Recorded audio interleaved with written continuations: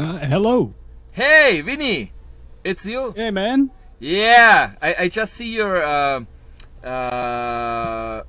Skype picture, but I don't see. Okay, now you're on camera. Okay. Gotcha, man. Yeah, excelente, excellent, excellent. All right, excellent. I'm just gonna give me a second. I'm just gonna turn off the background here. Yeah. All right, sorry. Just recording the stream there for the other people and what have you. Exactly. Oh, mate, so how's it been going? You've been doing an enormous freaking broadcast, so I hear. Yeah, man, it's I don't know, I'm maybe fucking crazy, but I love to do that. I mean, also thank you to accept that call to be here with me. I mean, it's an honor also for me to know you the first time actually we ever talk. I mean, we were writing some stuff on the Skype chat, but now I really have you on video. I mean, it's excellent. I mean, I love you, guy, and I have seen also many of your live streams. You were also talking with Alfred Weber. I had him too. I mean, we have many things in common, you know. And yeah, welcome here. Welcome to the that show, however you want to call it. And okay, people ask me already, who is Winnie Eastwood? So I give you now some introduction that you can also present yourself, what you're doing, where you're living, and whatever you want to say. So I give you, you're here big now. Well, I used to be a salesman. You know, those people that call you up when you're trying to have dinner and they try to sell you phone packages and things of that nature. I was one of those guys. And about 50% of the people that picked up the call would buy what I was selling them. And I got really, really good at convincing people of things, right? So naturally I became a conspiracy theorist, because there's no bigger challenge if you want to convince somebody of something than their entire reality, than everything they've ever learned for their entire life has been a lie. And you kind of have to start again. Because this happened to me. I got really, really depressed finding out the truth about everything. And I needed to develop a sense of humor, didn't I? Excellent. Otherwise you go freaking crazy. I love, actually, I love your even the intro of your show, like whatever. I mean, you're totally different than many other people, even different than me. I mean, I'm kind of funny sometimes. In the past, I used to smoke the whole live streams. I don't know if you have ever seen a video of when I was interviewing the people. I smoke and smoke. I think even with Alfred, where I was smoking like a chimney. So I reduced that because many people say, don't smoke that much, you kill yourself and whatever. And also my house was stinky. I mean, talking for hours and smoking in a small room, because I'm transmitting here from a small room. People were criticizing me, so I said, okay, I let the smoke it now. And yeah, but I mean, everybody has a different style to do those kind of shows. And I think we are all part of. There's a lot of people. There's a lot of people on this call. Are they all participating, or? Yeah. I mean, because we had can hear more. everybody all at the same time, because nobody's muted, which means I can barely hear you. Yeah.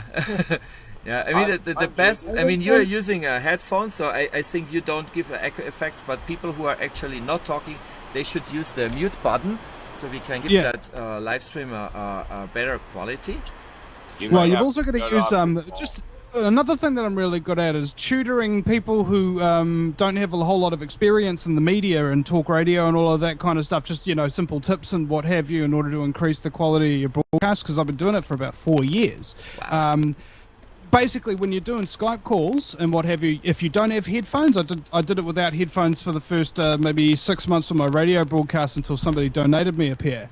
And you got to make sure that your hand is always on the mute button for your microphone, because whenever anybody's hearing your speakers feeding back through your microphone, it can actually like really destroy the kind of broadcast to a degree. It makes it look, you know, ridiculously unprofessional and what have you. I don't really care about professionalism. As far as I'm concerned, the world's currently run by professionals, and it hasn't helped us one iota. But it does help to hear the activists and all of those wonderful people that you really do want to hear from a little bit better if you can hear them a little more clearly. So what you do is you keep your speakers down and you keep your finger on that mute button so that when you're not speaking, there's no possibility of any feedback anyway. Exactly. Thanks for giving all those tips. Okay. Thank you. Yeah. Really, in which continent or which city are you living? I live in what's commonly known as the Super City. It's Auckland, New Zealand. It was amalgamated. It used to be 9 different cities, and then Agenda 21 took it over and put in a mayor that is a 32nd degree Freemason, and now the city is in $6.7 billion debt and only has $40 billion worth of assets, and they just released a paper article today saying that it's all good because we're only borrowing from future generations, so it means the people who are paying rates right now don't have to pay. Oh my God! What time? Amazing. That's what they said in the article. I'm not kidding you. This is their defense for getting the city into monstrous amounts of debt. Don't worry, we're not borrowing off you against our future. We're just borrowing against our children's future. It'll be a generational debt. Yeah. They actually said that. Generational debt, they said. Yes, I mean, I ask myself, all the people say we are in debt. I mean, I pay my bills. I pay, even when the prices are rising, I pay. I mean, why the world is in debt if everybody is paying? What happened with the money? Who has the money? What are they doing with the money? Okay, let me play devil's advocate, and well, maybe we should kill off a huge number of the population. How about we just pretend the debt doesn't exist and not pay the bankers back?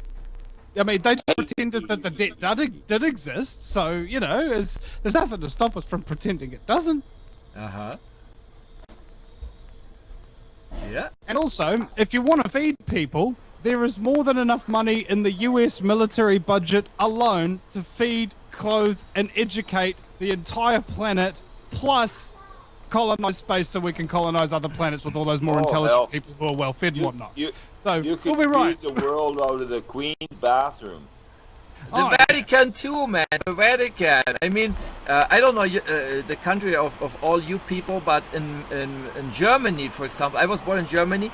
We have church taxes. We are paying a lot of money to the church. I mean, it's not collection in the church by itself. You know, the guy who's going to ask everybody to put some dollars there. Or, it's called a tithe.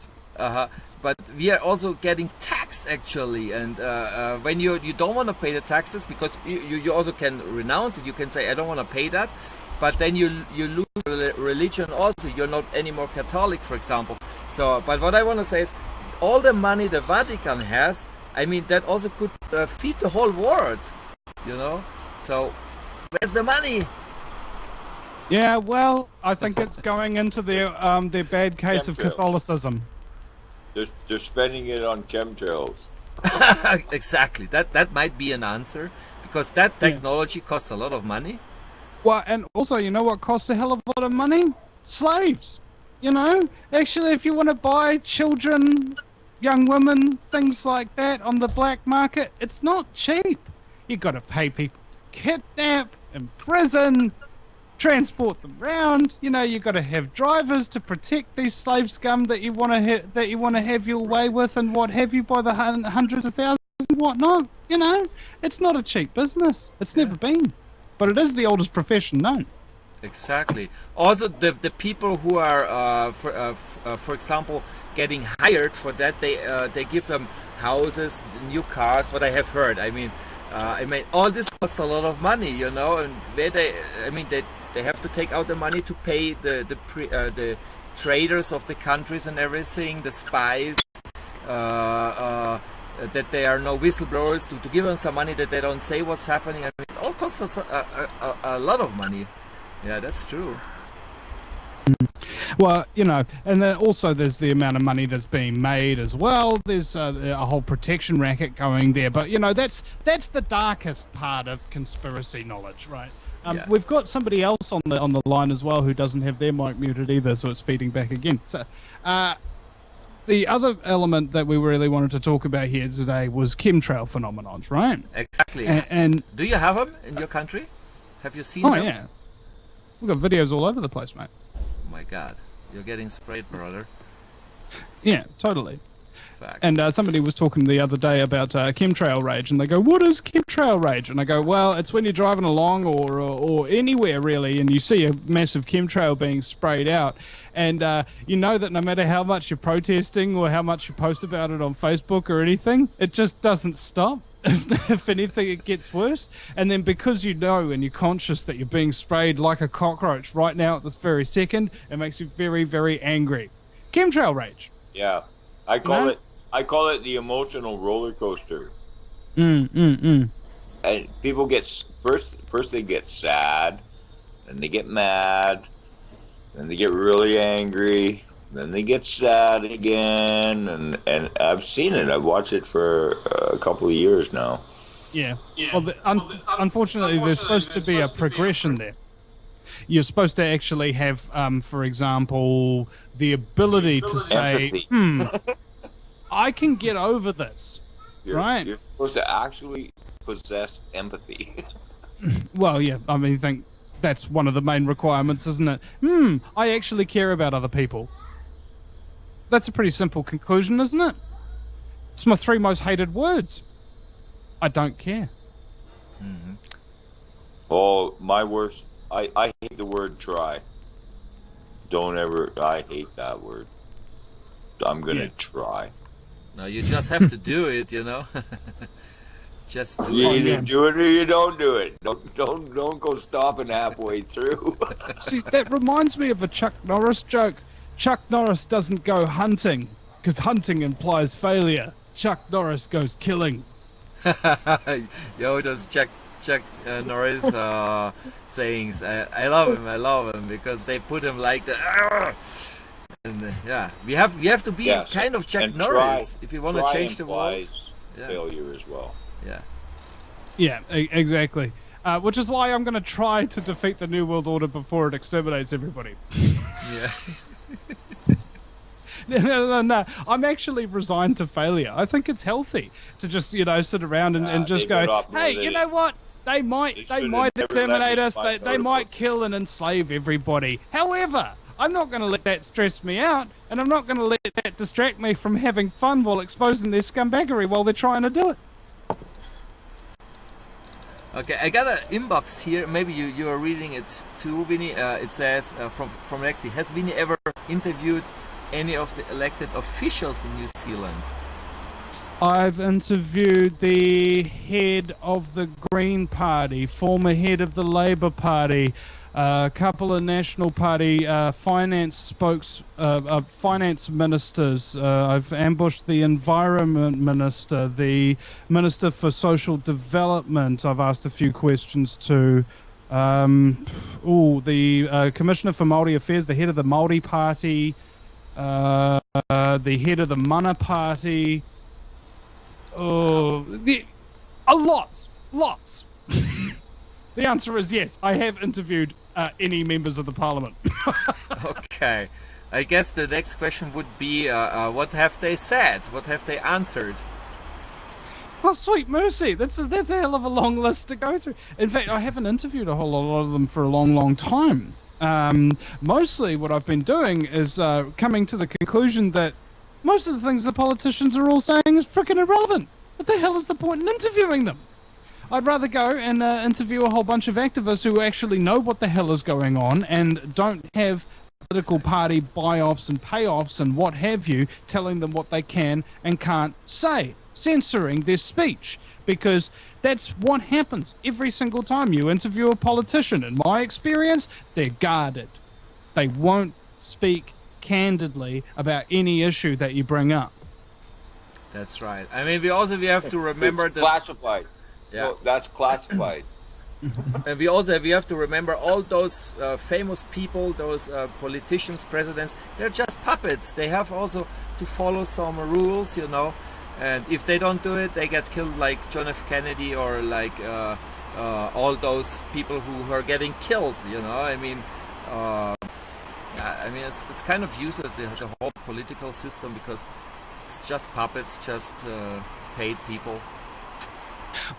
You have a whole lot of people who say, "Oh, if you don't vote, you can't complain." Well, hold on a second. At what point do people say, "Oh, you can't complain"?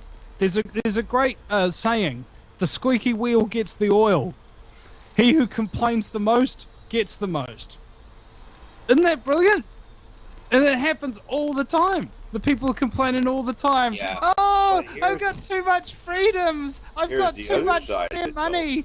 I've got too much assets that don't get stolen off me by criminals. I need somebody to save me from this terrible situation. And the government's all too happy to come in and save the day. What I've noticed, Vinny, though, is the better you lie, cheat, and steal, the richer you get. Isn't that kind of broken? It's funny you should mention that, because our current Prime Minister used to work for the Federal Reserve for 2 years as a Merrill Lynch representative, which collapsed and then got swallowed up by the Bank of America, which he still has shares in, which incidentally New Zealand loans its money off. And he also has shares in mining, which incidentally he passed legislation to allow a hell of a lot more open cast mining in New Zealand. You know, like the length and breadth of his scumbaggery it knows no bounds. Conflict of interest every single where he steps, let alone looks. And on top of that, what really happens is, and I did this on Facebook the other day, I went onto Google Earth. I know where he lives. And so I took a picture of his house from the front and from the sky.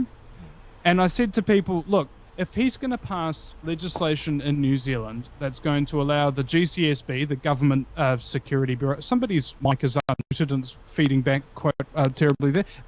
Okay, but anyway, if he's going to pass legislation like that, which allows them to warrantlessly, wirelessly tap and trace and track any New Zealander with no accountability whatsoever, considering they violated the existing law 79 times on activists around New Zealand and what have you before they passed the amendment, which was retroactive, that made it legal to illegally spy on those activists. Right? If he's going to do all of that, then I think the people deserve to know where and how he lives with himself. I think that's fair. I've got his address.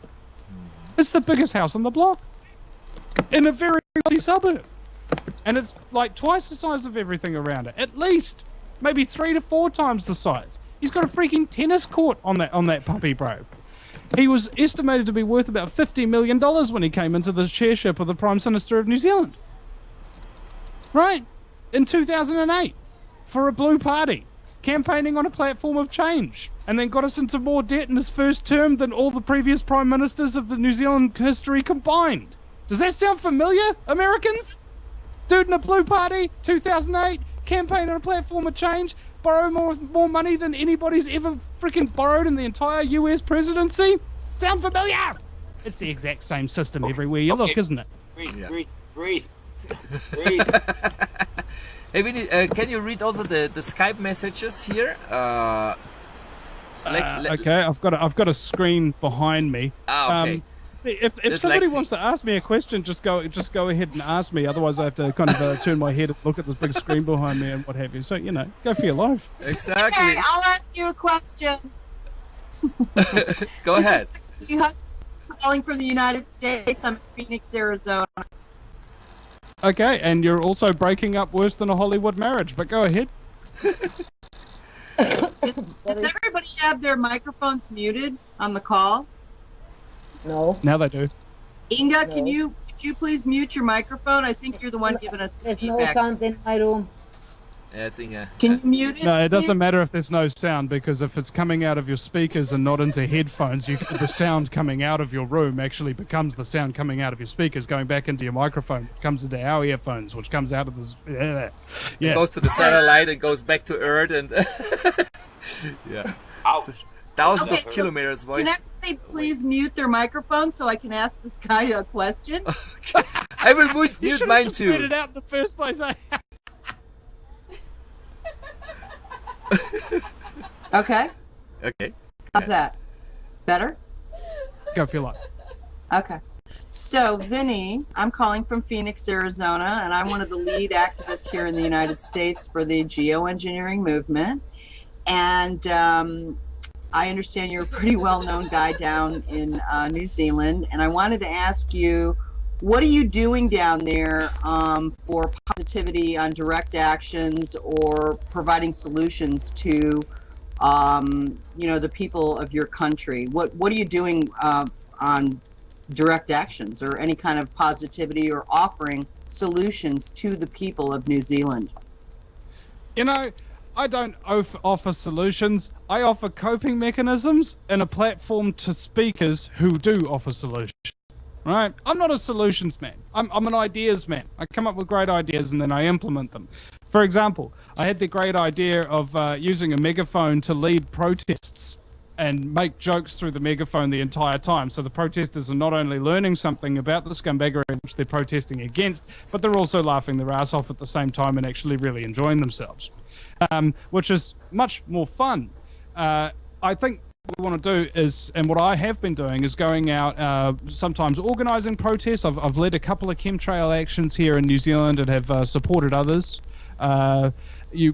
Somebody was talking about Claire Swinney before, New Zealand activist. I've had her on my show, and she's got banners for my website on her website, and so on and so forth. I'm networking with all of the activists because I'm not a collectivist. I think that it's fun to come together with lots of people and what have you for an event or something like a protest or what have you. But at the end of the day, all the real work doesn't happen at a protest at all. The real work happens beforehand and afterwards and in between protests. Right? That's when you've got to do all your radio commentary. That's when you've got to write all your articles. And that's when you've also got to mute your microphone, whoever else just did that. What I've found quite heartening is that when you give somebody, let's say, 3 hours commercial free to speak, share their views, tell their story, and at the same time they're having a laugh about it while telling you that they've been through some incredible traumas at perhaps the hands of the state, I think that's actually really good. My goal is not to wake people up or to propose all the solutions. My role here is much like a medic on the battlefield, because all those people that go out on the front lines who do those jobs, which I actually personally believe are a bit more important than my job, which is just, helping everybody kind of survive, psychologically speaking, with all of this BS, with a little bit of comedy and a little bit of empathy and just a little bit of coverage, really. I mean, because all of the reporters that we have in New Zealand, if you could even you can't even call them journalists anymore, they are just terrible. At best, if you're raising one of the most serious issues in the country, like chemtrails, for instance, at best, you'll get a few seconds mention, and it will be it'll be derogatory. Or they'll ask a politician about it on air and then bully them into denying it, for fear that everybody will call them crazy. I mean, it's like a freaking inquisition out here. I've said it a number of times that the three new discriminated against people are not, blacks, gays, and what have you. You go up to a whole bunch of people and go, "Hey, everybody, I'm black," and they go like, "So," but I'm gay too, and they go, "And," you go up and you say, "I'm a conspiracy theorist," and they just start backing away slowly, bro. Oh my god, he believes that kerosene can't melt structural steel and turn it into particleized dust. This guy's freaking nuts. So amidst putting up with this BS discrimination and being freaking annoyed by being the only person in the room who's not freaking brainwashed and insane and get abused because you're the only one who isn't freaking brainwashed and insane, you need some form of coping mechanism. Like having a few giggles, maybe even giggles, guffaws here or there, they're important. That's why it's so great that we're able to come together and support each other, because when I go in the living room, it's not the same. When I go outside, it's not the same. So we need this coping mechanism, and we are in ourselves a coping mechanism for all of this as well. But I love your what you're saying. We're all about that. Yeah, but as I said, I have by no means the most important role. I think we've all got really important roles, but we're only important if we take individual responsibility for performing that role. You know what I'm saying? Like if you actually have a moral obligation for doing what it is that you do. Like I had a realization a while ago that it's about sacrifice, right? Self-sacrifice. And have you ever noticed that self-sacrifice accomplishes more and is infinitely more powerful than sacrificing 100 other people for a false claim of yours? May I say hi to you from Iceland? Yes, you can. Hi, Iceland. Hi. Or as you would Not say in to- Icelandic, Do it ágætur. Gaman að hitta þig. Okay, nice to meet you, I just said. Yeah. I have been fan of your website on YouTube, a subscriber for some time. But Iceland is not so nice land anyway, but I can laugh at it although. And then nice to bring a kind of a humor into this situation. People are always thinking, you know, if you talk or write about something they see negative, they think I am depressed. And of course you're the one to give me some drugs then, that I don't want. I can be crazy by myself. So Yeah. you are in the other end of the globe. My time is now 23 minutes over the midnight. So with that, I have been meeting many people from New Zealand since I discovered that I'm a night owl. Otherwise I would never talk to anybody in Australia or New Zealand if I wasn't like a normal people sleeping in the night in Iceland. But thank Well, God thank God for the internet, eh? Huh? Thank God for the internet. Or Al Gore, which if you're a climate change cultist, he is God. Well, he have drawn back on it. He is starting to say, oh, it is not going very well, this geoengineering. He is kind of pulling back of saying that. Maybe Maurice Strong. Is getting too warm. Who's He's maybe Maurice getting Strong? too Yeah. warm. Well, he's the Maurice Strong arm of the climate change movement, isn't he? He's the one that really finances everybody, the scumbaggery element, really.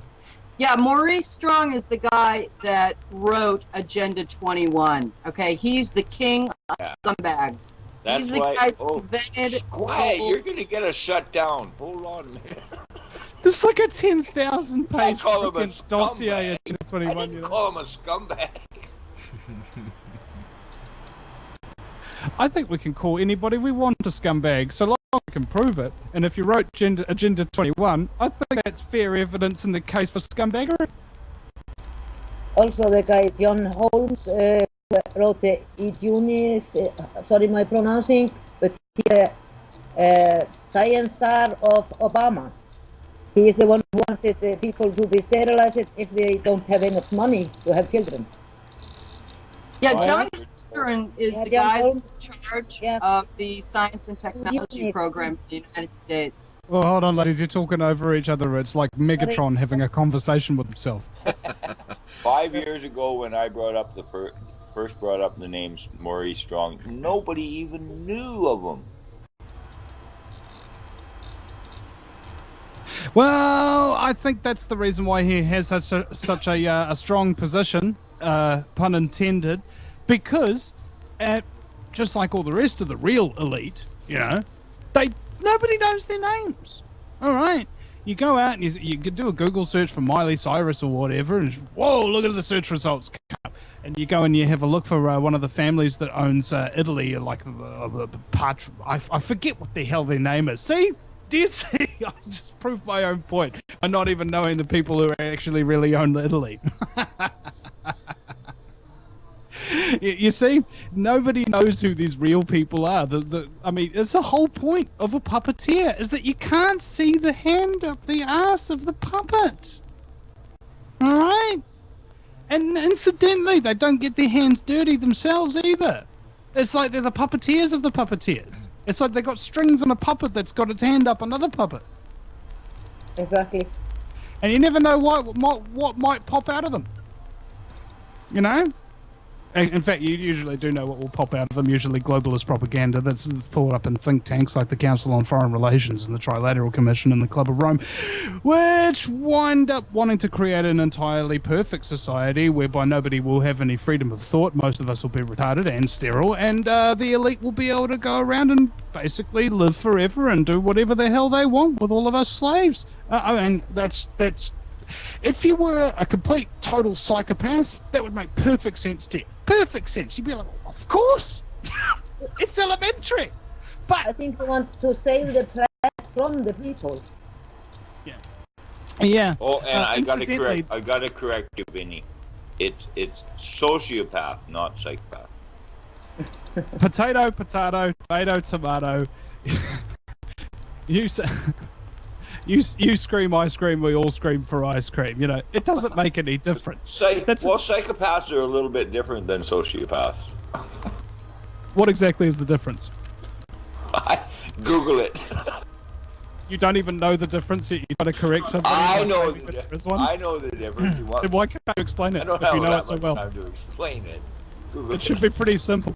There's a rule that Lewis Black came up with to companies like Enron. He says, if you've got a company and you can't explain in one sentence what it does, it's illegal. Well, psychopaths are like killers, and sociopaths are just power-hungry manipulators.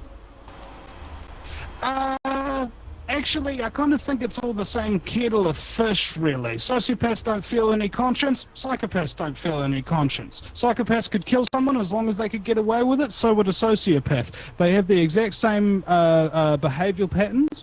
They have the exact same motivations and methodology. They both lack empathy. Yeah, they have more similarities than they have differences. So I fail to see the difference between defining the elite as either psychopaths or sociopaths. Just say they're psychopaths and sociopaths. Everybody Google it and see what the hell. Now, here's a question. There. It's on the points that we agree that we should come together and collaborate. On these points that we disagree, we possibly leave these arguments for another time. Preferably a time when we're not about to be exterminated by a bunch of ruthless criminal sociopathic scumbaggery. Am I right? Well, You know, about we quibble over the details. Here's the thing. Like, you know, would you put on a black uniform if your government told you to, and march into people's houses and exterminate their kids? You know, no, of course you wouldn't. Well, then we don't really have any fundamental disagreements. And I think that's basically what it comes down to. You know, are you willing to kill if an authority tells you to? 9 out of 10 people will actually go, well, yeah, pretty much, according to the Harvard study. Well, I have an authority figure in me too. Yeah. And it will tell me to kill if I have to. When that black uniform thing comes through the door and threatens my family and myself, I'm going to be forced to kill it. Well, and actually, no, there's no forcing you to kill him. That's just a reaction. That's actually making a decision to want to survive. You know, and that's I think the prime difference between what people define as violence versus just what's natural, what's lawful. People think that violence is whenever you hurt somebody. No. Violence is when you attack somebody without provocation, if there's no reason for it. If you just decide in yourself, I'm going to go kill this person. And I'm going to If get... somebody's trying to kill you and you kill them, that's actually not violence, technically speaking. That's self-defense, Self-defense. And I'm going to get shit for this, but so can we cut the head off the clean? I am in favor of rounding up all the elite, giving them a fair trial, and if they have committed crimes of scumbaggery of some description, then they can be dished out an appropriate punishment made by reasoned people with a moral conscience that decide whether or not their punishment is worth it, right? Personally, actually, I think that's probably what should be done, but what I'd rather be done is somebody mute their mic, and actually give all the elite an offer. Give up. Give back. That's the right. power. I like that. I like that. Okay. We Give up. We get Give them the cornered, power. We get them cornered. We give them an option. Look, we got the guillotines are out in the center square. Now you decide. What do they want? Do they want to retire in exile to their nice mansions and what have you and live the rest of their long lives in comfort without the threat of being hung in public square and having their corpses spit on like happened to Mussolini? You know, what's your choice? Or you could just give up the reins of power, mate. You know, it's what's more worth it to you? Would you rather die or control the whole world? I totally agree with you, Vinny. I get in crap for saying this kind of stuff. It's not very well accepted sometimes. Well, you'll be surprised what people will accept with a little bit of hundreds of years of brainwashing or in public education.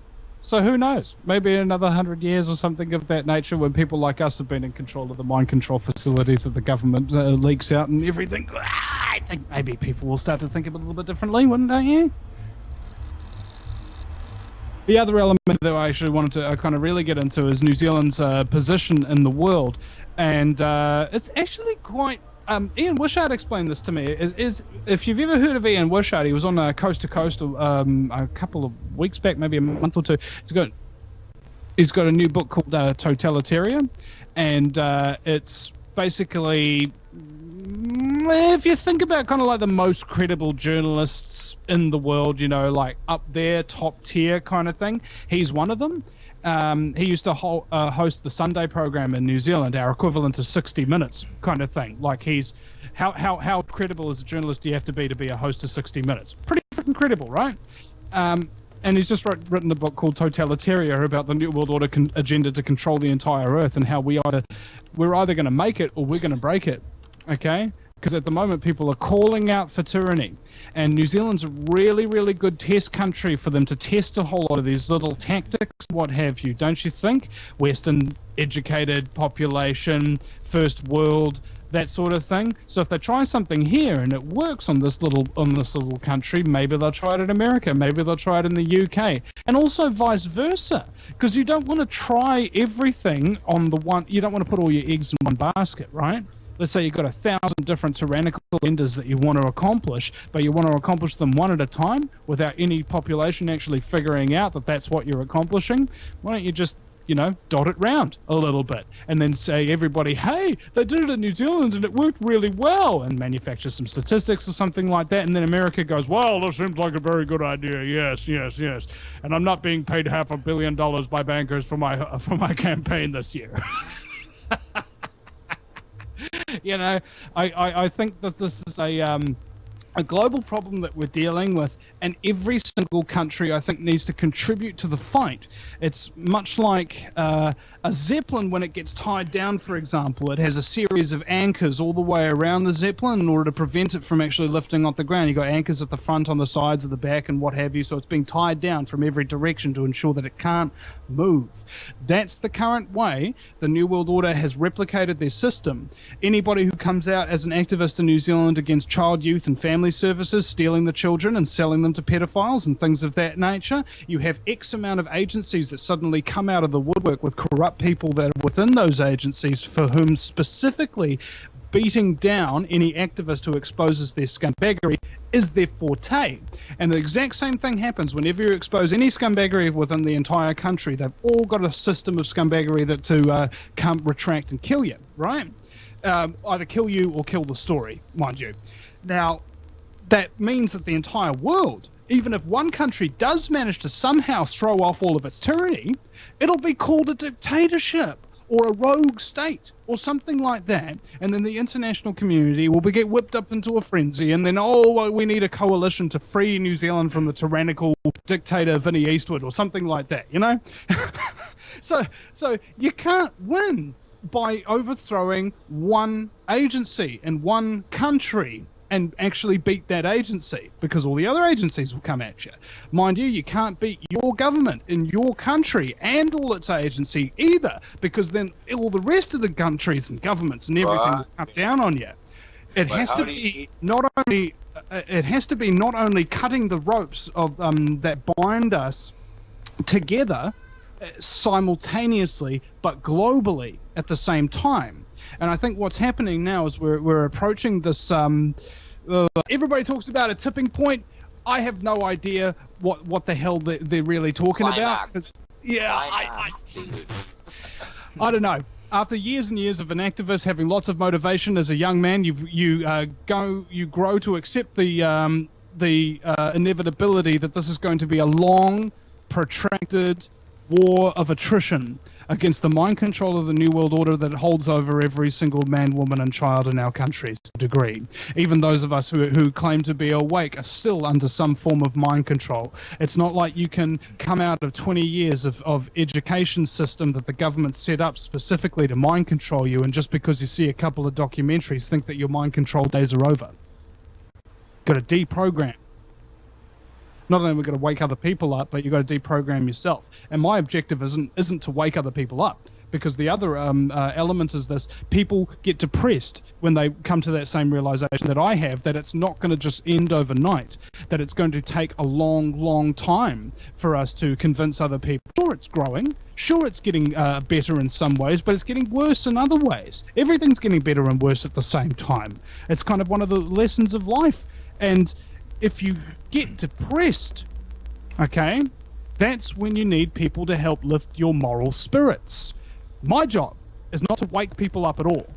My job is to help those people who are already awake not want to go back to sleep and get depressed by these things that they know.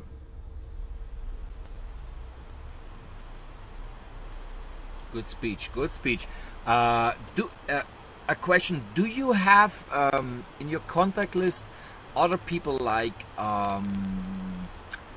Alex Jones, David Icke? I don't know. Do you have them? I don't have Alex Jones. I have David Icke, but I haven't spoken to David in a while. Okay. Although we have, we now are going to be sharing a sponsor, Volcania Coffee, run by a man named Russell, who lives about 40 minutes drive from me. And he's going to be sponsoring the People's Voice Television and the Vinnie Eastwood Show by giving us coffee basically free of charge, like at cost, and be able to give us all the profits from the sales of any of that coffee off of the websites and what have you. It's actually never been done before, is creating a for-profit business for the purposes of giving all of the profit of that business to charity. Least of all, giving that charity to people who are exposing scumbaggery for a living.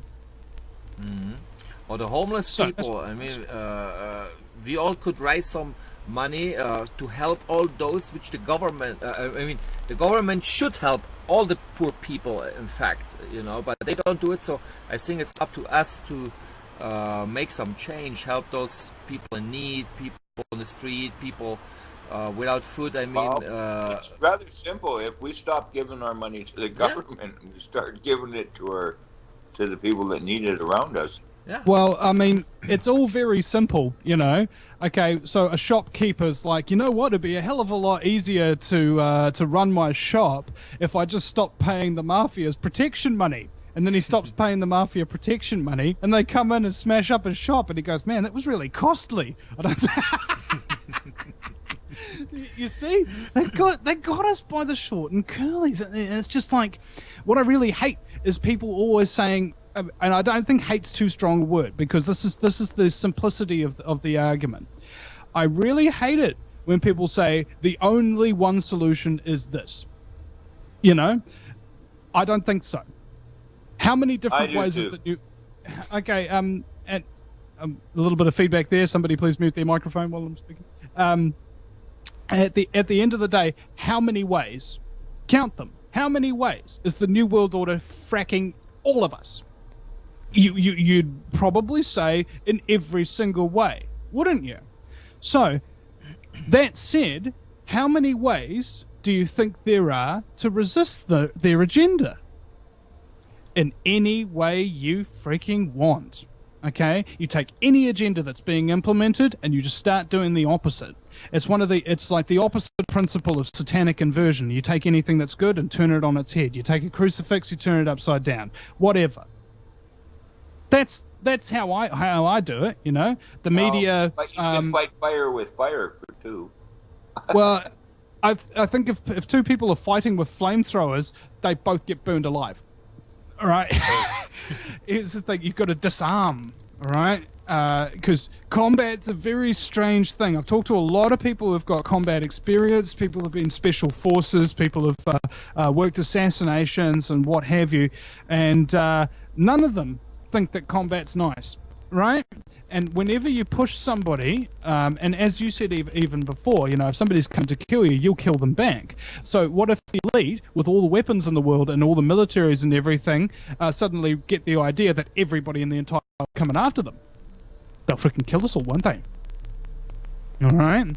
How did the world get taken over by the elite in the first place? Because if they're doing their job right, you'd never know they were doing anything at all. And I think that's one of the methodologies that we've got to follow. It's about supporting it.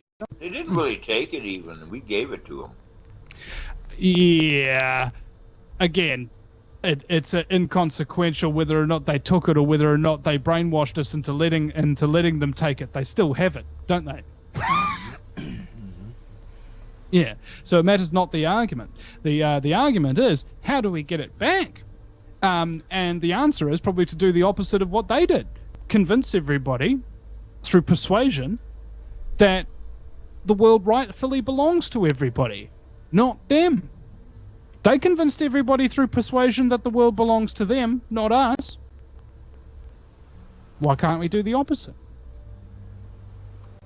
And instead of teaching everybody from in front of a classroom, where you have 30 students to every one teacher, and you've got everybody bowing down to some form of authority their entire life, whether they be politicians, police, and what have you.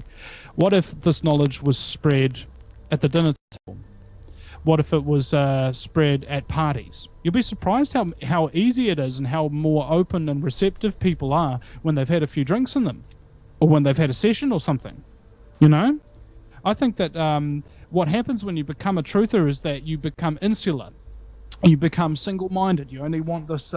You only want this one thing. You want the New World Order to fall. New World Order to fall, and it dominates your entire life. And because it's the only thing you think about, and the only thing you talk about, the rest of your life falls by the wayside. You lose your family connections, you lose your friends, you lose your social life to a large degree.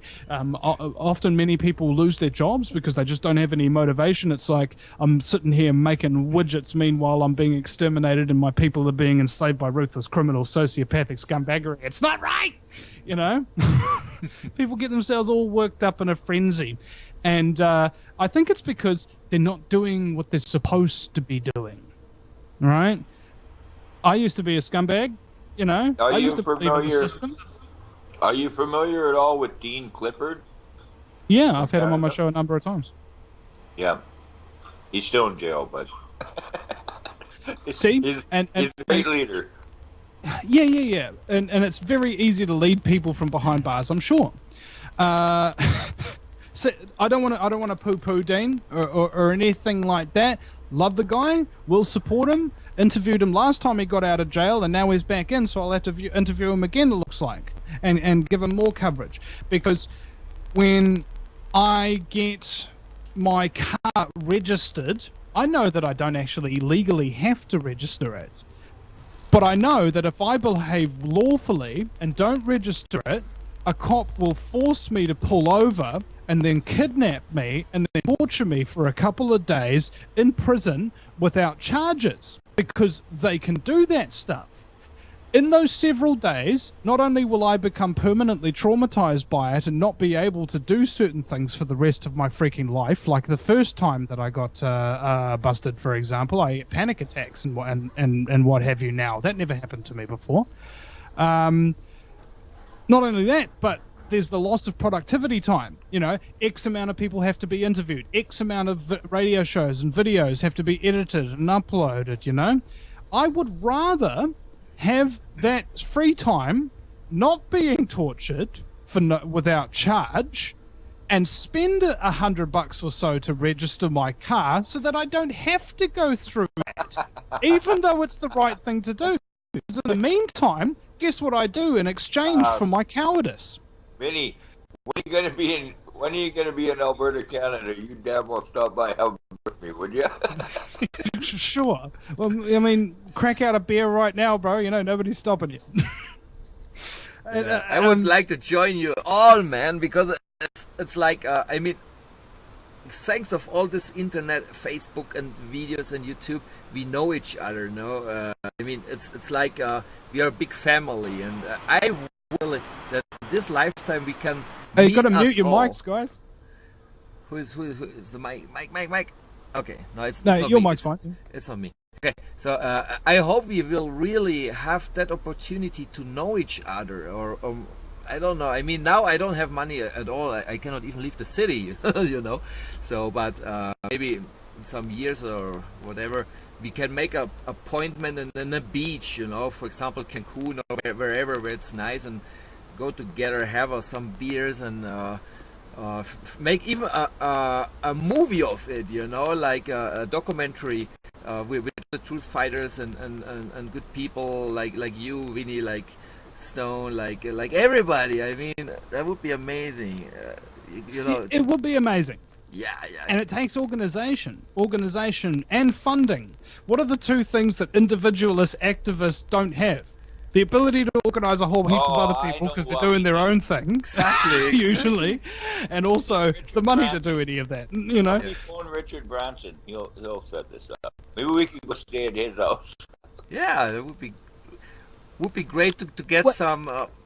I don't know.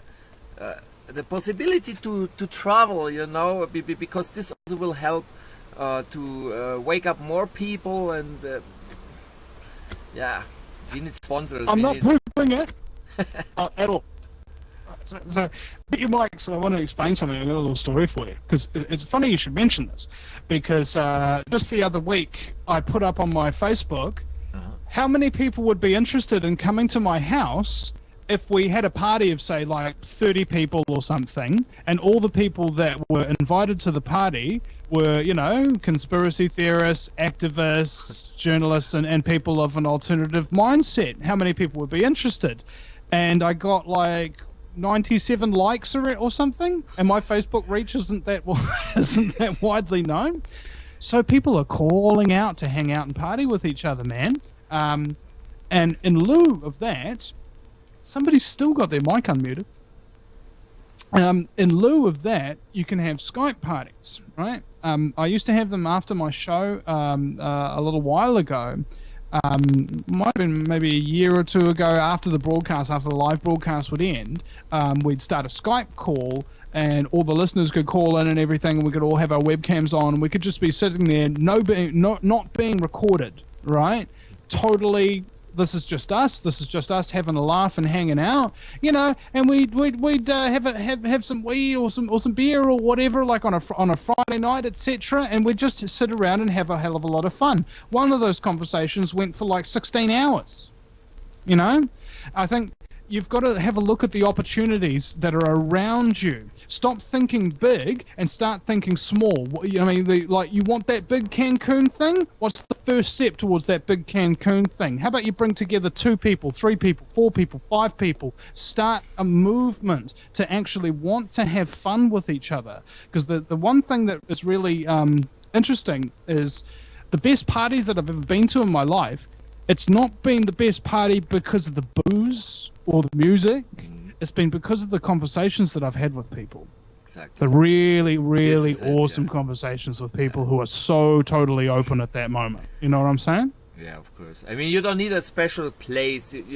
Being with the people in the same frequency, let's say, with this, you're done. You know, I mean, this is just great. You know, people who actually understand you, not because of the language, because of the same topic. You know, I mean, it's not the same if you're with your best friends talking about chemtrails and they not even know what is a chemtrail. You know, so even with the best friends, you cannot be in the same frequency at that moment. But Exactly. Yep. Sounds like you need some new friends, son. Yeah, yeah, I have you all. I mean, since I started. Harden the fuck up. I mean, since I started my project, which the name is Project Liza, you know, it's like 7 years ago. I lost like let's say this is a cake, the 100% cake. I lost like 80% of that cake, but I won 200% of a new cake of good friends who really understand me, because the other people, the friends I saw, really they're the best friends. They just call me you're crazy, you're a conspiracy terrorist, and you're put your feet on the earth or whatever. I mean, I mean, how can I say you're the best friend if they don't understand you? Sorry? Yeah. Everybody, please mute your mics. I love it when they tell you take your meds. Oh, you forgot to take your meds. You know, because it's like, well, hold on a second. Are you saying that I should take a pill that's half fluoride because I'm complaining about how bad fluoride is for me?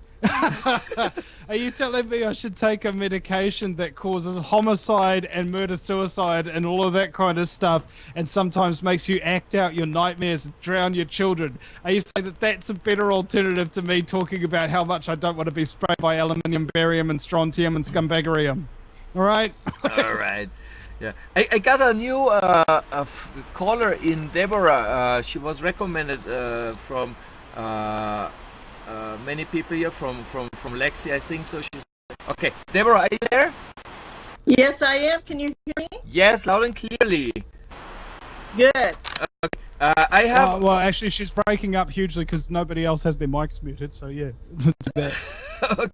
I have 8 people here already on the live stream. Deborah, you are live now. If you say something, many people will listen at you. So, who are you? Can you tell the public something about you?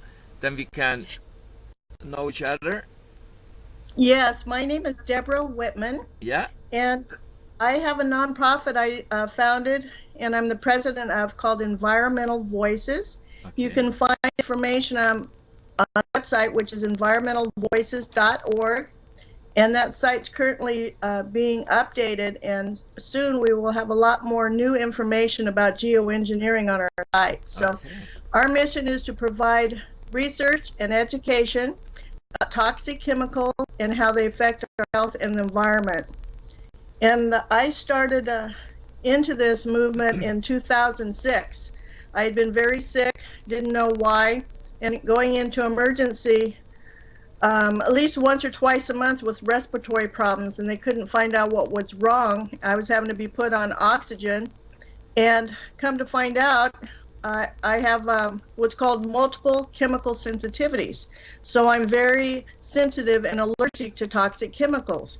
And on days when there was heavy spraying, I wouldn't be able to get the chemicals out of my body, and I'd have to go into emergency with respiratory problems. And that's how I learned about this that was going on and how dangerous it is to our health. So I speak a lot about the health issues related to this. And in addition to that, I'm a professional photographer. My passion was landscapes, and I started noticing a change in our trees and nature, things in the nature. So Rosalind Peterson from California Skywatch came to be interviewed for a documentary film that I have on YouTube. There's 40 minutes of it. I have an hour-and-a-half version that I'm going to release pretty soon, but it's called Sky Lines, and you can find that on YouTube. If you go to Environmental Voices on YouTube, you'll be able to find that documentary and some other films. But she came into Davis, California, where I was, for the interview, and we were at the Redwood Grove on the University of California of Davis grounds. And she asked me, she said, "Do you know that these trees are dying in this grove?" And I kind of looked at her, and again, I'm a nature photographer, and it looked absolutely beautiful to me in there. And I said, "No, what are you talking about?" And she says, "What color is the bark on redwood?" And I said, "Well, red." She said, "Well, turn around and look at the bark on these trees." And I about fell over. They were silver white.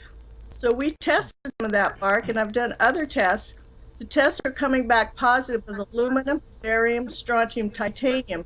Those are the only four chemicals I tested for, and those are the same type of chemicals that are listed in the patents for these geoengineering programs. So that's why I started this movement, trying to educate people about the health effects and the effects on the environment. And the bottom line that I keep trying to stress why this is so critical and people need to wake up is that trees and the algae are our source of oxygen on this planet for all living things breathe. The trees are dying at an alarming rate. The algae is dying at an alarming rate. So what are we going to do when there's not any oxygen to breathe? There's not going to be life on this planet. And it's serious. And, you've talked to Dane, probably had him on your show, Dane Wigington. And these biologists that we deal with, like Francis Mangels that was on earlier, there's another one, Alan Buckman. We have evidence to support that this is going on worldwide program and that it's affecting the environment and our health. So that's what I do. And, people can contact me through my website and I'd be happy to answer questions. There's a health tip tab on our site that has some real good recommendations on what you can do to detox your body of metals, what you can do to build up the immune system. So I encourage you to check out our website. What site is that? It's environmentalvoices.org. Okay. Environmentalpoisons.org. Voices, Voices. Okay. Oh, environmentalvoices.org. Okay, Yeah. That's a we'll good write one, it though. Maybe I'll start that one. Hey, and the other element that I want to could I interject something here, Deborah? Because I do believe that this is one of the things that I think will really trouble people is the whole massive impact of this. And have you ever encountered people who are in straight denial? Like they try to come up with reasons why the redwood bark has aluminum, barium, and strontium. Oh, it's just naturally occurring at 30,000 parts per million on tree bark. Yeah.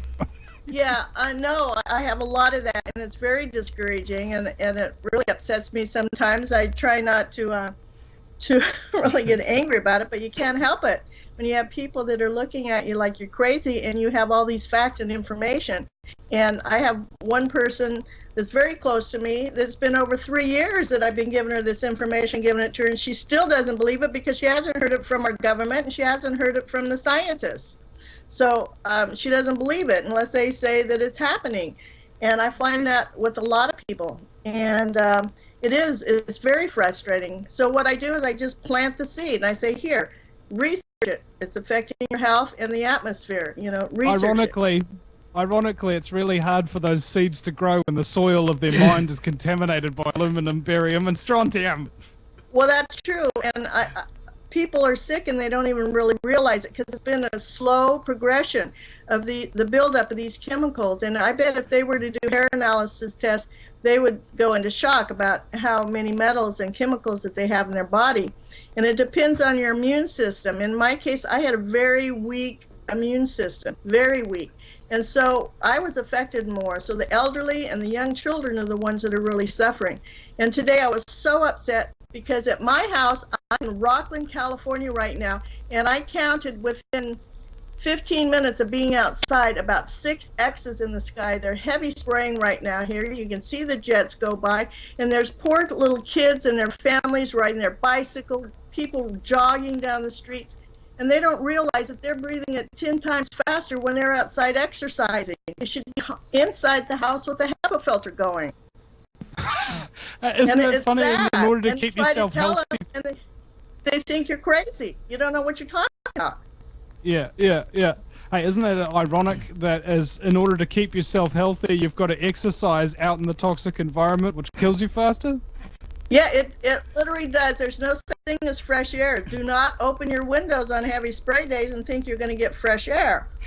Oh, yeah. My friend yesterday stepped outside and he goes, man, this air's really fresh. I need a cigarette.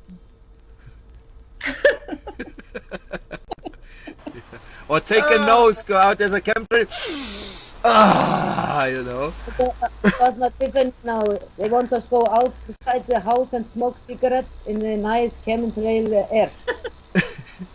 Yeah, but the thing is, the cigarette kind of works like a gas mask to a degree, because you don't get quite so much of the chemtrail chemicals through the filter of your cigarette, but you do get the cigarette and the 700 chemicals that are in that.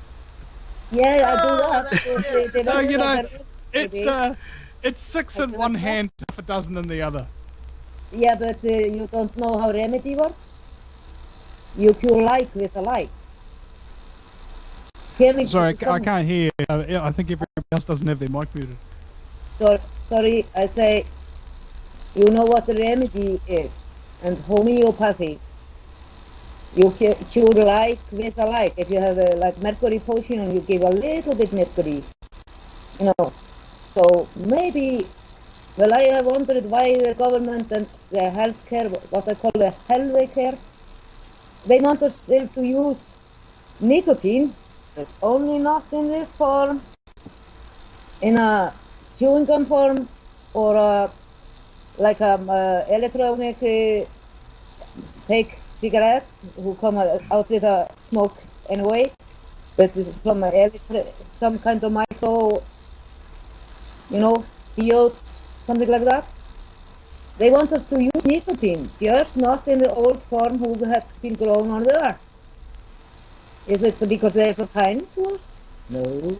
Well, apparently, there was somebody who was telling me, and I have no idea whether or not this is true, but lung cancer and that kind of thing didn't really exist before industrial agriculture started taking over the tobacco industry. They didn't used to put additives and everything in. It was just dried and cured and natural and organic, basically, to a large degree, and that wasn't causing really any lung cancer. I don't know if that's true, though. Yeah, well, it might be, but why have the tobacco plant never been actually really studied for the medical purposes like many other plants? I mean, tomato is the next... That was actually... that would be the Flexner report, which put an end to all of that. Do you know about the Flexner report? This is a great story. I'd love to tell it if you let me. Okay, I'll go over here then.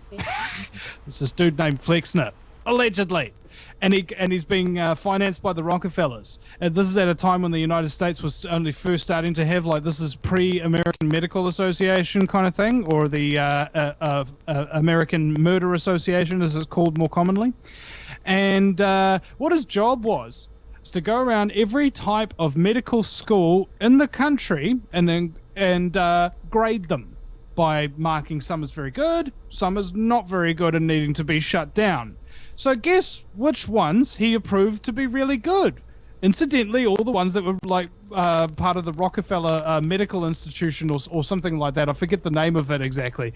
But he was paid by the Rockefellers to go around and approve all of the Rockefeller-owned medical schools that use all their drugs, which are made from the oil derivatives that they couldn't get rid of because they were poisonous and toxic and what have you. And then said that all the other people who were doing things like chiropractic, homeopathy, naturopathy, and any other form of really eclectic medicine and what have you was closed down and was officially quackery. They just wiped out their competition. That's it. No, yeah. Sorry, I interrupt you again. By the way, I'm therapist, craniosacral balancing, it is called. So I'm actually should not be smoking since I'm in the kind of another healthcare, not the government healthcare or health care. I call them, but you know.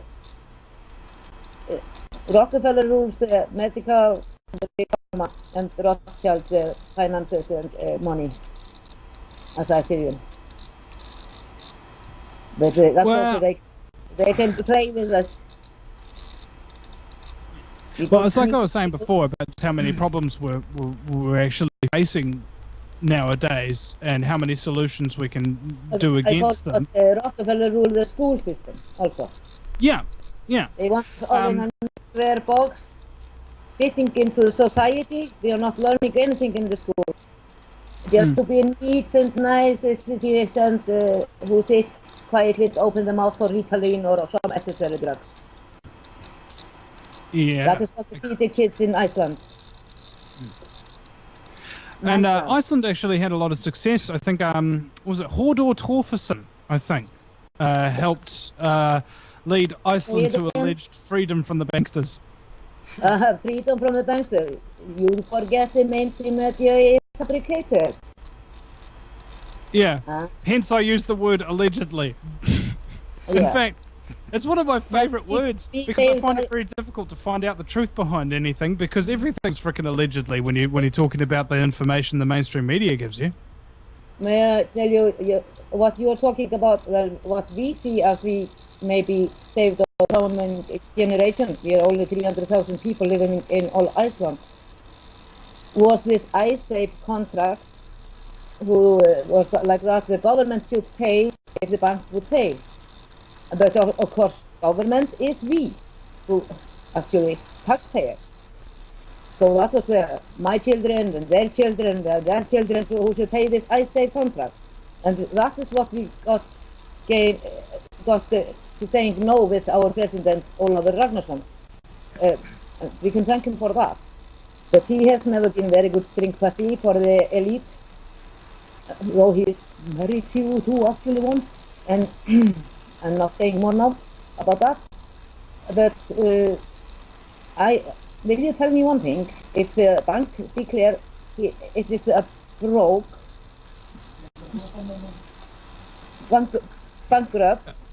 bankrupt, how can the same foundation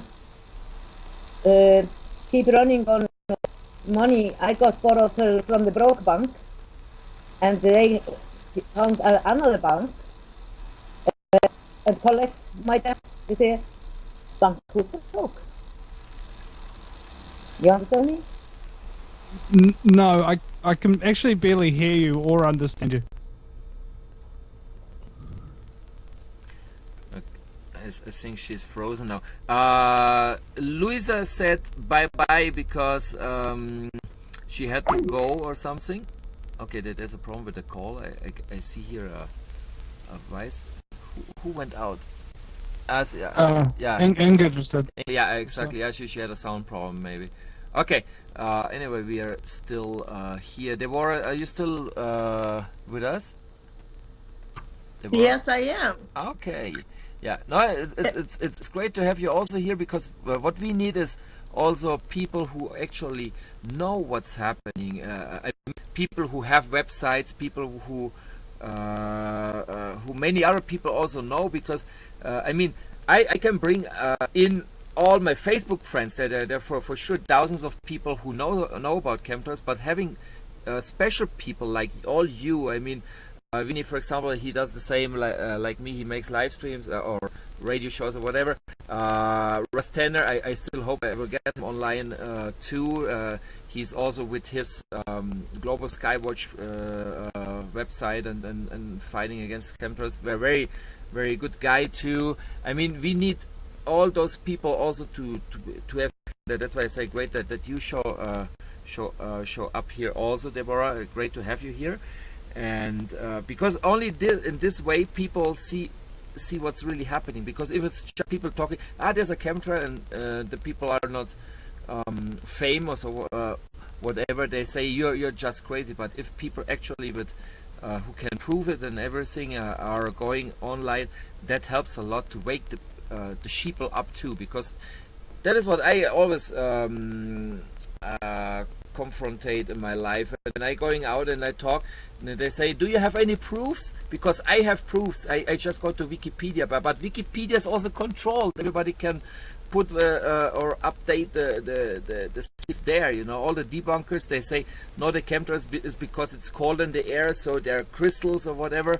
So I mean, it's very difficult to talk with those kind of people who believes the mainstream media, because I mean, I'm nothing. I mean, I'm just famous on the internet. But if I go out, the people don't say, it's Hans, I saw you on the Ustream or whatever. I mean, I'm still nothing here on Earth. Only you guys who know me now, you know who am I or who I am. You know, but it's very, very difficult to to fight against the mainstream media. Everything is controlled. There's a huge power behind us, you know. Even the presidents, like we were talking a while ago. I mean, we have to unite. We have to help each other out also. And if someone knows more than me, for example, I mean, I'm not perfect. Correct me also if I say something wrong. Or on Facebook, I mean, that's why we have to learn also, help each other out and everything. And yeah, I mean, it's we against them, because if they, I mean, them is the new world order shit and everything. So if they want to control us, we have to say no. I mean, there's no other way. Perhaps out of the system. Yep. Perhaps not by name. Perhaps not by name. Uh-huh. But we will go down in the history books. Yeah. I mean, it's up to us actually. Like, hey, I think we're all going to go down eventually. It's just whether or not we go down in history or not. yeah. We will. That's right. Yeah. Maybe not by name though. Yeah. Yeah. Maybe yes. I don't know. I mean, It might be Stone, and so I mean, for sure, Stone's going to be in the history book somewhere.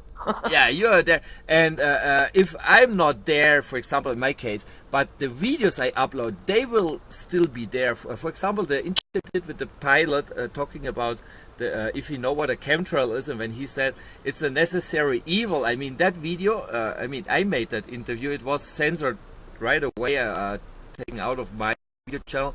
But John Massaria edited it very, very good, and it was getting shared millions of times, whatever. So if I'm dying tomorrow, at least the video will survive. I hope so. That's why caring is sharing and sharing is caring. We have to share this information, because if we are gone and we wait 1-2 generations later and we don't share, we don't talk, then nobody will know it. So I mean, it's up to the people watching now this live stream and this video later when I upload it to YouTube.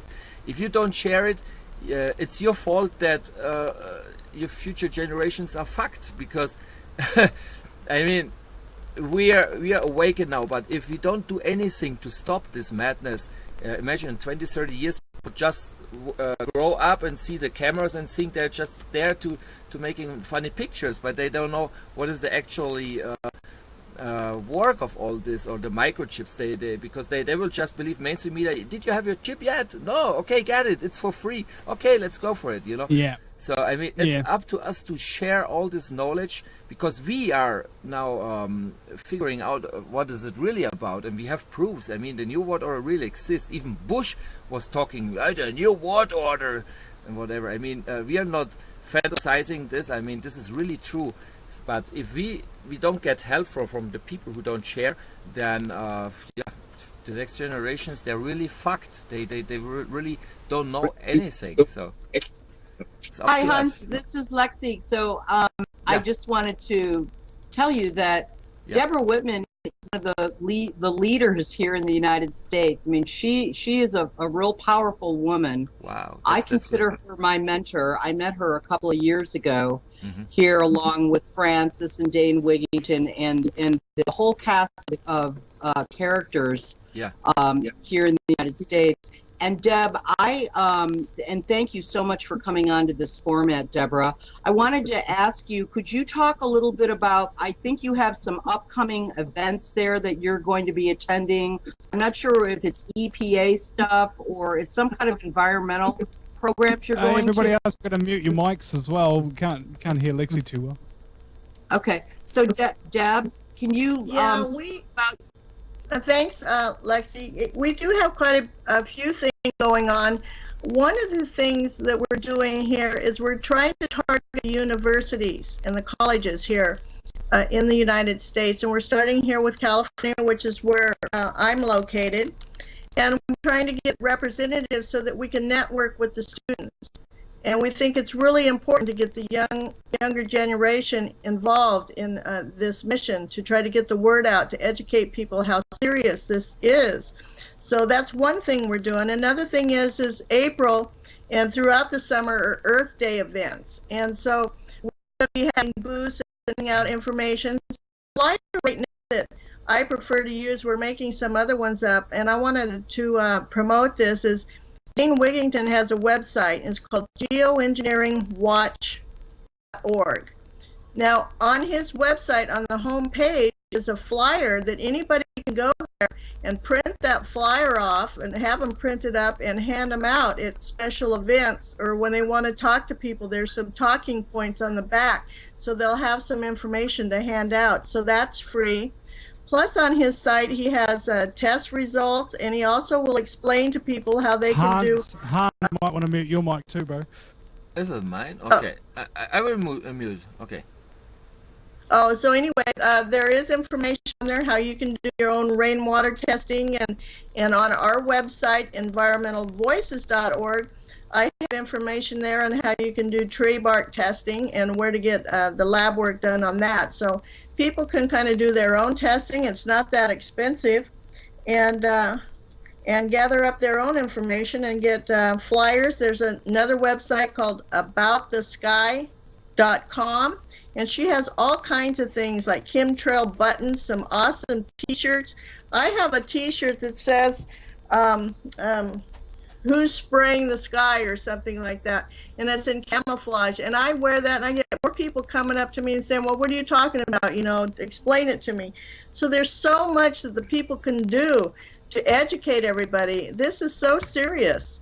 I mean, this planet is being destroyed, all life on it, the way that things are going. It's not going to be too long, and we're not going to be able to breathe because we won't have any oxygen to breathe. So we need to get proactive. Do you hate, Deborah, those who self-defeatist? They say, oh, you can't change it, you know, there's nothing you can do about it whatsoever. Just give up, be a slave. What are you doing? You're going to be free, you're trying to think for yourself. Just be a slave, all right? It's great fun. Well, you know, I do get that. I also get religious people that say, oh, you know, Jesus is coming and this was all predicted in the Bible, and so we'll just sit back and watch things happen. And I'm sorry, I'm just not that way. I'm just being led by my spirit that I need to get up and speak and to educate people about what's going on so that at least they can do something about it. They can try to protect themselves or make changes in the world. And I just feel it's necessary for me to speak out and do the things that I'm doing. And so we're doing different ways. Also, I've been to the legislature numerous times here at the Capitol, and I'll probably go back again, even though I know I probably won't do much of anything, but I just feel I'm educating people, I'm planting that seed, and they're going to be talking to somebody else about it, and then those people are going to be talking to somebody else. And since I started this movement in 2006, when people were looking at me and saying, what the F do you think you're talking about, you know? Now I got people said, oh yeah, you know, I know what you're talking about. They just don't realize how serious it is yet. They've heard about it, they're kind of aware, they have no clue on how serious this is gotten. So that's the next step, is try to educate how serious it is and get people moving to get it stopped. It's got to stop now, or we need at least an explanation as to why they're doing it. Yeah, in a serious situation, like let's say you, I don't know, you break your leg or you got some major head trauma or something like that, you need emergency surgery, you know, right away. Let's not mess around. Let's not panic. Let's not go nuts and go, oh my God, you run around, arms flailing in the air going, oh shit, we're going to die. You're going to actually do something about it, man. You know, be the captain. Be calm. Be cool. Well, this is how everybody can help me. And I'm working closely with Lexi and Dane and some other key people in this movement. And I started this 5013 nonprofit for a reason, and that was so that people would have could write off any donations. But you know, it's not really the money I'm looking for. I'm looking for help. I need activists and members, because when I go and speak to people in the legislature, you know, and I say, oh yeah, I'm the president of a nonprofit organization on environmental issues. But then, you know, they want to know, well, how many members you got? Oh, well, you know, 20 members. They're not going to listen to me. But if I was to go into the legislature's office and say that I have, you know, a couple thousand members in your district, they're going to listen. So we're starting a membership campaign. There's no cost for membership. All I need is an email, or there's a form on our website for membership to fill out and mail in, just so I have some documentation that, yes, this person is a member. And I can go and say, yeah, I have so many members, and I have a lot more power doing that. And I need volunteers. I need people out there in different areas that I can send information or flyers to, and they're going to hand them out. Or they might have a little Earth Day event in their city. Like I had one in Santa Cruz going on. I have one up in Rockland going on. I have one in Roseville. Maybe we can get something going on in Cancun or in Canada. And I need people to email me or to contact me in some way and say, hey, I'm willing to work with you on that. Send me some literature or educate me so that when I go out and talk to people, I know what the hell I'm talking about and they don't think I'm crazy. So I'm just encouraging people to email me. My phone number is 916-595-7197. And you can email eVoices, capital E, capital V, OICES 1 at AOL.com. Send me an email and say, I want to be an activist. How can I help? That's what I need. More than money or anything, I need help. So, have you noticed? Have you noticed, Deborah, that when you first get into discovering these sorts of things and the seriousness of chemtrail geoengineering, that at first you're shocked and surprised, and then later on, nothing surprises you, but everything still continues to shock you? No, not everything continues to shock me. No, not after this. There's not much of anything that really shocks me now. You just kind of like blasé. It's like, yeah. I mean, look, I know we're all being sprayed like cockroaches and we're being exterminated, but that's not really that shocking anymore. I've been there, done that, been stressed about it, and now it's just about the groundwork, trying to get it exposed and then reversed. And get it reversed. And it's affecting so many things, like the forest fires that we have here in the United States. I don't know what goes on wherever you guys are, but the amount of aluminum that's in the grasses and in the trees and the tree bark, the forest fires are going on for months at a time. They can't get them out because aluminum is used to make ammunition. It's used in fireworks.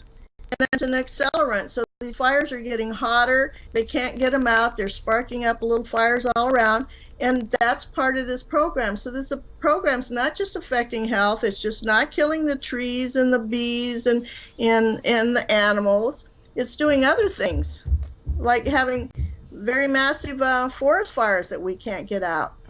There's just so many things that this program's affecting on this planet, and it's critical, and I need some help. I've been doing this pretty much, as a small grassroots movement, but it's got to grow, and it has grown tremendously. I'm so happy to see that people all around the world are now waking up to what, has been going on. It's like we've been on vacation and leaving everything up to our legislators, and we're coming back from vacation to find out they messed everything up while we were gone.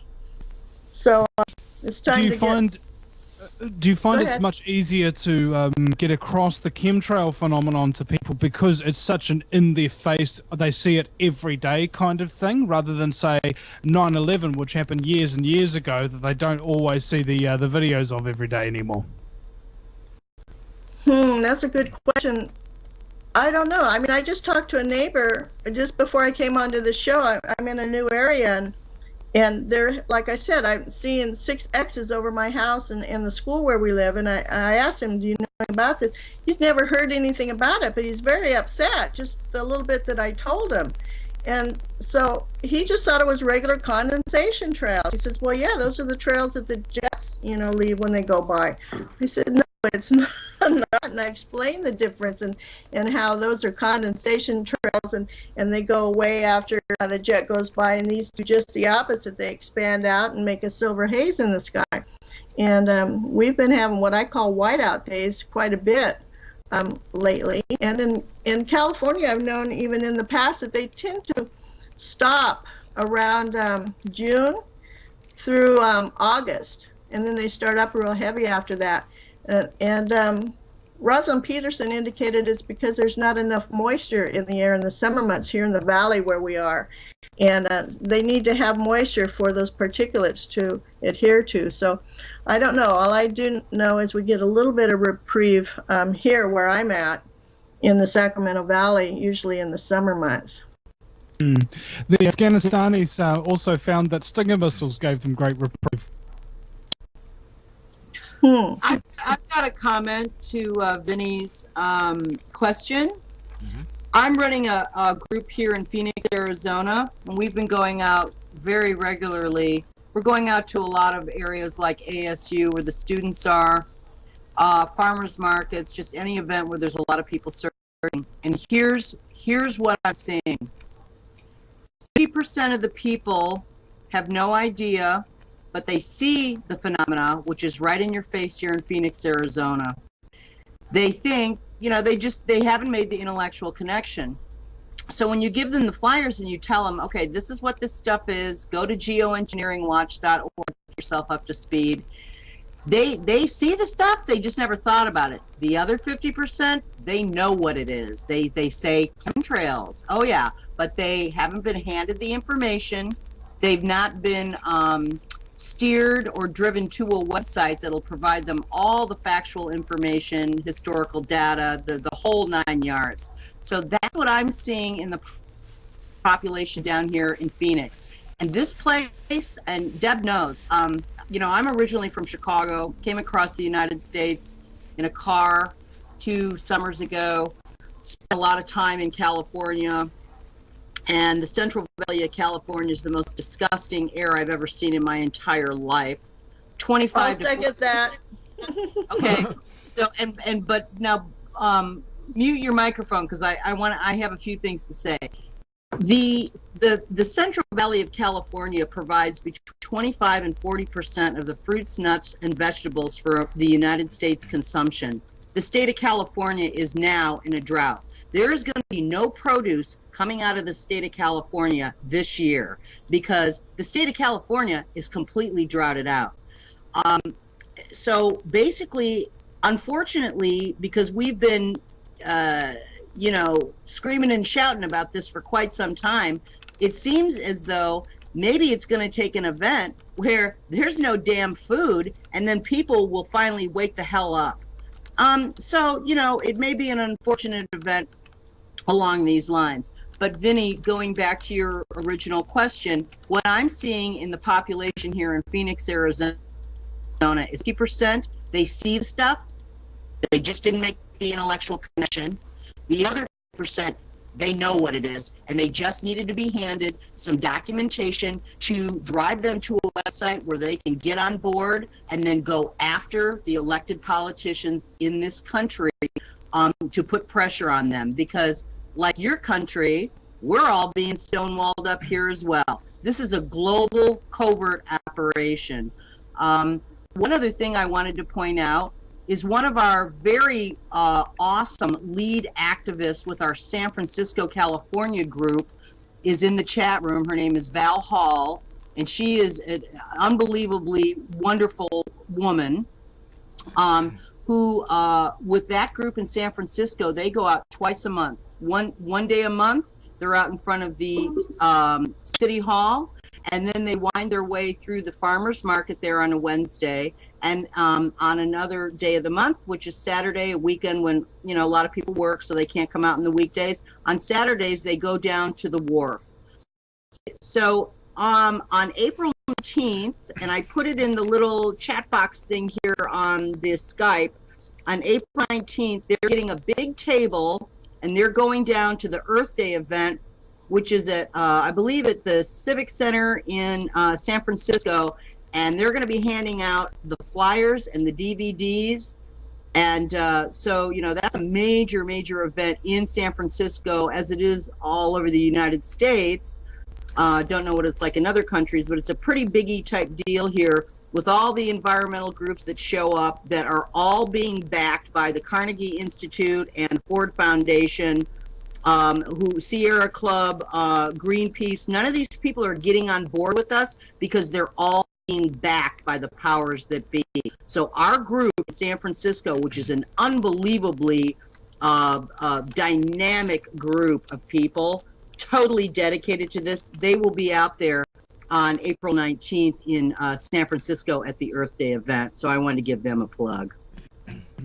I think these kind of things are very important, particularly gathering, because what happens is when you think you're the only one who's there doing everything by yourself, it's actually really hard to keep continuing, right? It's not that hard to start doing something by yourself. It's very, very hard to keep it going with longevity as well. It takes a lot of, commitment, more or less. And in the case of chemtrail geoengineering, as I've said for a long time about a lot of different subjects, it's not a choice for some people about whether or not they're a chemtrail geoengineering activist. It's a lack of options.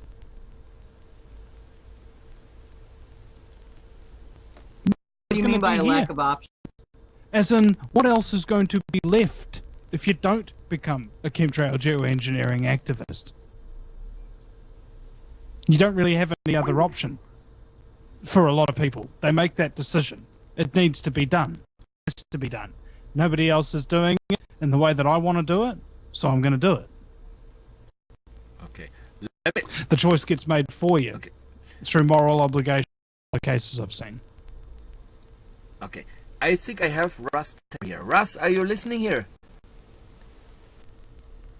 Hi, Hans. I'm on. How are you? Hey, great to see you. I'm glad to have you back here. So there will be still some hours more of this talk show. So welcome to the show. I don't know if you know the people I have already here on the Skype call. There's Will Eastwood. He also does a lot of shows, interviewing a lot of interesting people, and he himself is a great person. I mean, I'm so happy to have him also now here as friend and everything. And there is the Jay Whitman here, very, very important person. There's Lexi. I mean, it's just a great group today, and great that you also can join. So welcome to the show, Russ. Well, Hans, thank you so much. Listen, I am actually in the middle of something for about the next 30 minutes. Okay. Can I come back? Of course. I'll leave the Skype on, and I'll just mute the microphone, and I'll jump in when I'm done. I have a few things I have to get done. Okay, don't worry. I will be live still for many, many hours more. So just let us know when you can talk. Okay. You got it. I'll jump in. Hello, everybody, and I'll be on in a little while then. Okay. I don't know, Winnie, do you know, see you, Russ. Winnie, do you know who is Tanner? Oh, somebody needs to mute their mic. Same problem. You're breaking up pretty badly there, Hans. Yeah, I don't know what happened. I mean, Probably Deborah or Alexi or Russ are the only other ones out here. I hear you very, very clear. There's no echo here on my side. I don't know. Now there isn't. There we go. Go for your life. Okay. Do you know Russ Tanner, Vinny? No, but I do have a Jamaican joke. Do you know what you call a Jamaican? Do you know what you call a Jamaican themed tanning salon? No, I don't know. Okay. Call it Montana. Okay. No, I didn't know that joke. Okay, now Russ Tanner is another history here. He will. I think if we don't make it to be in the history books, he will do it because he is the founder. I think even the founder of the Global Skywatch, and very, very famous guy. I mean, not all the people know you or me or that guy or that woman, but now it's time that we really get all this connection, and that's so great. That's why I love to do this, because I didn't know either about many people like Alfred Weber. I said, who is that guy, you know? And then when I saw the first videos of him, and I got him also on one of my live streams, and I'm so grateful, or how you say, thankful. I mean, sorry, my English sucks sometimes. It's not my mother language, but I'm so happy to be part of this history. So I hope Russ Tanner has some time after the half an hour. You will love him. I mean, he's the guy who smells chemtrails, and it's not a lie. It's not a joke. He had a heart attack. Okay, in half an hour he can say his story and give us some very, very good information. Is it like cooking? You know, that smells aluminium. Something like that. I mean, he smells it and he feels bad. He smells even the chemicals. He said, that tastes like aluminium. That tastes like, I don't know what other things are there, you know.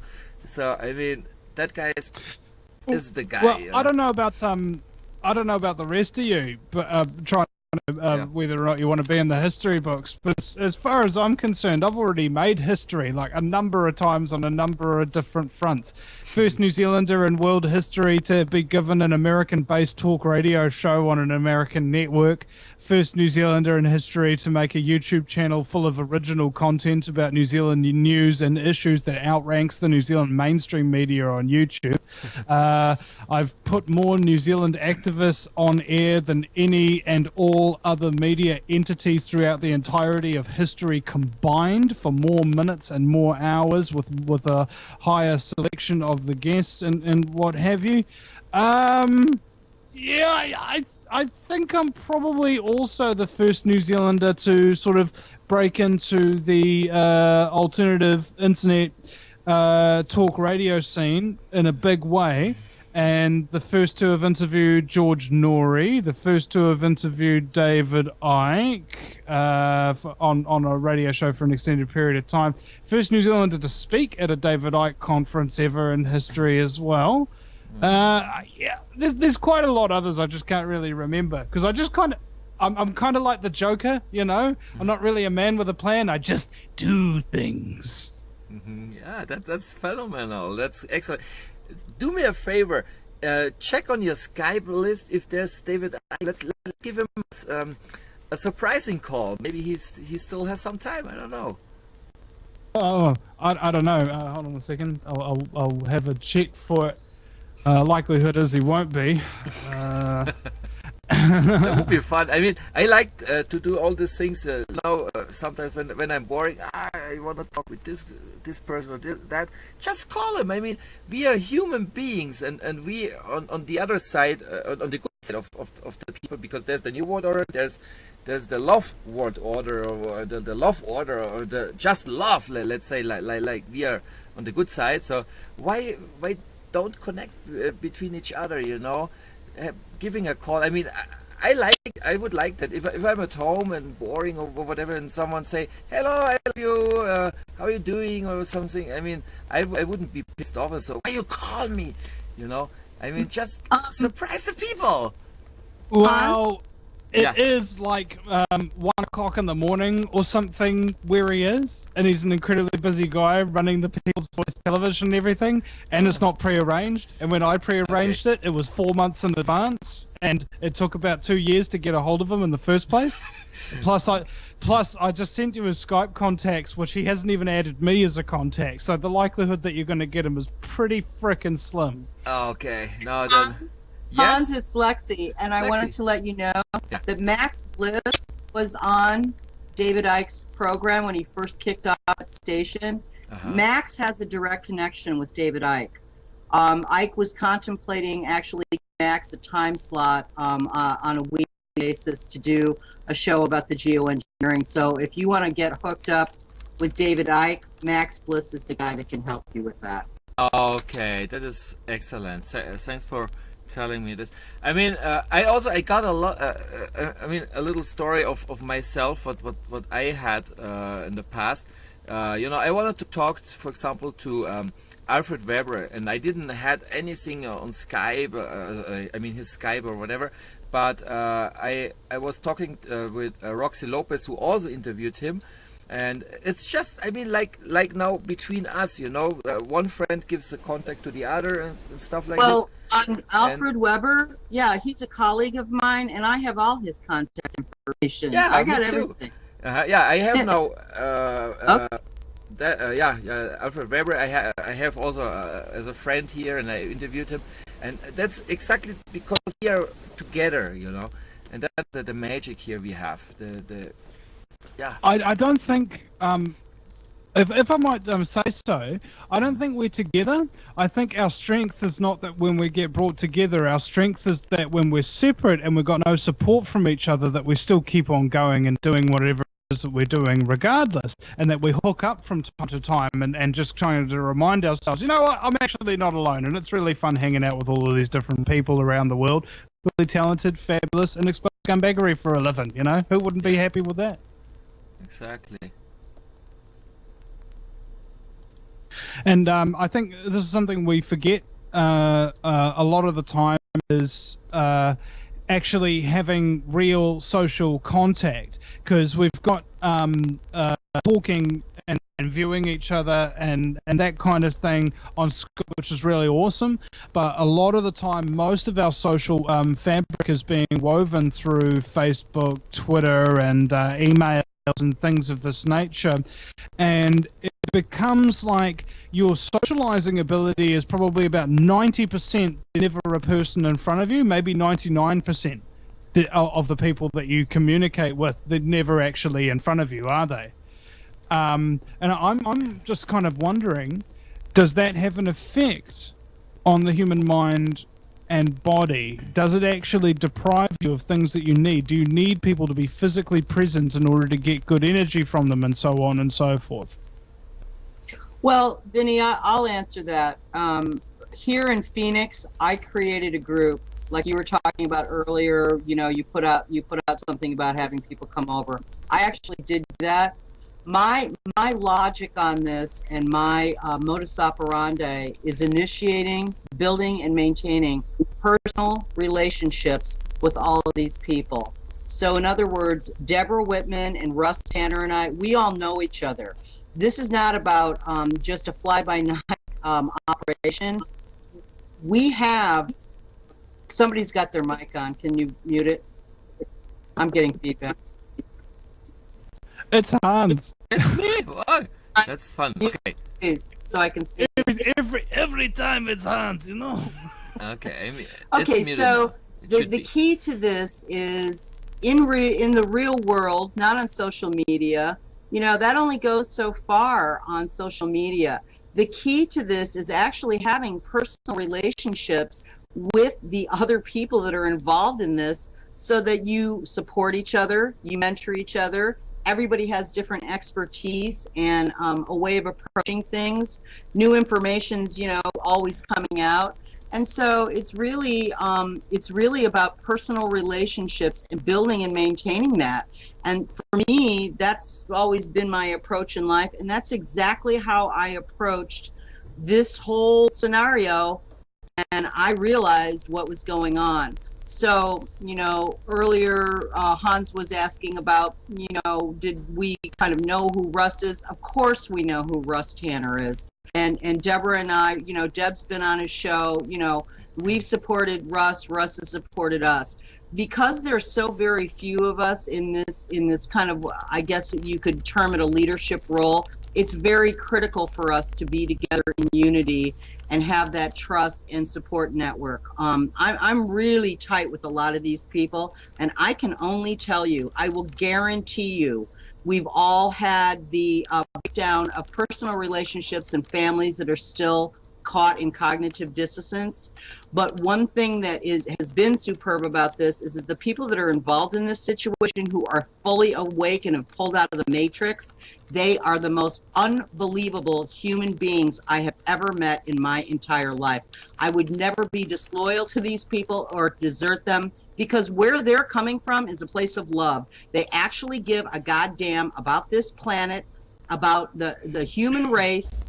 I always say, I'm even doing this for people that I don't care about, that I don't like, that are being idiots, that clearly have been dumbed down, and I don't even like to use that term, but have been affected by all the mind control, the EMFs, the fluoride, the vaccinations, and the chemtrails, and all the poison and the frick food that people have been eating. So something that's coming out of this is enlightenment to people, not only about the poisoning of the atmosphere, but the mere fact that people are real cognizant and becoming more cognizant by the day of the actual consumption of the food, what they're putting in their body. I mean, you know, I'm a grandma now. I'm almost 60 years old, you know, and back in the 60s, you know, the adage was you are what you eat. Well, that is exactly the case. So all these activists that I know are really into eating the best food that they can, organic food, and promoting that whole aspect of, being awake and being cognizant. Lexi, I'd like to kind of add to that if I could. Are you done? Yes, ma'am. Oh, good.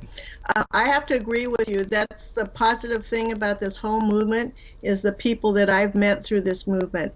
And we're like-minded people. We're dedicated to what we're doing.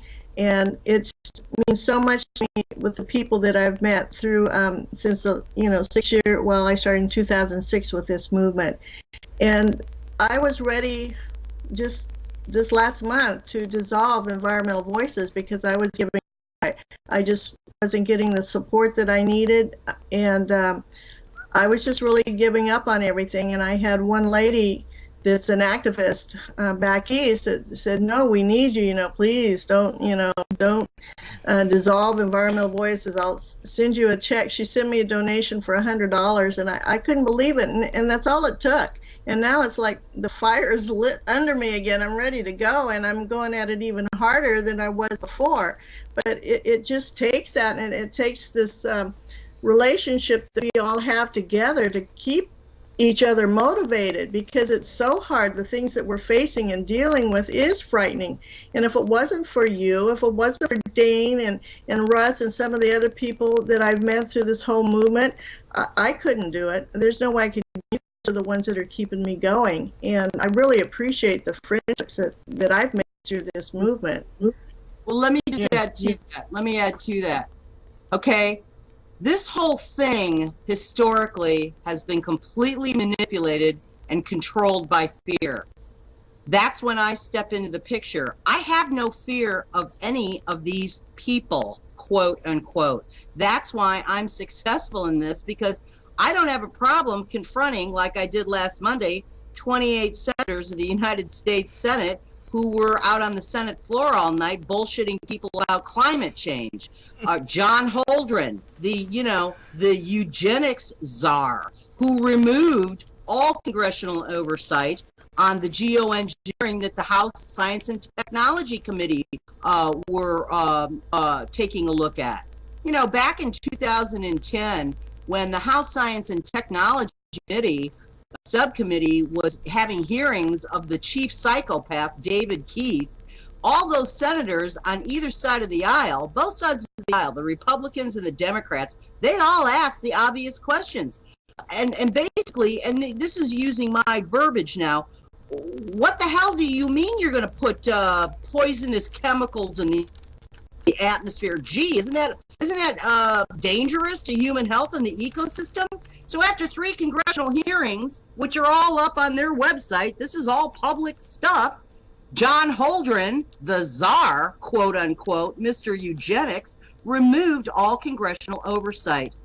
Okay, so I want to reiterate that the people that are actually doing this are a bunch of cowards. They're cowards.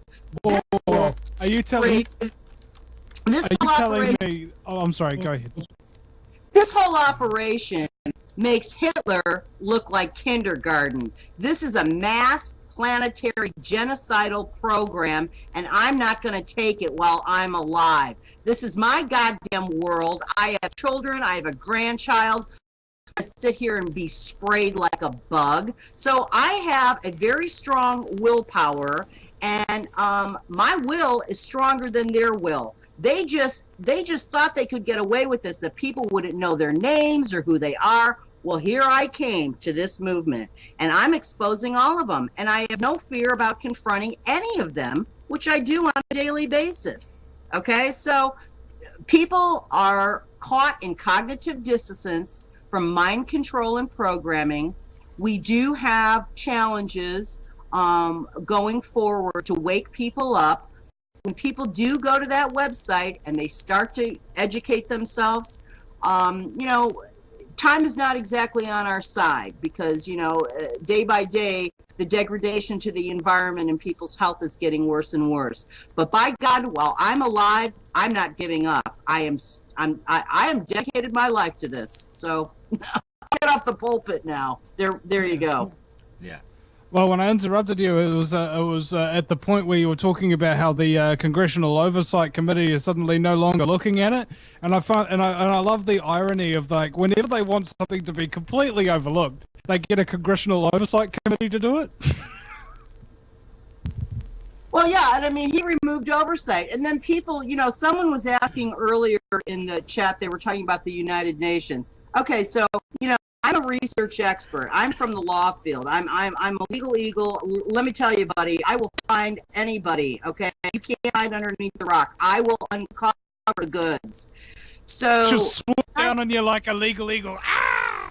Yeah, so the United Nations, I've made a recent find, they have a whole network set up worldwide already. It's all monitoring all over Deborah, the planet. you need to mute your mic, I think. All over the planet. They have monitoring stations that are monitoring the aerosols which they are spraying. I would be happy later to provide people to the links on that. If you friend me on Facebook, I run my own show. I educate people every day about, look what's already in place, ladies and gentlemen. The United Nations, this whole thing has been orchestrated. The whole thing is it's running smoothly like a well-oiled machine. They have aerosol monitoring stations all over this planet. So anybody that thinks this is not happening and they're not monitoring when they dump, say, down in Australia and move the shit with HARP over to another area, they're monitoring exactly the amount of these aerosol chemicals that they're spraying. It's all in place, all in place. How do you feel about the efforts by people to get the government's attention on these issues? Have they been successful, or are the politicians almost too deep in the pockets? And what was it? Somebody said on an episode of Ancient Aliens last night, I think my wife was watching it, and they said something along the lines that the government won't admit that UFOs aren't real because it would threaten their credibility of having lied about it for so freaking long, and also that they don't know how to control their own airspace. Is that kind of thing we're talking about here? Like, they fear the consequence of admitting that they're full of crap? Okay, this is how it works, Vinny. And by the way, I went to a congresswoman's office 2 weeks ago because I'm done with the letter writing, the petitions. Like, that is not effective. I'm going in and getting in people's faces. So her staffer, her senior staffer, who'd only been her staffer for 2 months, I basically educated this woman on how the whole racket works. They're blackmailing all of these people. They compromise these something, and that's why they all are not talking about it. They've got the goods on every single one of these politicians, whether they've been paid off, they had some sex scams, some child molesting shit. I mean, you name it, okay? It's there. And so all of these guilty people, completely compromised and corrupted people, are again living under the fear thing, obviously protecting their own murderers, because all of them are breathing this stuff too. Their children are, their grandchildren, their wives. I mean, they're not exempt from this. So I point that out to all of these Congress people, that you're not getting a free pass on this. You're breathing these nanoparticulates. These are nanoparticulates. This stuff goes into your system and it does not leave. You can collate some out, but listen, these guys became arrogant. You know, they thought they're in a special little club, but the joke is on them because they're breathing this shit too. So that's all I have to say about that. Deb, maybe you want to add something. We need to act now before it's too late. Deb, are you there? And we had a new person added into the chat. Yes, I am. I was kind of chuckling at your last comment there. But yeah, it's unbelievable, and I just really appreciate how you were so good at explaining to people about how this is really working, and about the elite and how they're controlling things, and the bankers. And we have been to the legislative people here in California. I think it was about probably 4 years ago when I first went to Senator Barbara Boxer's office, and she's our U.S. Senator in the district where I live. And I spent 45 minutes in her office talking to a member of her staff about all of this. And Dane Wigington had already been there. Rosin Peterson had already talked to her. So we've sent information to people in the legislature. Rosin and I, on I think 2 or 3 occasions, and Dane just recently walked the Capitol here in California handing out information. They all know it. It's like, what I'm thinking is that they've gotten some kind of a memo that says, if anybody asks about this, this is what you're supposed to say. Because I'm getting the same type of comments from everybody. It's like repeating the same type of information. So I think they're being told they can't discuss it, and if they do discuss it, this is what they have to say. So their entire MO comes from a memo. Yeah, I think that's what it is. They're getting a memo, from higher ups and say, there's things going on about this on the internet, and it's just a conspiracy theory. And if anybody asks about it, don't pay attention or whatever. Now, I went to a meeting in my district about 2 or 3 weeks ago with our senator. Excuse me, he's our congressman, our new congressman. United States congressman, and he was meeting in my hometown. So I went to the meeting and I brought up the 2 issues that I'm really involved with, and one is the geoengineering issue, and the other one, I don't know if you're aware about that, is the U.S. Navy warfare and testing training programs that are ongoing around the world. And they're killing millions of marine mammals. They're detonating bombs, torpedoes. We believe that they're triggering some earthquakes. I kind of speculate because there's a Navy military base right out of Fukushima where that earthquake was. There was also a Navy military base down by Haiti. So I have some concerns that those might not have been triggered from the Navy warfare testing training programs. So I brought these 2 issues up, and he basically kind of skirted around my question, didn't say much other than he said, well, yeah, there are some upper atmospheric testing going on, not testing, but they're researching it because we might need to use that someday in the future, but it's researching and nothing's being done, now on that. And we have tons of evidence. I think what it is, it might possibly be that these people like Gates Foundation stuff are funding these universities. The universities are getting paid a lot of money to do research on something that our military has already implemented years ago. So I don't know. I just can't wait till we get more whistleblowers that have some documents and evidence and will come forward and really open this wide open so we know exactly what's going on and why. We don't have to second guess anything, and so I'm looking for that day to come, and it's soon. It's going to be very soon. Very rarely throughout history has a conspiracy been exposed until long after the fact. I mean, it hasn't even yet been admitted that JFK was a conspiracy, even though, 50 plus, even 80%, I think, of people think that it was. I mean, and take 9/11 for example. It's so huge, so massive. It's so many people know it's an inside job. Yet the government won't come out and admit it. And until we reach kind of like this point where enough of the population distrust authority, in and of itself, I think the authorities will be able to continue to control what people think. Well, that's where we come in. That's what our job is to wake people up and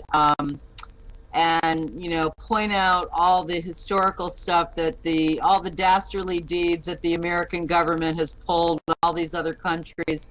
So, it's a matter of re-educating people and getting them to understand that mainstream media is controlled by the Illuminati and the whole 9 yards. So, it's real tough for a lot of people. They don't want to hear it. They like to be in their little bubble. But we, again, like these politicians, I mean, I'm pretty direct. I just say, you don't think you're exempt. You're not exempt from this. You're breathing this. Why would you protect your own murderers? That's what I want to know. So when I went into Stockholm Syndrome. That's well, right. But when I went into the Congresswoman's office, this young staffer she's actually a former social worker. I asked her, how long have you been in this game, And she said she was a social worker. And I said, well, look, you care about people because that's your background, your college education, and you've been in that area. And we care about people too, and that's why we are doing this, because we care about human health and the ecosystem. And then I referred her to two key videos. One, Dane Wigington doing his latest presentation that's up there on his website, geoengineeringwatch.org. And the other one that I have people look at, like the Congresswoman's office, is the radio interview done recently by Dr. Russell Blaylock, who is a renowned United States neurosurgeon and medical researcher. He was also in the, I think he was Air Force or Army doctor, medical doctor. He's completely on board and has exposed the neurotoxicity and what the aluminum, barium, and strontium causes medically. So now here you have a totally upright, completely credible neurosurgeon, brain surgeon, who's exposed this. And so when I approach people, I always guide them to this doctor, because he's a medical doctor. You can't question this guy. This guy could dance circles around anybody that's going to try to argue about this. The guy has complete credibility, and he's done massive studies for years about the what these nanoparticulates do to the human being. So if people want to check it out, Russell Blaylock is the guy. His videos, you can go on YouTube. He's one done recently, fantastic radio interview by some guy in Florida. When you really start to point out really hard, credible stuff like that to people, if they're still in denial, then that's their problem. I mean, we're not going to capture every single person here. We know that, but we have to keep trying. And we got to reach a critical mass. And I'm only one little lady here, and I've already established a group in this city of Phoenix, Arizona. And let me tell you, it doesn't take much time to hand out those flyers, make contact with people, let them know you're not there to create fear. You're coming from a place of love, because that's really where we're coming from. We care about civilization, and that's why we're doing this. In fact, I had somebody approach me once, a listener of mine, at a dance festival that I was volunteering at.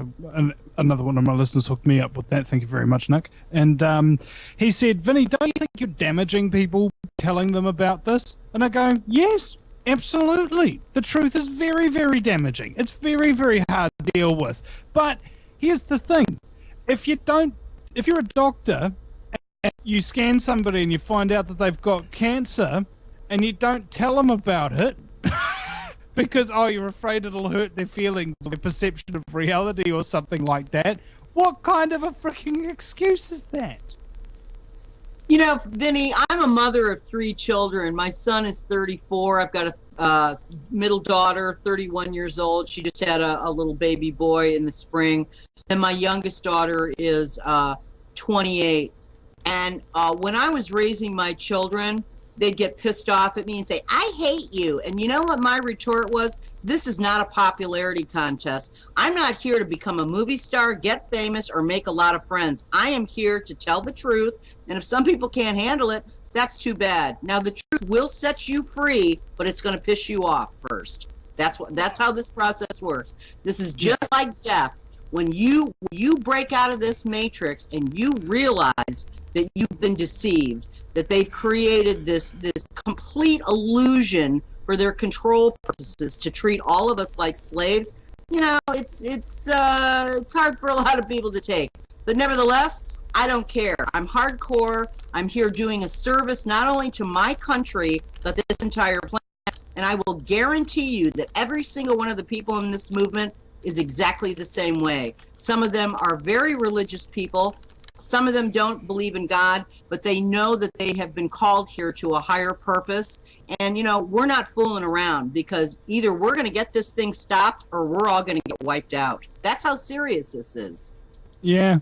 Ironically, I found my purpose to be making sure to make jokes on pretty much every occasion. You know, like I think I remember this one time we had a judicial activist in New Zealand named Vince Seamer, who was going to Mount Eden prison, and so we held a protest out in front of the prison with a 100-watt megaphone pointing directly at it and telling all the prisoners who he is and why he's going to jail. He was going to jail for exposing, wait for it, judicial corruption.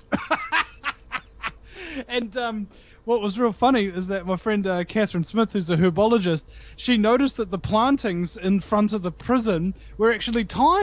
All right, the herb, thyme. And I go, what kind of thyme is it? Is it by chance hard thyme? I love your sense of humor, and I think you're really a neat guy. I think it's really cool that people like you are in the non-mainstream, you know, alternative media. Guys like you are really so important for us because, you know, Vinny, you know what the drill here is. We're not going to get any cooperation from these people. You know, this is grassroots. So, you know, you're an awesome guy, and you know, I love your sense of humor. It's hilarious. Yeah, I mean, look, just because we're being ruthlessly exterminated by a bunch of criminal sociopathic scumbaggery that are going to kill everybody and everything that we hold dear doesn't mean we can't have a few laughs. You know, otherwise, what's the point in living? I agree with that, and I say we cannot forget to laugh. We just can't do that, and I think that kind of keeps us going too. You just got to laugh once in a while. That's for sure. You guys have met a number of these other activists who've forgotten how to laugh, haven't you? Aren't they really depressing to be around? Aren't they really negative? Aren't they really uninspiring? You know, I think everybody has their days of feeling despondent. Otherwise, you would not be a human being. You know, this task on this can be extremely overwhelming. I mean, let's face it. But actually, most of the people actually do have a pretty good sense of humor, and you know. Have a very hilarious sense of humor, if I may say so myself. But you know, I'm trying to be pretty serious here in this forum because, you know, hopefully we're getting some. Inga, if you come back, you're gonna have to mute your mic there, sweetheart. Sorry, because I had to restart my Apple computer. The ice save was off topic. Okay. Well, yeah. What were you and now I'm saying? going to close that computer. Sorry, no, that is okay. And make sure you mute your microphone too, so Lexi can continue making her point. Sorry, may I interrupt you? I have not been here or seeing anything for half hour. I was just kicked out when I talk about Iceland. Okay. Collapse. So off topic was it. So now I switched to computer and had to restart that Skype also. Okay, I mute. Okay. And Lexi, what were you talking about just then? Sorry. I just had a brain freeze. I can't remember what I was saying. I mean, I've had this chat so many times I could do it in my sleep. Yeah. Can I then take over, because I had something that I wanted to say in relation to it. It's about, you know, what do you do once you hear this kind of information? Oh my God, what do I do? And it's not like supposed to be a rhetorical question, like, what are you going to do about it? You know, but it's actually like, yeah, well, what can you do? You know, what skills have you got? What part of you? I mean, have you got leadership qualities? Are you a good researcher?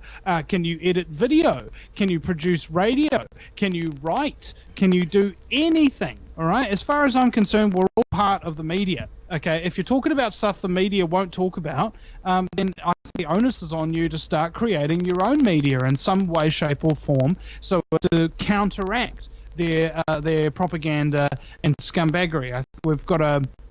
In fact, it's happening already, isn't it?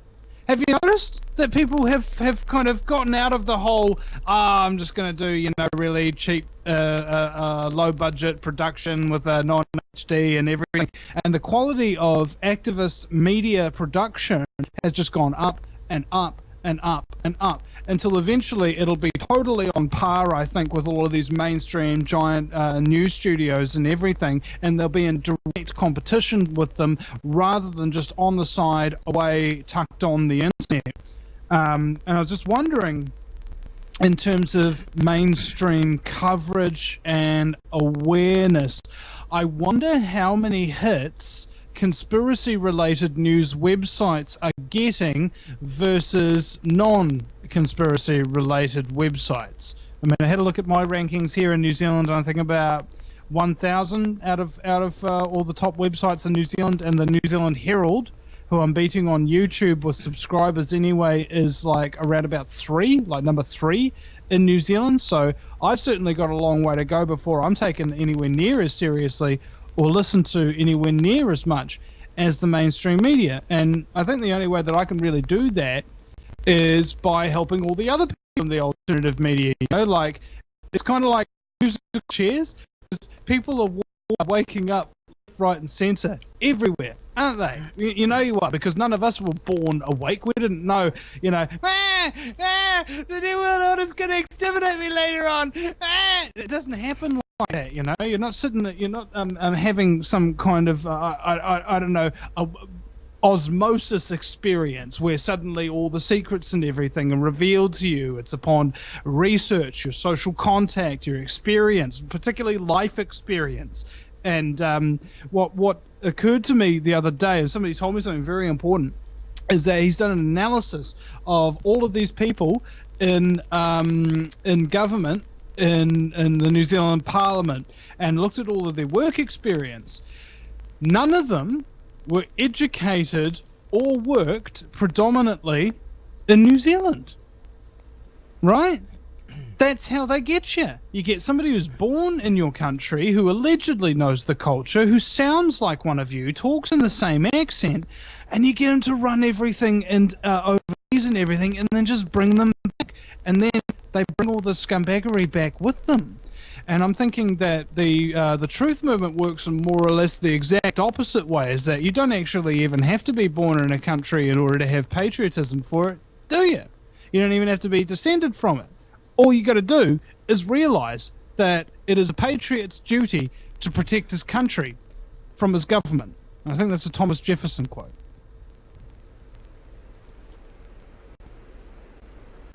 Well said. And that's really our mindset. This is not about one country, it's about the entire planet. And the entire planet's being screwed here. The entire stratosphere is saturated in these heavy metals. I mean, the entire atmosphere surrounding the planet is saturated in this stuff. So this is a unifying thing for all of us. It doesn't matter. I was saying this last night when I was being interviewed. It doesn't matter if you're a man, a woman, you believe in God, you don't believe in God, what your political persuasions are. You know, all of that goes out the window because we're all human beings. So this is a unifying, unification for us to drop all the labeling that has been in place to keep people busy and distracted fighting with each other over stuff that's really not important. I mean, all this crap that they've created, this is not important. What is really the bottom line importance? We need clean air, water, and food. I would say for the most part, people on this planet are not greedy people. We're dealing with a very small amount of people.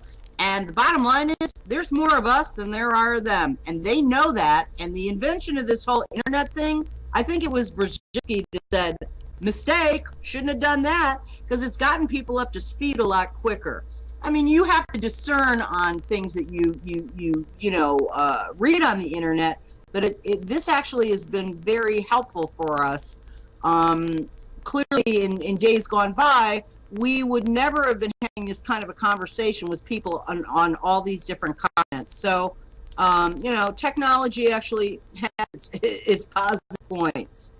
Yeah, it's a double-edged sword for the elite, you know, and I think it's imperative that we use the latest developments and advancements in technology against these scum who own the corporations that sell it to us. I mean, let's say, for example, Apple computers made my two big giant iMacs, and they were made in, say, some kind of sweatshop in China, and a couple of people may have died to make a couple of thousand of these computers or something of that nature, right? So in order to justify buying something, a piece of technology off these New World Order operated companies, I then use all of that technology to create 5 days a week, 3 hours a day of people that expose how Apple doesn't care about its Chinese workers. You know, it's the thing. They give you the tools. What was that old saying? You know, a greedy man will sell you the rope to hang him with, and that's precisely what they're doing. They hope that all of us will be using this technology for self-fulfillment. You know, entertainment and that kind of thing. But many of us aren't. And I think what happens is, I wanted to actually make this point earlier, but I forgot, but now I remember, the ripple effect. You never have any idea. You could say one thing on this broadcast today that will resonate with one person so strongly that they create an entire new path of their life. And they will affect many, many people as they go through that life, and they'll create organizations that actually perpetuate a benefit to the collective human race as a result of only one thing that was said, and they fill in the rest. They fill in the blanks. And that's why I think that people should always have hope. There's one thing that'll keep you alive when there is no possibility of survival, and that's hope. You'll find that POWs in Vietnam, POW camps, for example, had a higher rate of survival if they weren't an atheist. And what this said to me is that it didn't actually matter if you believed in Buddha or Jesus or anything. The point is, it gives you hope, faith, because when you're locked away without any hope of escape, you're not locked away all by yourself. May I add small? These so-called elite, as I call them, they rule us in fear, not faith. People may not go into fear, but they are creating all kinds of boogeyman fearing equipment, like when the communist boogeyman died, then they invented the terrorist boogeyman. You know, it is always inventing something so people can be very quietly go sleep in night and be safe by the big brother. You know, it is sometimes so obvious what they are doing. They are hiding things in plain view. In the names everywhere, as you say, ripple effect. And maybe we are just talking bullshit in many people's opinion. I have got calls, guys in Iceland who say, you know about chemtrails? I say, yes. And what are you going to do about it? I asked. I say, that doesn't mean I can do anything about it, though I know about it. But why not you do something? Then they don't want to talk to me. Oh, it's quite amusing, that mentality. That's like walking out in the sun and going, man, the sun's really hot today, man. And the person going, well, what are you going to do about it? What are you going to do about the sun, eh? You know, it's like, dude, I wasn't meaning I was going to do something about it per se. You know, I mean, it's just like, I'm just saying, I'm being sprayed like a cockroach. You know, that's all. I was just saying I'm being... Yes, and the same about the weather. People were always saying, what shall we do about the weather? I hope they would say today, don't do... people will say, we just talk about the weather, but don't do anything about the weather. Then start doing something about the weather. I would wish that just still talk about the weather, not do anything about the weather. You know what I mean? Well, yeah, absolutely. I mean, what's the answer? Man, it's really hot today. Yeah, it is really hot. Yeah. Here's what we could do. We could seek shade under a tree, or we could drink plenty of water, or we could spray some of the world's most toxic chemicals into the air all the time, everywhere, to contaminate the entirety of the soil in place so that nobody can survive, just to save us from this one really terrible hot day, you know, and all of that to come, you know, because it'll be great. We won't have to deal with terrible weather if we're all If dead. it was a sunny day, I would go and lay out in the sun and love it. Yeah. And Not complain about that and complain about the rain when it is rain. how about it's like in The Hobbit. The dwarves are like they're riding through a forest or something, and it's raining. It's like really, really bucketing down, raining. And one of the dwarves says to Gandalf, you know, can't you do something about this weather? And Gandalf says, it is raining, and it'll rain until it stops. And I no, and that's, I think, how we really have to deal with life to a degree. You all go through ups and downs and bad times and good times and this way and that way and whatnot. But That means you are human. it always keeps changing as well, doesn't it? You know? I mean, can anybody here tell me that everything in your life has been exactly the same the whole way through? And there's been no difference that you could ever make had you not tried, you know? I don't think so. And I think people get stuck in their routine. They don't like their routine, but they're stuck in it because it's how they've managed to cope, right? One of my listeners asked me once, Vinny, what do you do with this information once you know it?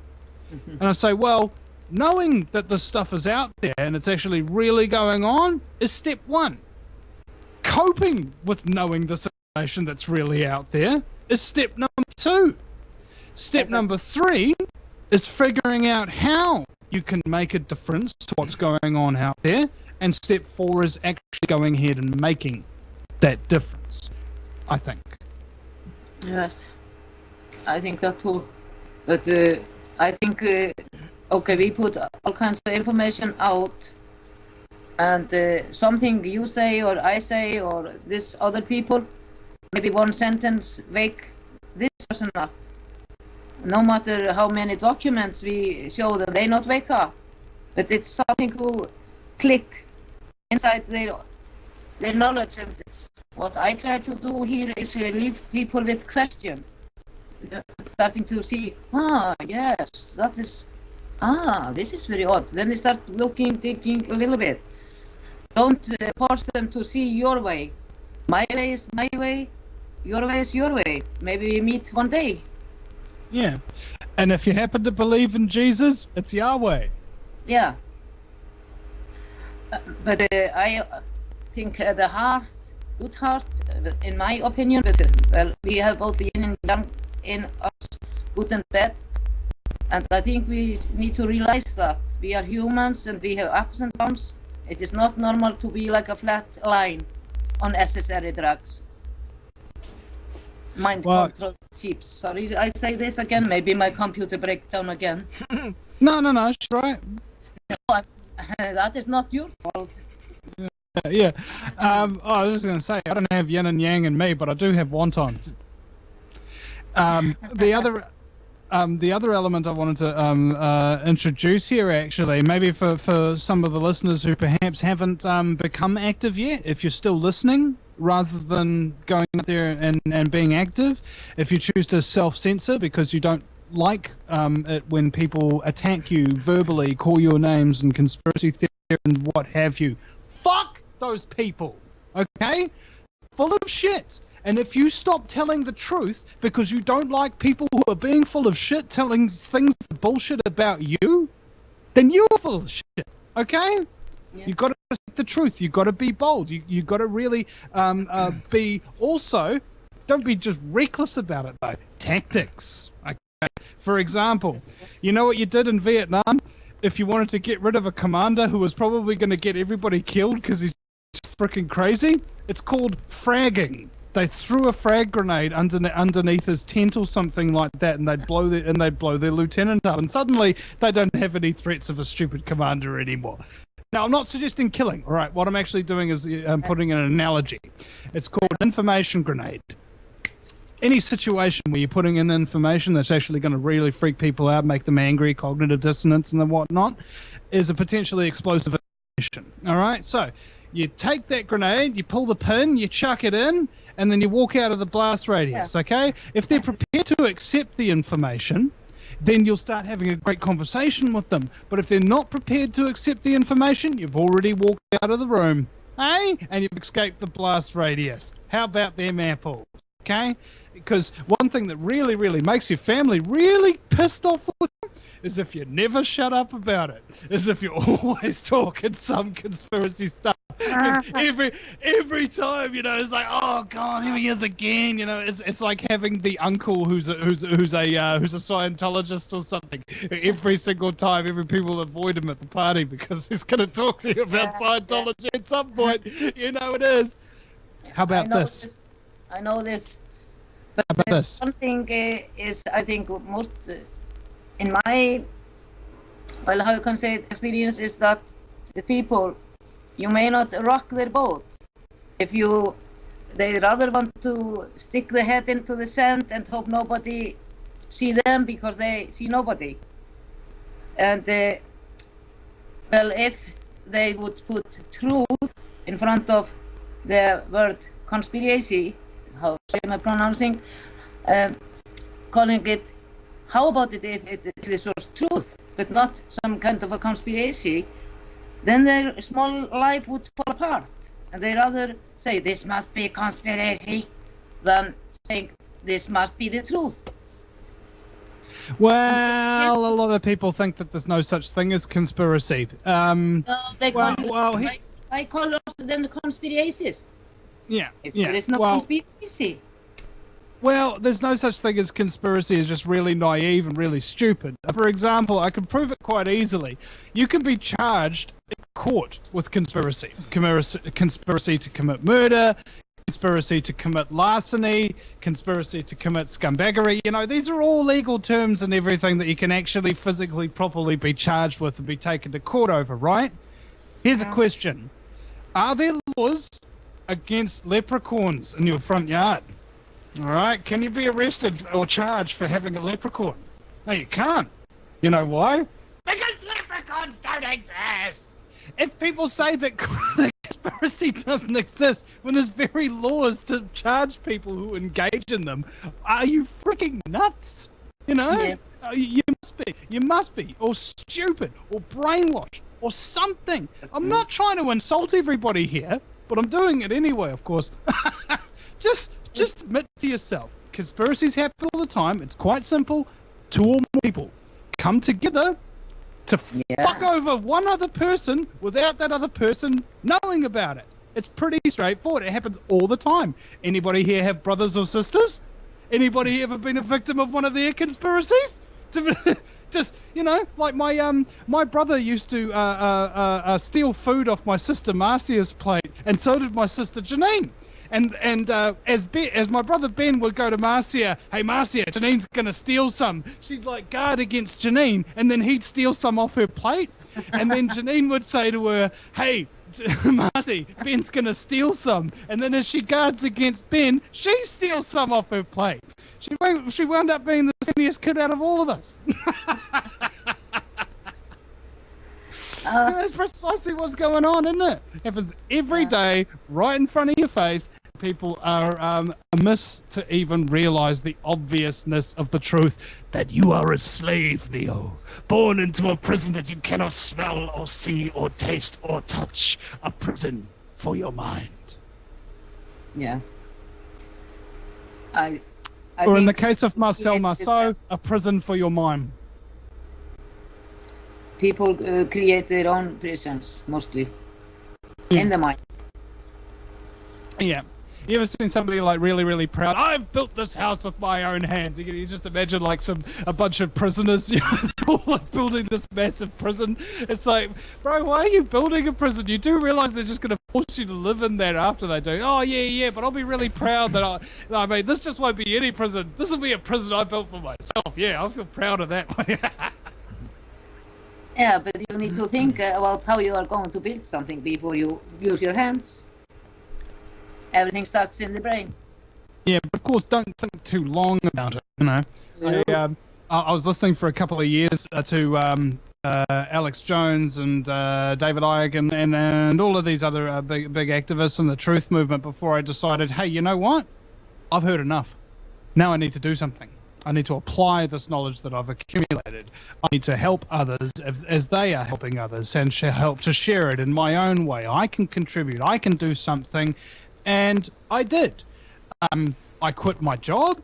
I spent my $11,900 worth of shopping vouchers that I got as a bonus for 1 month's work, my cash, everything, in order to just get, little computer, little camera, and just go out there and become a full-time activist. It was a struggle, and it still is a struggle to a large extent. But at the end of the day, I can't really, in good conscience, do anything else than what I'm currently doing. Exactly. Now let me join the conversation again. I did the same. I'm 100% on your side, because this is the thing what we can actually do. Hold on there, Hans. Inga, I think you need to mute your microphone. Oh, sorry. Okay, it's you. Okay. I did the same thing. I mean, when I started Project Lights Out, I still was blind. I mean, you don't know maybe what I have done in the past. I founded Project Lights Out 2007. I still lived in Cancun. I survived a very, very strong hurricane. The name is not Katrina, Wilma.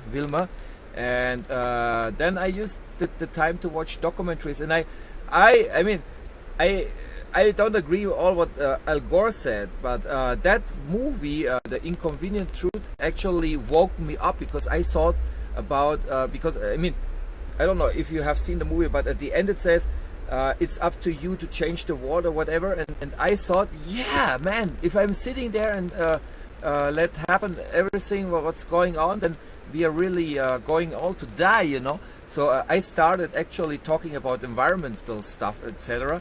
But that woke me up, because then on Facebook I got so many new friend requests, and I finally met people like all those people who upload the videos to YouTube about chemtrails. And then I believed it, because I saw chemtrail videos before, and I still thought, it's crazy, they're filming the sky, it's normal, it's a fucking plane, But then I start to research, actually, and this is what people have to do. If they hear the word chemtrails, don't just hear the word, research it. I mean, there's so much information there. So at that moment, I switched the thinking about global warming, and I thought more on the other things, what they were talking, HARP, mind control, chemtrails, and I thought, oh my God, this is the problem. All what we see in the mainstream media, because Al Gore was in the mainstream media, and we have to question the mainstream media, because this is also controlled by the whole New World Order. So I thought, okay, give it a try to research the other things, and then I found out more truths, and I started to make my live streams. My first live stream was 2011. Now it's 2014, so I'm also many years in this. And then I spent my whole money I had, what I gained. I'm an actor. I work sometimes in the commercial, soap operas, etc. Extra also. But I saved everything to get better. Now I have a high definition camera here.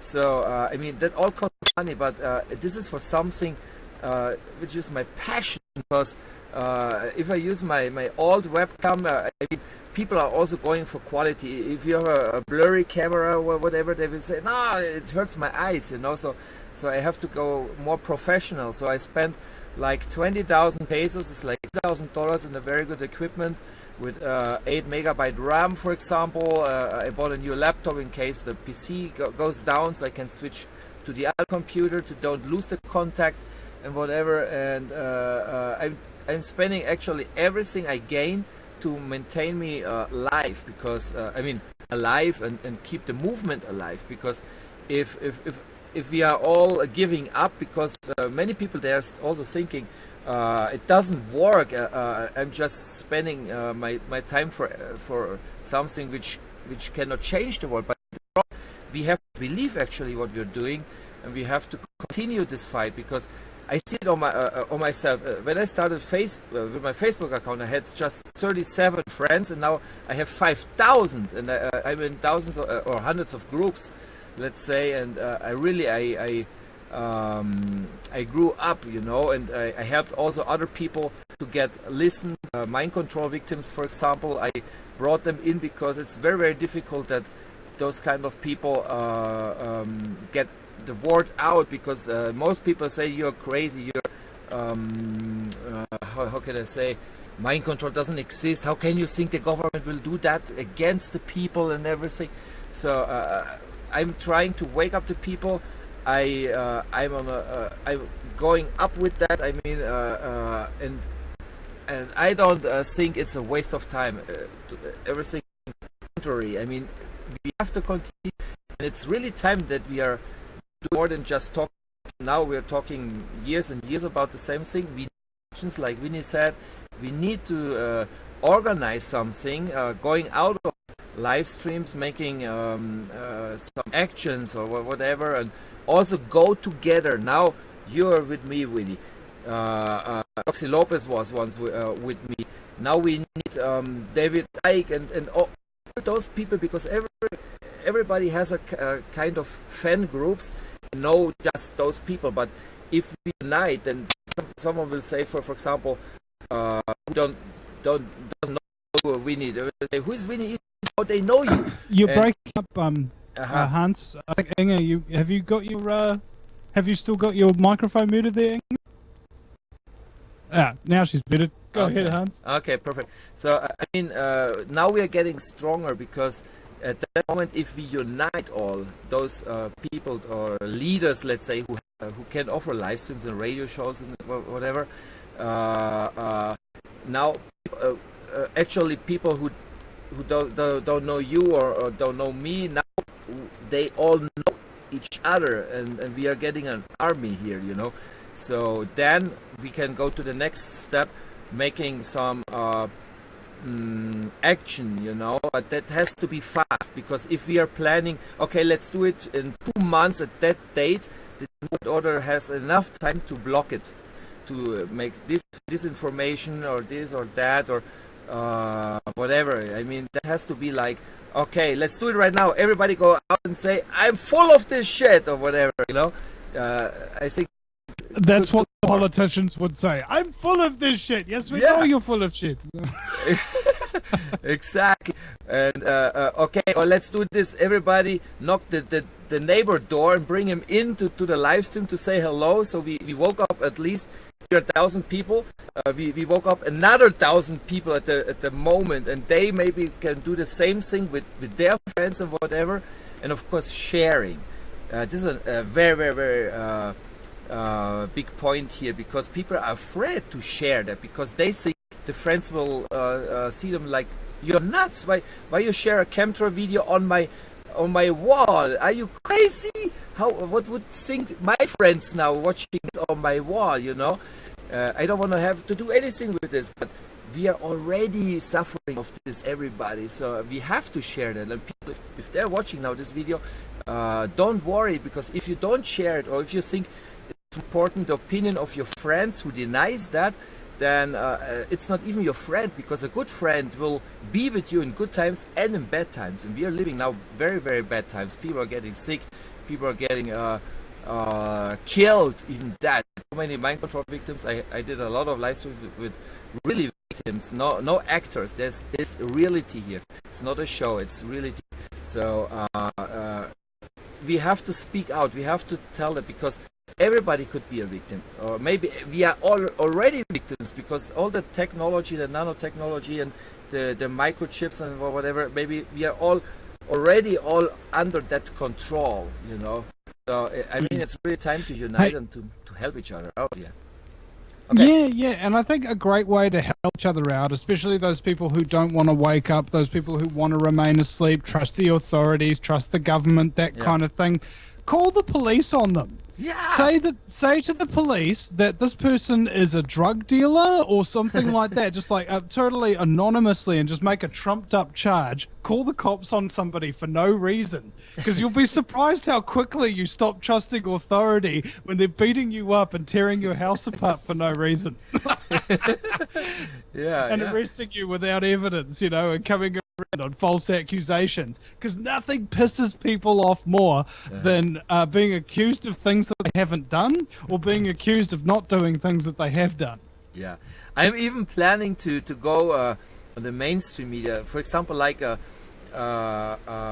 calling to a normal radio show on FM, you know, the normal, a radio show who just music and have their private or their talk show, and going into the show, say, hello, I would like that music, but I have a question. Okay, what question do you have? What is a chemtrail? And there was chemtrail, and then you're in, you know, and they cannot cut you off. And if they cut you off, call back again with another username or another, or you put another voice like, hello, do you know what is a chemtrail?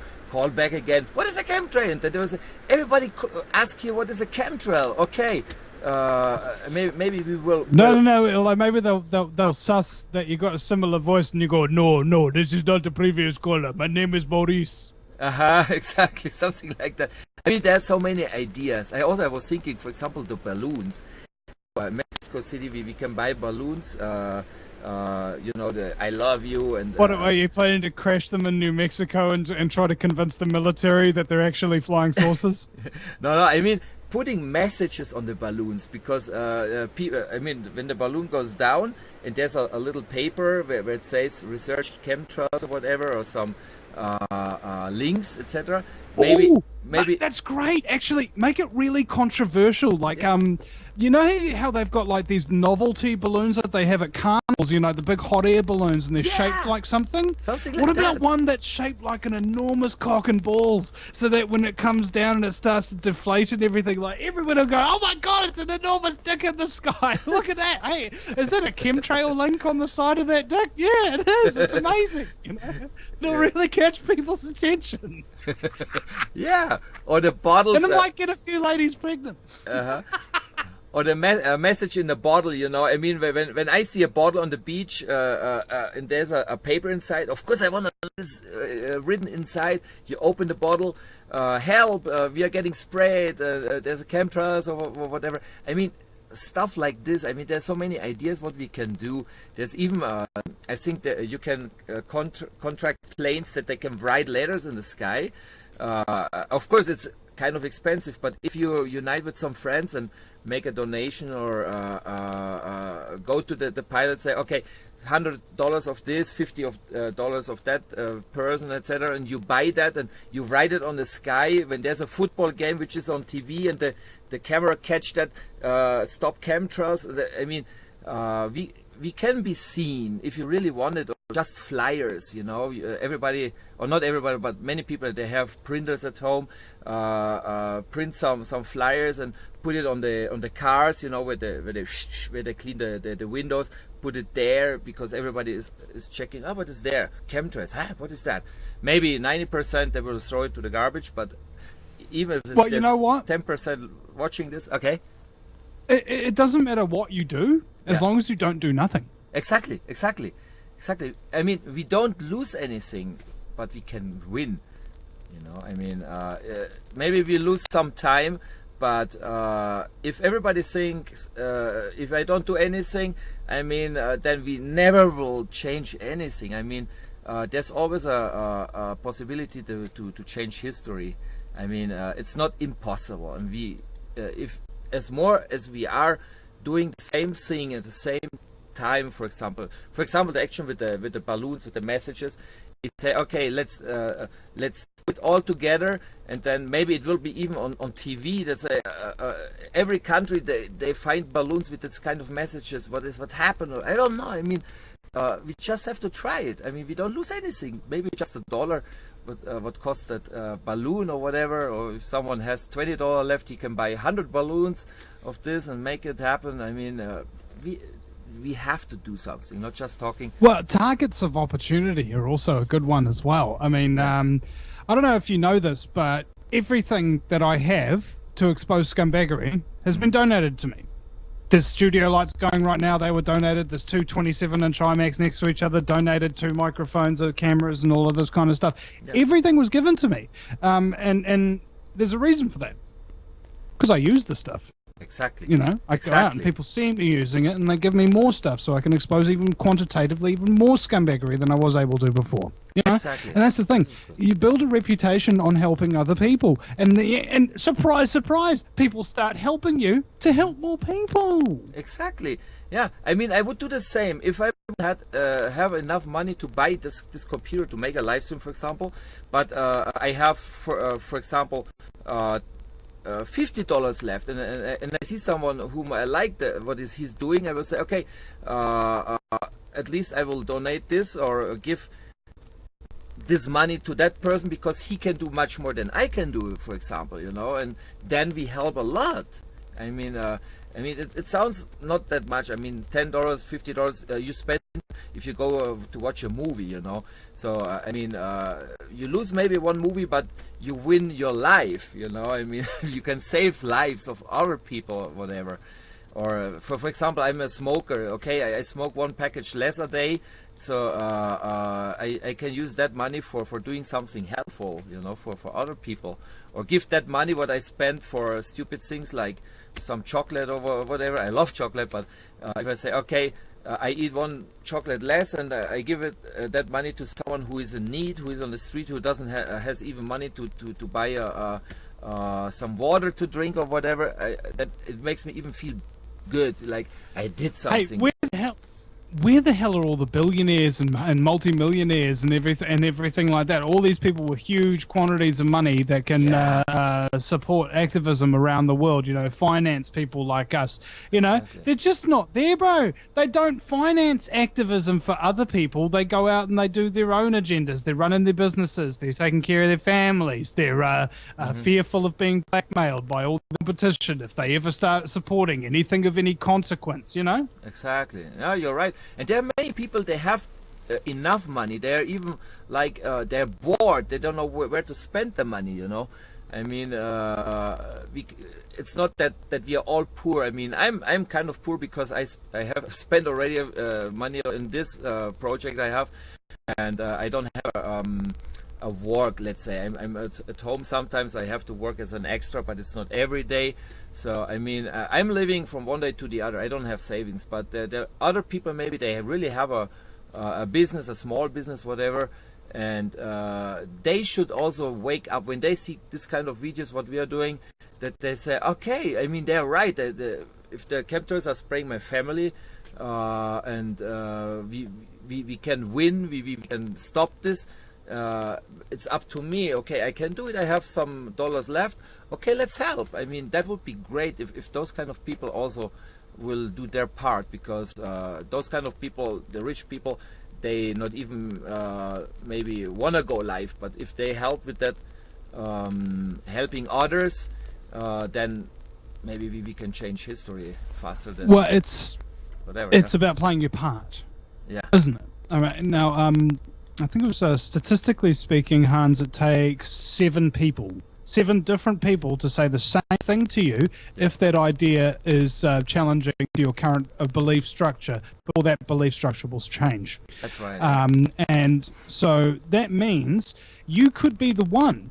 6 other people might have come for you. You could have been the one that actually chose to say something in a particular situation. Like, let's say you see, I don't know, a child that your mother's holding or something like that, and then she's got a smartphone next to its head, you know, and you go up and you say, hey, did you know that cell phones radiation signals actually penetrate through entire baby's brain rather than an adult's brain, where it only has like a small saucer effect around the air area on one side of your brain? You're actually irradiating your entire baby's brain there. And they go, frick off, I don't care, don't tell me how to raise my child. You're like, okay, I'm going to walk away now.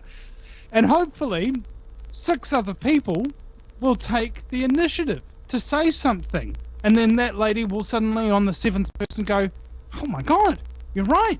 I'm freaking killing my baby. I'm irradiating its brain. I may as well put my freaking baby in a microwave. Oh my God, I'm going to stop doing that. And in fact, the next time I see my girlfriends and everything like that, I'm going to tell them to stop putting the microwaving smartphone next to their baby's brains as well. Maybe that's a really good idea. And you go, yeah, it absolutely is. Congratulations, you're no longer a mind control slave. Exactly. This is what should happen, you know. I mean, it's like the same with me. I didn't believe chemtrails in the past, you know, and it took me even a year or 2 years until I finally researched it, because in the past I just saw the pictures and said, this is a fucking plane.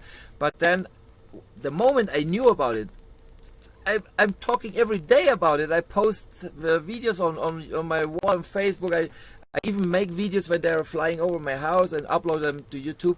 I'm 100% convinced now, and I have convinced many people also because of this. They didn't know about it, and now they're even asking me, what can I do, you know? So it's like a snowball effect, and I have woken up some people, not thousands of people yet, but at least, I don't know, 100 or I don't know how many, but at least I did something to help the movement, what we are doing. So if they are doing the same, then I mean, then is a chance that more people wake up. Also those sheeple who are just watching TV and soap operas and not even have. I mean, we have also to use our voice, because many people they don't not even have Facebook, just to use the opportunity. For example, if you're walking on the street, you see an old friend and say, hey, how are you? Fine. Do you know that you're getting sprayed? What? You know, and if someone is really concerned, he will say, how? Why? Explain me, you know, and then maybe that guy will talk with this in his family, and the family will also ask how, and blah, blah, blah, and then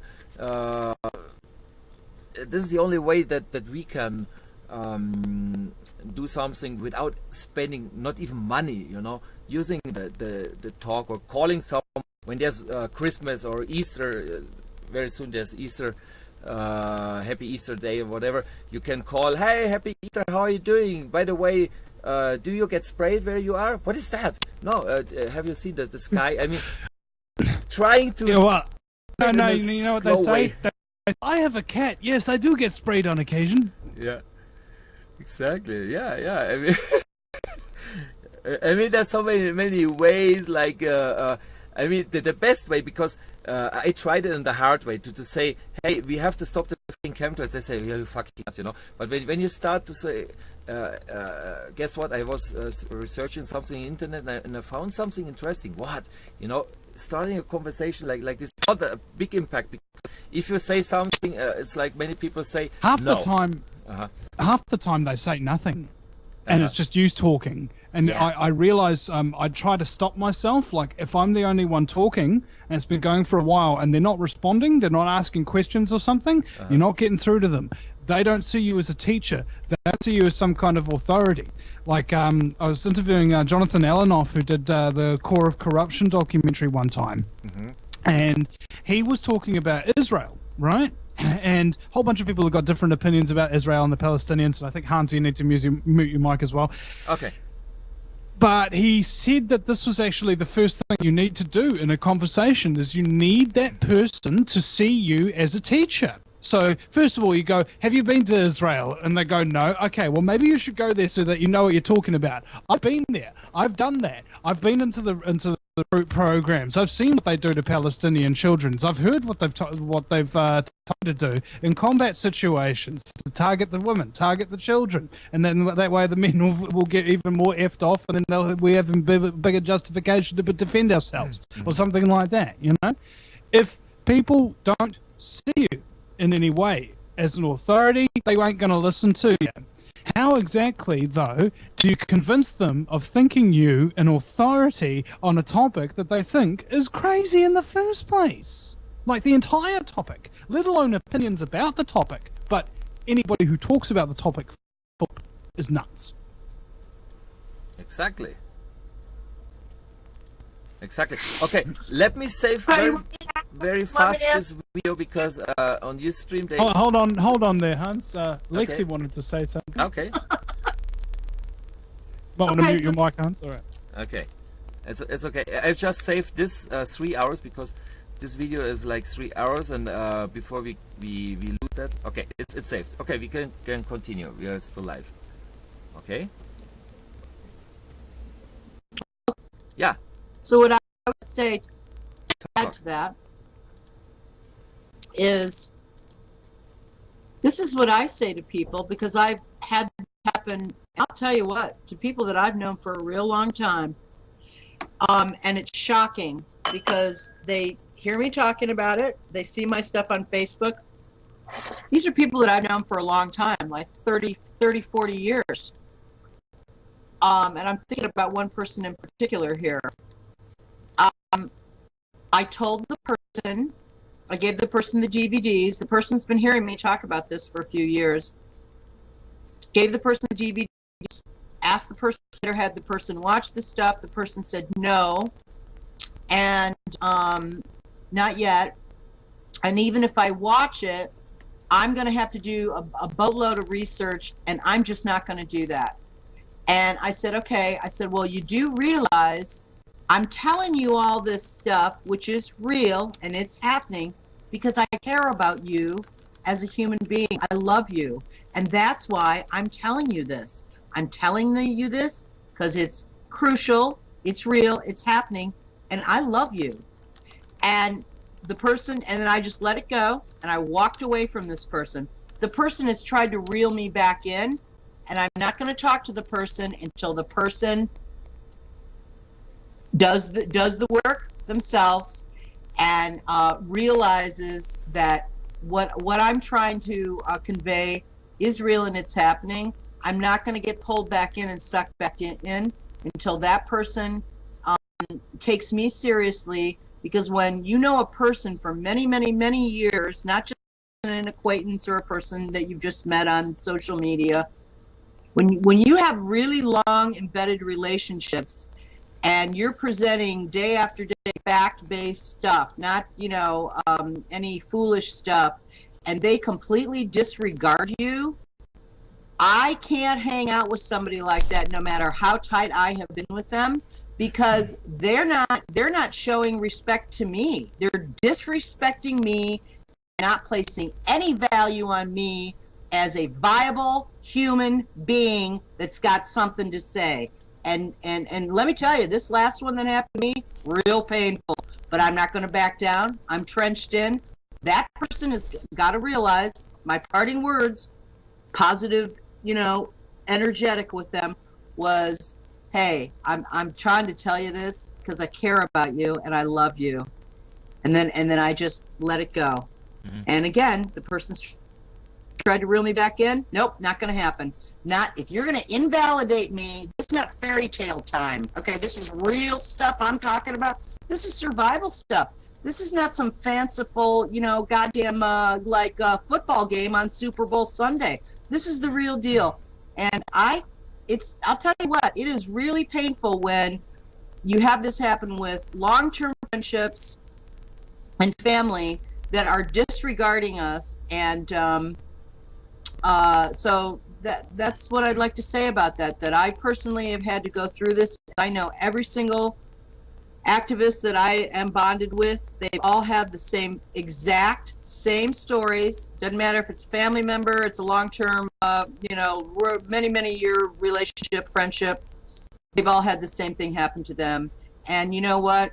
It's disrespectful. I have something to add here. First of all, I love myself. I'm in love with myself. I think I'm the most amazing thing, that came in here. I place that specialness on myself, so I don't have a lack of self-confidence. I know that I'm not an expert in everything, that's for sure. I certainly have been wrong in my life. But when I get onto something like this, and for over 2.5 years, am presenting evidence to people, fact-based evidence, providing a service to them, and then they just blow you off. No, not going to happen. It's disrespectful, and I won't be disrespected. So that's my answer. Yeah. There you go. Well, the people who want to blow me off can just blow me instead, I think that's the approach you should all really take. That's no joke, because if I had my way, and No by joke, the way, son. don't steal this from me now, because I know you're a hilarious guy. Don't steal this from me. But you know what I say to all the New World Order and all these people that won't, that are harming all of us? This is what I say. They can blow me, okay? And the domain name theycanblowme.com is not taken. So, and I don't have the money to buy it yet. So please don't steal that from me, because I think it's awesome. Yeah. They can blow me, and that's the way I feel about it. And you know, there you are. Yeah. Yeah. I think this might be the first time you'd actually have to pay money to tell someone they can blow you. All right. That'd be quite nice, actually. Theycanblowme.com. Yeah. I always thought about like a, what was it? Guerrilla Media, the media conglomerate that I'm trying to kind of sort of start along here. It's about getting people who already have their own websites, who don't actually need any help to begin, who have already gotten their stuff together, but maybe just need a little bit of tips just in how to become a little bit more media savvy, you know, how to edit a bit of video, how to host a radio show, do a bit of audio and what have you.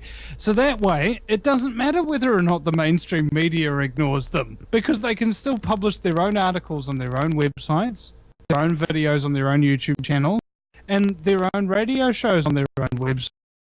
They don't need the media anymore. And in fact, to a large extent, I don't think we do. I mean, really, think about it. Mainstream media, name me one thing that they've really helped the freedom movement achieve in recent memory. Or in memory full stop. Right. Here's the thing. Whatever they're telling you on it, and by the way, I have no TV here. Okay, that's it. I'm out of Matrix. Except for the social media stuff. Whatever they say they put out there is merely a distraction, and whatever they say, just assume the opposite. Just assume the opposite. That's my mindset now. Assume the opposite.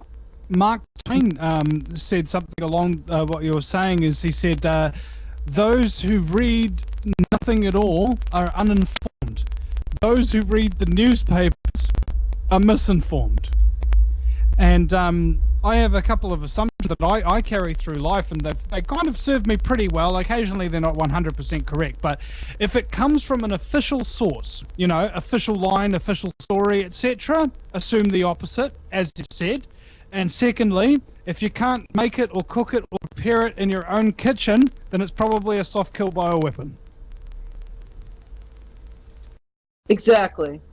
So, you know, I actually woke up my 82-year-old father, and he's a very educated guy. And I guess I get some of my smarts from him. And at one point he looks at me and he says, how come they're not reporting this on the TV? And then I had to explain to him, okay. And I gave Dad the whole drill. And he is a doctor, and he's highly educated guy. And he went to his own medical doctor, and he asked his medical doctor, what do you know about this? And the medical doctor told him, absolutely, we know this is going on. So he had to go to somebody in his own profession to get, like, you know, clarification. But, you know, it's really funny that, you know, how come, you know, NBC isn't reporting on this? And then I had to explain to him what the drill is. And he gets it now. He definitely gets it. And so that, for me, that was a big win.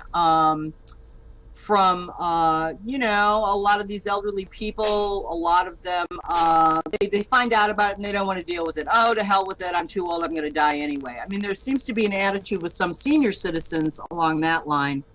But I know that not so with my own dad. And one of my really great co-activists that I'd like to mention, who I'm very tight with, he's in Los Angeles. His name is John Graff.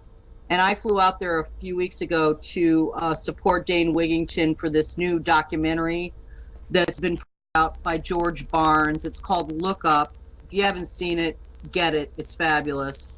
And I flew out to LA, and I stayed over at John's house with him and his mom. And his mom is the coolest woman. She's 77 years old. She's totally awake. I mean, she's the one that's like, you know, she's like down at the marches and doing stuff. So, you know, I guess the point of this is, Vinny, is that you're going to get wins with people, and then people that you think maybe have stuck with you for all the years of friendship, they are not on, we're all on a different path, and some people are not, they just like this false reality that they're living in. It makes them way too uncomfortable to have to face the truth that they've put trust and reliance in it's all false security. And you know, if some people can't handle it, What do you mean, make sorry, Lexi, for interrupting, but I wanted to ask you a question based on that. What do you make of people within the movement who say, oh, everything's almost over, it's going to be sweet, they're going to arrest, this certain group here is going to arrest the banksters, and the New World Order will be defeated in a day or two, you know, it's all going to be fine. What do you make of those people?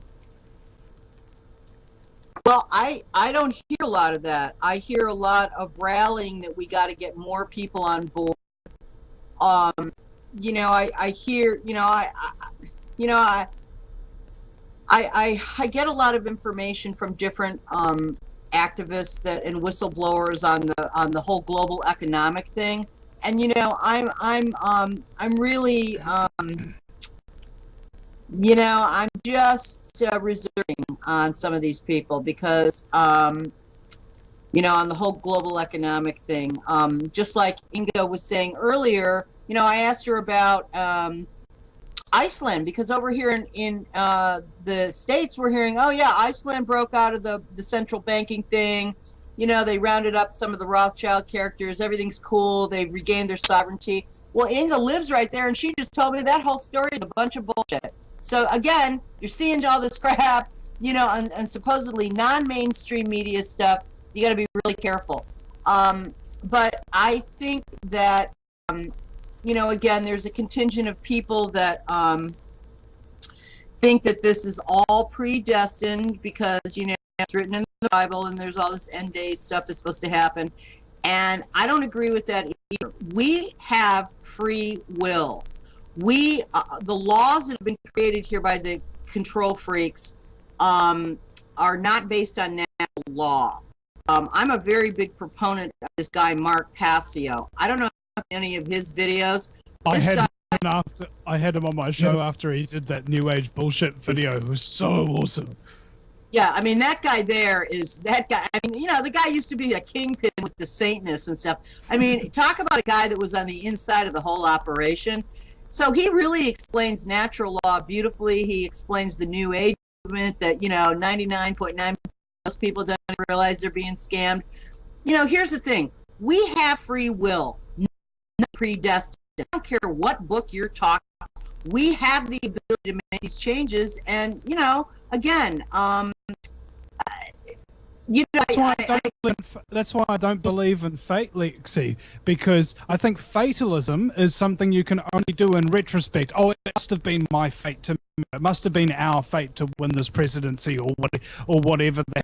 You can only tell what your fate is after the fact, and so hence I don't believe in fate, because I see all these stupid people go up onto American Idol and sing like, oh, I believe it's my fate to win American Idol, you know, I believe in it, and then they start singing, it's like, and it's just awful. People who believe in fate and think that it controls their destiny are simply abdicating everything makes them what they are. It's like being totally left-brained or totally right-brained. It's the same analogy as being, I don't know, a champion runner and having one of your legs cut off and said, okay, now run this length. It's freaking stupid. Well, people have been conditioned to give away their control and their own personal power. And, you know, there are, you know, listen, the New World Order, a.k.a. the Illuminati, a.k.a. the scumbags, call them what you will, okay, the psychopaths, they have pushed the envelope on so many fronts, Here in the United States, take the chemtrail component out of the mix. this government has pushed people so far on so many other fronts. The distrust in this country is at an all-time high. It is at an all-time high. I mean, they create false flag situations, a Sandy Hook thing where I just got some data that there were no social security numbers for any of the alleged murdered people there. The 26 people, they never existed. The whole thing was a Hollywood production. I mean, everything they're pulling is right out of that movie Wet Dog.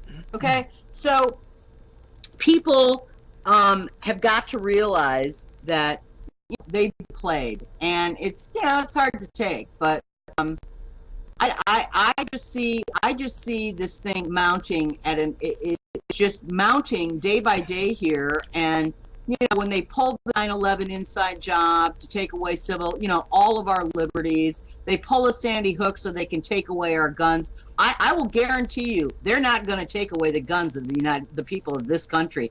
That is not going to happen. Trust me, not going to happen here. People are smart enough to know that they've been played, and people are waking up on all these different fronts. I go into all these different forums to just kind of gauge different former military people, different people of different ilks and backgrounds and stuff, and the distrust is at an all-time high. I don't go too far into any of those forums because my focus is the airplane spraying the poison, but I am keeping a gauge on it for sure, keeping a gauge on the pulse of the feelings of the people here in particularly here in the United States, because that's where I'm from. I wanted to also mention that I play a lot of strategy games, and what we're doing here is we're trying to do a very interesting thing whereby you're coming back from a really disadvantaged position, setting up a defensive perimeter, holding it while you recoup and build your forces. Then you move out, and then you take the battlefield back step by step by step.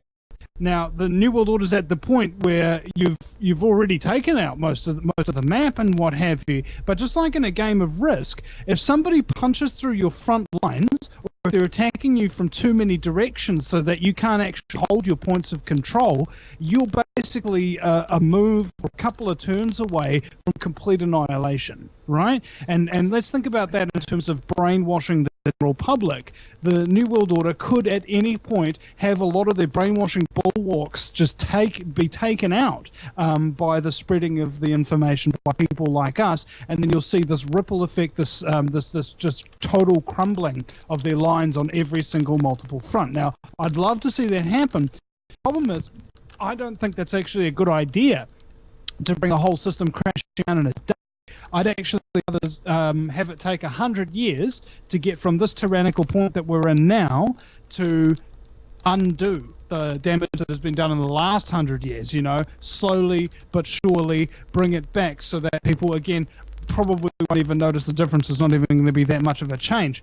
Then again, there is that old approach of just rip the Band-Aid off real fast. It's just going to be a hell of a lot more painful taking it off real slow. May I add some? We have a saying like that, you don't start eating the elephant by the tail, then you end up in a big shit. You eat the elephant bite by bite. It is a big one. The tail is shorter and thinner than the trunk, but better start on the trunk, otherwise you end up in the shit. Here in the United States, again, if I can interject, for instance, I just remember to mute your mic when Lexi's speaking. Here's a couple of things I want to point out. Okay, a few years ago, going back now, not too many people knew what the hell the Bilderberg Group was. Okay, they didn't know what the hell Bohemian Grove was. All these little secret clubs that it's all bunch of white guys primarily. Okay, now every time they do their little annual meeting, you better believe every year this whole thing keeps growing and growing and growing. For these, non-mainstream independent journalists and stuff, people are out there exposing these people where before they were able to operate in their secret occult little situations, occultism per, Mark Passio. Vinny, you should know this. Occult means secret. Okay, so these guys are all being exposed. And going back to the phrase conspiracy theory, well, do you guys know who invented that phrase? Do you know? Because I will tell you who invented that phrase. The CIA are the ones that invented that phrase. They're the guys actually, no, that's not true, Lexi. That's not true at all. The term conspiracy theorist was used, I think, in the 1800s, mid-1800s or something like that. To etymology.com. That's where the word was first used. However, the creative force behind using conspiracy theorists to demonize and call people who were against the government and about to expose their scumbaggery, you're correct, was started by the CIA. So just a little history there. Oh, okay, well, thanks for that clarification. I didn't know it went back that far, but oh yeah, somebody told me that once, and I was like, "Well, thank you for telling me." Because if there's one thing I hate, it's me being wrong and somebody not telling me that I'm wrong. And what was the book that Olga was holding up there? Maybe she'd like to weigh back in here. It was actually Inga. We can't hear Inga because you also still have your mute button on. Okay. Sorry, I didn't mean to call you Inga. I mean Olga. Sorry. I'm Inga. Don't worry, she'll get Olga. I don't care. I go by the name Agni or Ingo Rama or whatever you like, or Silly Woman or Cat Woman or whatever. I go by many names. Wow. This is the eye opener. Sometimes you look at a hiding photo and that the donkey is there, but you don't see it. It is hidden in a plain view. When you look at it, it is like the toe sticking out of a sock. This is a book which has the name in English. Well, I bought it for very small money. Nobody had opened it in the library here. And I have not been able to close my eyes for 10 years on all these matters. Bilderberger, all. It opened it all. And they call it, you can find it, it's only 72 pages. Where is it named? No English name. I think it is called None Dare to Call It Conspiracy by Gary Allen. And it is in published 1983, I think. No, well, translated in 88, and I think it is written 83. No. 71. It's here. Anyway, they say this is the book. The Norman Dodd. You know who he was? Well, maybe he's alive. The main researcher in the Reese Committee, who researched every what do you call it? Foundations, He says, since this is the book you can get, I don't have to answer no when I'm asked if there is a book out there who you can read about what I know. It is not more good, I can say it. It's my translation. That is Norman Dodd who says this. You know who he is? No, what is his name again? Norman Dodd. I'll write it here. I can give you, there is a free link for this book in ebook form. It is on my blog. Well, that is in Icelandic, but all links of what I write or post I keep everything with it. Don't only put something out because if you don't put the information link or sites up, then you get kicked in the ass. Do you have a website, Inga? You have a website? Yeah. Okay, can you type in the little chat box in Yeah, I will Skype the name of your website, and then I can see what it is.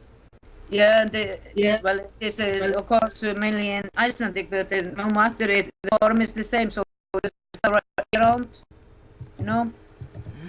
And if you write my name, you will find me on Google.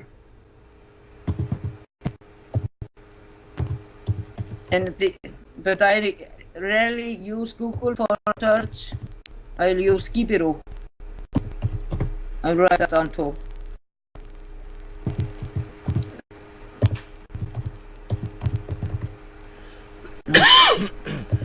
Sorry, I'm an old woman, I need to wash my fingers, otherwise they might run wrong way.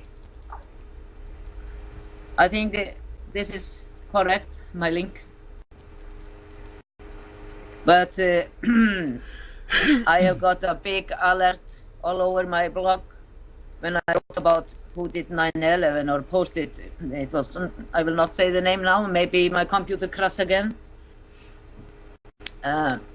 They put up a red alert and say I had posted some bad link, and I go direct to the link. There was nothing wrong. But they say, if you trust the blog agni.blog.is, then you can post this window or this window. I say to myself, oh no, you don't get me there, guys. So I sent out warning to my blog friends and to say, don't open only any of these or either of these windows. While I check what is going wrong. Everything was written in English, you know, alert, to big red, white, and slash. And well, if it was the Icelandic blog site owner, our mainstream newspaper, it should be on Icelandic, true, not on English. The alert. And when my friends come back, they say, yeah, there's nothing wrong with your blog. Everything is as usual. It was only on my last post. And I find a way around it to go into the admin area. And I use another link to go out. And I do all what I want. But the alert was kept up for, I think, maybe 2 weeks. And I'm having all kinds of strange things on Facebook. When I post something on the news, I have seen it lift up and float off, and I'm blinking. You not have had these problems? Now you all go. I kill you. No, I'm here. I was looking at your website. My computer has been very slow the past few days. Yeah. Well, it is also full moon today. That affects. Yeah, I know. I was outside earlier with my dog. It's huge out there. Huge moon. But may I ask you to look at it if it will be full for more days? That is what I have noticed here in Iceland. The moon is full for 2 days to 5 days. It stays full so long. Wow. And then suddenly, like, slash. And even coming up in a strange time the next night. And not even a point to the mountain where I can see directly. There's a big mountain. And even get dark 2 hours earlier this night than the other. It is not bullshit, but you think you're maybe getting to a doctor, and you're experiencing like a dizziness, ringing in your like in your ear, and you think you're getting crazy, and you go to the doctor, and of course, SSRIs, fluoride drugs, mind control. Then when it is the magnetic field on the earth who is fluctuating and opening up. So they're playing with it all. This is not one dot, it is all dots go together, in my opinion. Follow the dot, find the big splash. Right, I agree with you. but are we friends on Facebook, Lexi? I think so. I have also chemtrails and harp site there on Facebook. Yeah, I told you that today. Okay.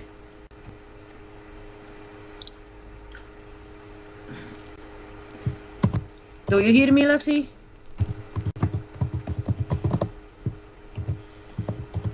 Okay, sorry, I had the microphone up. I don't think we're hooked up on Facebook.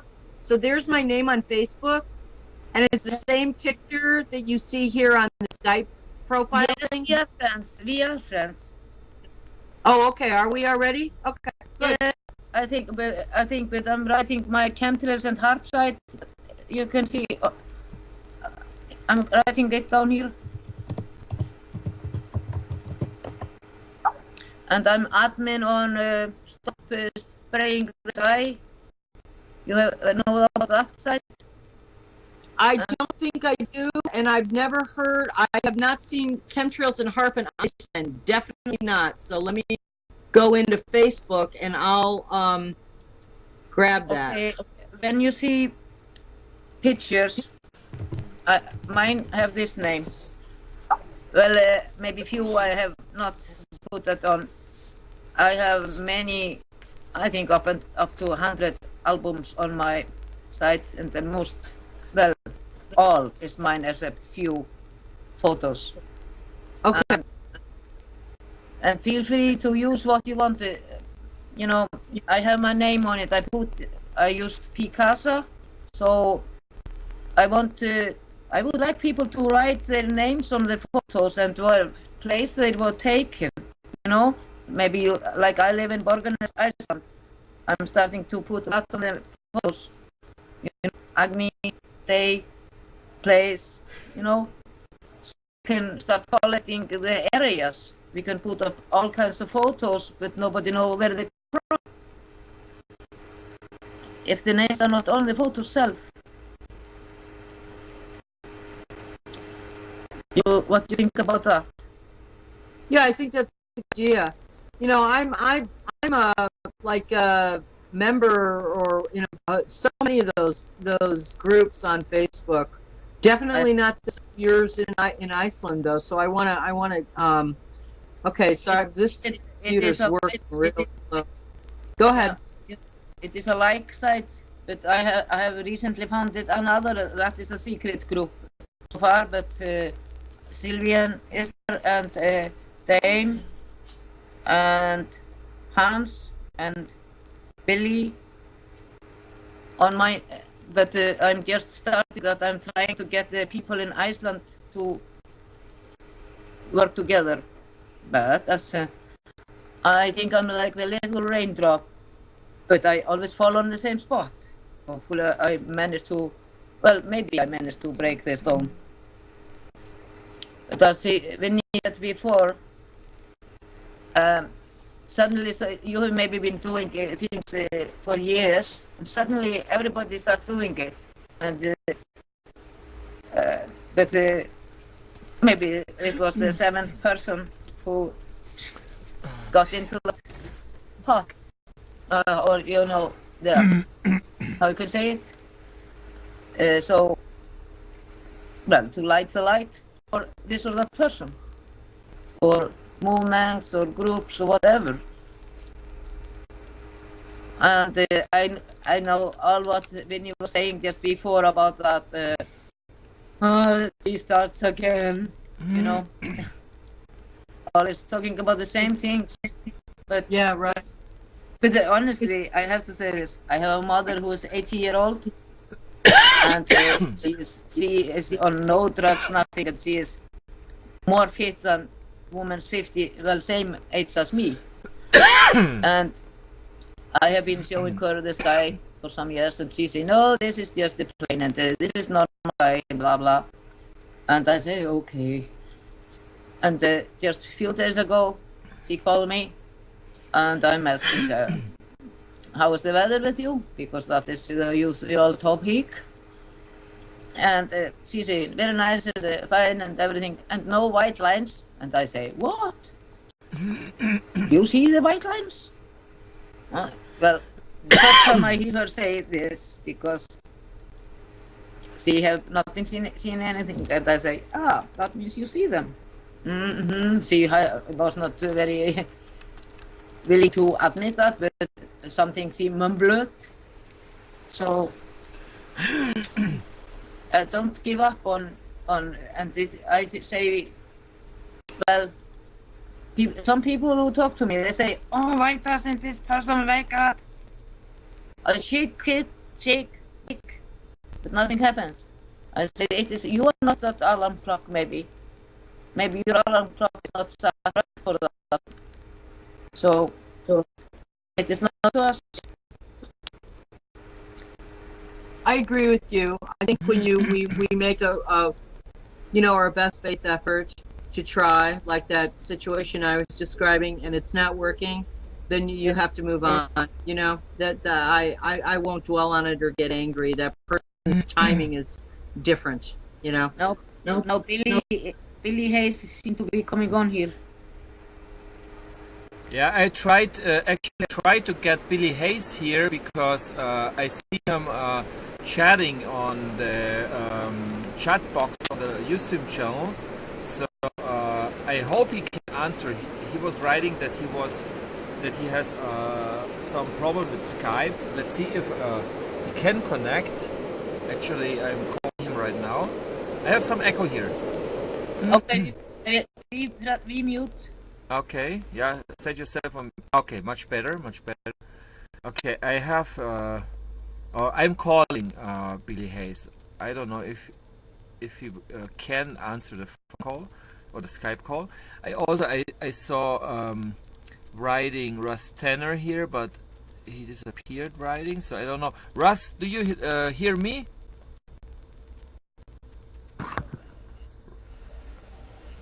Hello, Russ. Okay, I don't know whether I'm going to be. Billy, yeah! Finally, I got you. Excellent. Welcome. Finally, I have you here. How are you doing, man? We're not doing so hot this morning. We're sitting up here at Bethesda at Walter Reed Hospital, waiting for to hear from the doctors. Yeah, and how is everything? I don't know if you want to talk about it or here live, or I'm just very worried about you too, because you're also having problems. Well, it's evident that it's an attack on the family, so yeah, you know where that comes from. So yeah, I know. We'll leave it at that for the time being. Well, good evening, ladies. Lexi, Alexis, Russ, Vincent, Inga. Ingrid. Inga, please, not. It reminds me when my mother got angry with me. She Ingebjörg. So call me Inga. So, please. Nice to meet you, Billy. I'll just be ladies tonight. Okay. Yeah, I have. I believe the conversation is in relative to followed and antagonized by those outside realms. What's the conversation is about right now?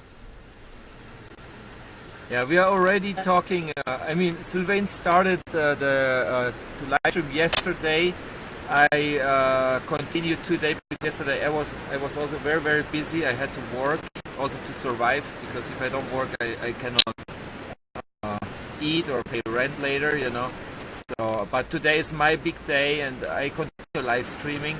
And I also have, I don't know if you know already. I mean, Russ Tanner is still not ready. He will talk in a while. But I have Vinny Eastwood here. He's taking a weekly leave now. He should be back right now in some minutes. But Vinny Eastwood also is doing a great job. He is also live streaming many, many times with very, very famous people here. He will be back. He's still in his piss here. So let's. Okay. Don't let's waste time. Billy, I'm happy to see you here. That you could make it. That you're actually part of this live stream. So I don't know. Is there something knew what you want to say, because I mean, it's all that what is happening, that the people wanna kill us with the time, you know. I mean, you're one of the survivors of the HARP project. I say that for the people who don't know who is Billy Hayes. He was working on HARP many years ago, and he's one of the last survivors. I don't know how many people are still alive from that project you were working, or is it just you? I couldn't find the mic turn on here. Okay. I didn't hear the question. Okay, I will repeat it. I also, I'm glad to see you back, Vinny. Vinny, do you know who is Billy Hayes? Billy Hayes, I don't know, but from the name, I would suggest that he's involved with somehow studying the amount of particulates in the sky, the chemtrails, that causes a haze. He is actually was working in HARP. He's one of the last survivors of HARP. I think he's back. Let's see, Billy. The last survivors of HARP, eh? Yeah. Are you there, like Billy? most of the Mohicans, except even more in danger. Yeah. Are you there, Billy? Yeah, I don't know whether I dropped out or you guys dropped out. You dropped out, but you're back. Okay, explain the people who are watching what happened. I mean, we have had a big talk in the past, but maybe many people, for them it's the first time that they hear you. Anybody else who is not talking, please mute your microphone to give it a better quality here. Okay. I'm not gonna. I can't get into anything right now. I'm sitting in the middle of an army hospital right now. Okay. It's very tragic here. Yeah. Okay. I'm just going to listen. Hey Hans, also when you tell other people to stop to mute their microphone when they're not talking, that also means you. Okay. I will mute. Have a conversation. I will mute myself. Go, Billy. Okay, I can't speak very much here. I'm sitting in a hospital room with a patient and my daughter. So, and it's an Army hospital. It's Walgreens Hospital, Bethesda, Maryland. So, let me just take a break here. I got a doctor around here to talk. Okay. Well, would you perhaps mute your microphone and just on the line there, or perhaps drop out completely and we'll reconnect you later?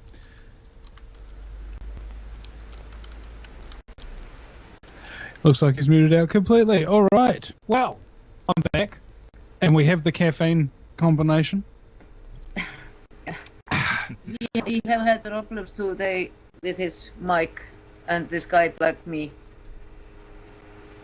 Well, it's always a challenge, actually, putting on a broadcast of this size and complexity, because everybody has to be on the wavelength. Like, for example, it's like you've got to instantly remind everybody that all of a sudden, if I'm not talking, like, as in right now, I'm listening to Vinny speak, I need to actually remember to mute my microphone. Because even slightly little background sounds and things like that, if the computer program's interpreting a couple of different sound patterns at the same time, what happens is sometimes online, especially on live streams, you'll have these big breakups and dropouts and all of this other sort of thing that affects the audio. That kind of, they were just cutting us off on the Skype cell all the time. And I had this strange problems on Skype, well, on this Apple computer at that time, that it showed me online for me, but offline for the group. So it was, and when I put offline for me, then I came online for them. And when I started talking about the cheap fares, from airliners, you remember I talked about earlier? I did? I don't recall, no. I mean... No, maybe I was talking with one. I was asking people if they knew about or had in where you live, like this, maybe for 48 hours, some airliners have a rabatt price for tickets to some special city in another country, forth and back. It costs almost nothing, honestly. And you can only fly on special days. Here in Iceland we have this, And I started to wondering, who's paying for this cheap fares? Well, I call it fares, maybe it's wrong word.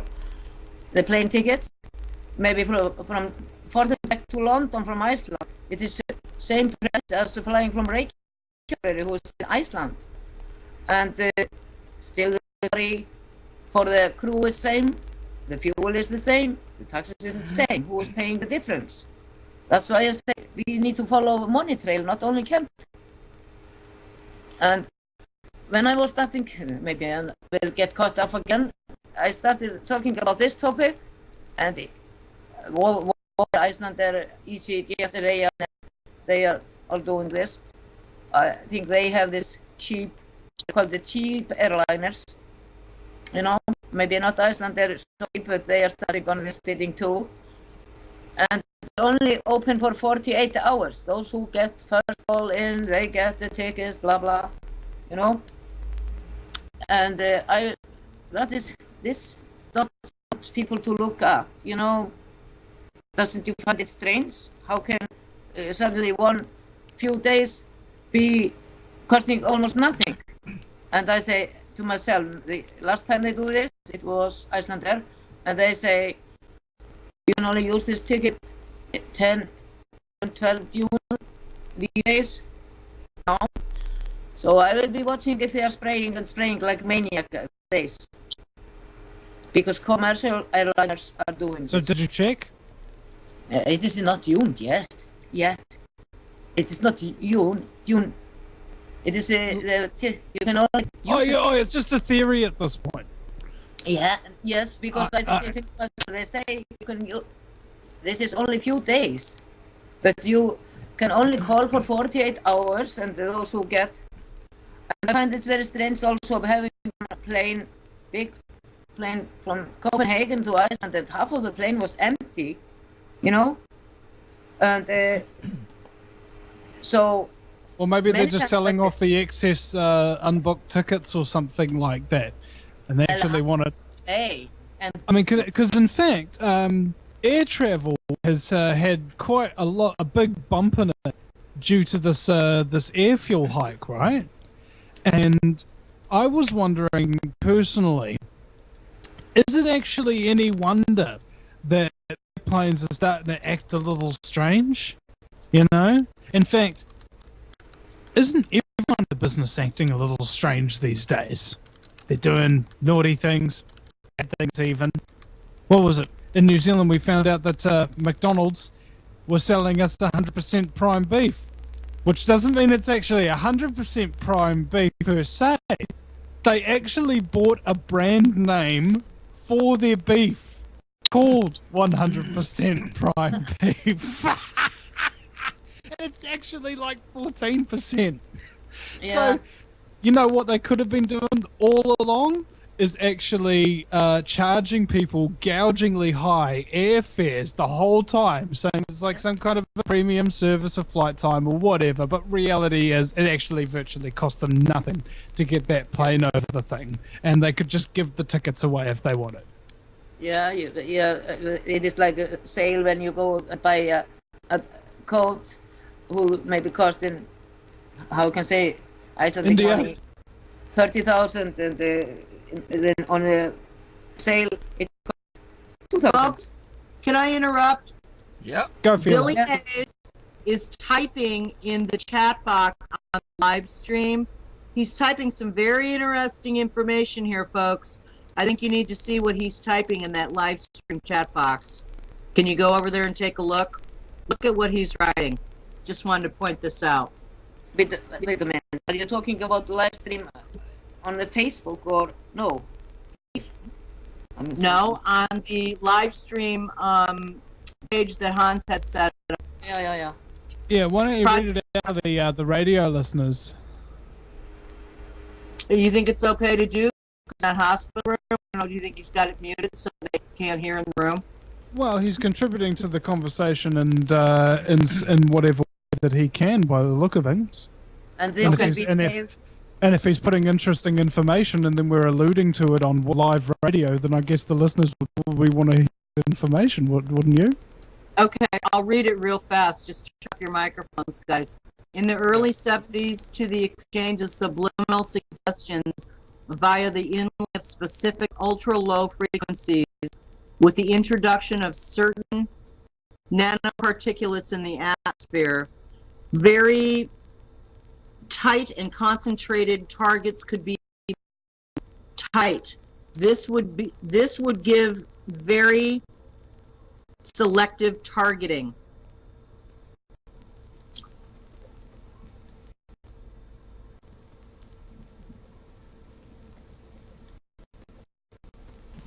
Is that it? Yeah, so far that's all he's typed. So they got very selective targeting with chemtrails. Is that what he's trying to say? No. No, he's talking stuff the with the nanoparticulates. I think he's talking about the Let's use say, for of, instance, they're laying out little micro transmitter things, and these transmitters could transmit a frequency that really brings you down. Yeah, like Sounds about right. Okay, so If I was a criminal genius like Overlord, Bond villain, or something like that, that's what I'll do. you guys, my understanding of this, if you mute your microphones, and he would know more about this. I've heard a little bit about Mr. Hayes. My understanding is the use of the metal particulates in the atmosphere. They act as the atmospheric conductors for HAARP. They need that's the whole military component of this. They need the metal nanoparticulates in the atmosphere because they act as the conductors for the HAARP device. So are you saying that the harp is the orchestra and the chemtrails are the conductor? Okay, Mr. Smartass. No, that's not what I'm saying. You know what I'm saying. You know what? Since he worked on the device, that has all been sort of my general understanding from the military. They actually have a term for it. Project. Hold on, it'll come to me in a sec. Projected energy weapons. Directed energy programs is what they call it. It was actually in the brand new 2014 NDAA military part of the budget. They called it in there, which was just released, the summary of it. They call them directed energy programs. And I believe, of course, that HAARP is, one of the devices that they're referring to, even though they don't use that word. So that is my basic understanding, not being a scientist or astrophysicist. Okay, so now Billy says, over the last decade, interaction almost to the point of telekinetic type conversations have been achieved by Russians, then followed by the U.S. and China.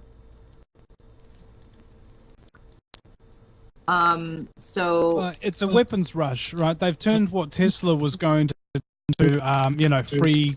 You got to mute your microphone there, Lexi. They've turned what Tesla intended to be free wireless energy for the entire world forever into an arms frickin' race. Yeah, it's a weapon of mass destruction. It's a WMD, as far as I'm concerned. I honestly think the whole ruse of we're going to drop nuclear. To me, it's total smoke and mirrors.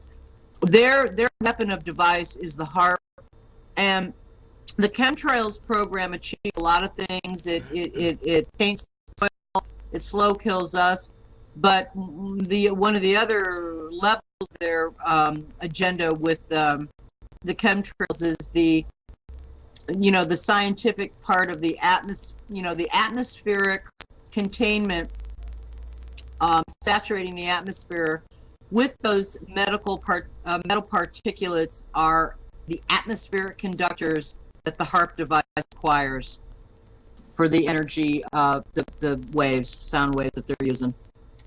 And that's in layman's terms, folks. That's in layman's terms. What it appears like to me is it's a forerunner weapon. Kind of like before you'd send your troops in to mow down a whole neighborhood of people or something like that. You'd send in a big flare or something to light up the area so that they could see better at what they were shooting at. This way, you lay on the chemtrail, and that paves the way for the HARP. You know, seems pretty straightforward.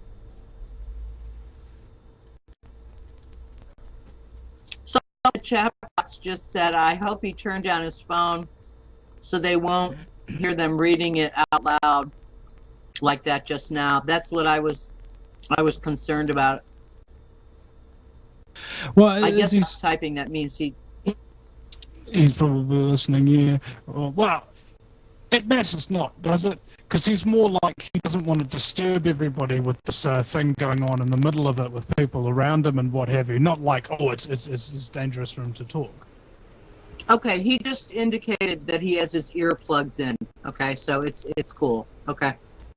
Mr. Hayes, I appreciate it, and I apologize greatly in advance if my description of that device that you built is inaccurate or sophomoric or pretty low level explanation, but hey, you know what this reminds me of? What? This reminds me of the movie Sphere, where they've got the people that are talking, but they're talking to something and you type messages back to them. Have you ever seen the movie Sphere or read the book by Michael Crichton? No. No. Oh, well, a very, very good film anyway. They find this alien wing at the bottom of the ocean, and it's got a consciousness, and it calls itself Jerry. But what's funny is that that's actually the name of one of the crew members. And it turns out that what this thing does, what this energy ball does, the sphere that they find on board, takes whatever it is that you're afraid of and literally physically manifests it into reality. Like the guy was really afraid of a giant squid, and he was reading Jules Verne's 20,000 Leagues Under the Sea, and all of a sudden the giant squid comes on them and starts attacking their little submersible base that they've got there, you know. Really, really scary movie. You get the hell frights out of you.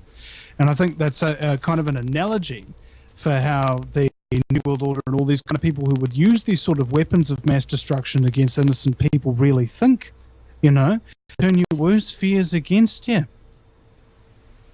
Yeah, well, that's why you got to learn to not have any fear. Okay, now, Billy just said that he was lied to. I was lied to when I was young. And I bet you he was. Poor guy. I mean, I heard briefly his story. Sylvain Henry was telling me his story the other day, and it's a horrendous story. He further goes on to say here, cannot speak. I'm in the Army hospital. So I'll let you know if he says anything else. You know, this has been a horrendous thing that happened to this man and his family. It's unbelievable. Okay, I'll click my mic off now. It seems to be one of so many stories that I hear. I mean, like I interview, I don't know, or get interviewed by maybe 5 to 10 people a week that I don't know, maybe even have never heard of, and they all tell me horrible stories about everything that's going on in their life and how they've actually had to make the best of it and use that thing that happens to them as their motivation to help other people. You know, and I don't think there's anybody here who can't sympathise with that. I mean, I doubt any of us here have all had it real easy.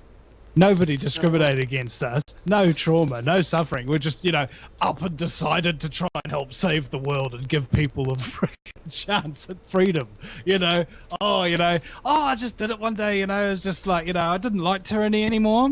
You know, I didn't do any thinking about it. Nothing bad happened to me or whatever, you know. It's just, I just made a decision. Sorry, may I say some? Maybe we have been a victim one time or other times, many times. Well, then we are a victim. It is up to us to choose if we want to stay that or let it build us up or break us down. I think it is better to be like the little bushes who bends and sways than the beautiful tree who fall with one, you know. Hey, did you know that George Bush's personal doctor was known as WMD?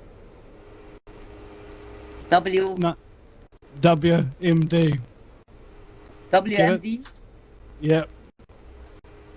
George W. Bush, his personal doctor, medical doctor, called an MD. Hence, he was known as WMD because he was W's doctor. He had the name Bush, like Yeah. Bush. Well, I Maybe you're just not getting it. I always say Bush is playing in the bushes. Oh, yes, but perhaps you're unaware of the tradition of Vinnie Eastwood to come up with incredibly shitty parts.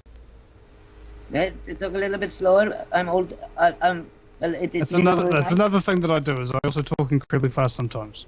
Well, that's okay. We are like this, those strange creatures. I think you know that. Yeah. Hey, creatures. That's like a creature and a creation. Yeah, well, we are creators, but if we let somebody else create us, what do we do with that? No. Yeah. As before, people are talking they control it, and if we can be mind control it, then why we not mind control ourselves or program our own brain? You know? Ooh. Well, there's something I've been saying for a long time. Do you know how you know if you're under mind control? Is if you never question whether or not you've been under mind control.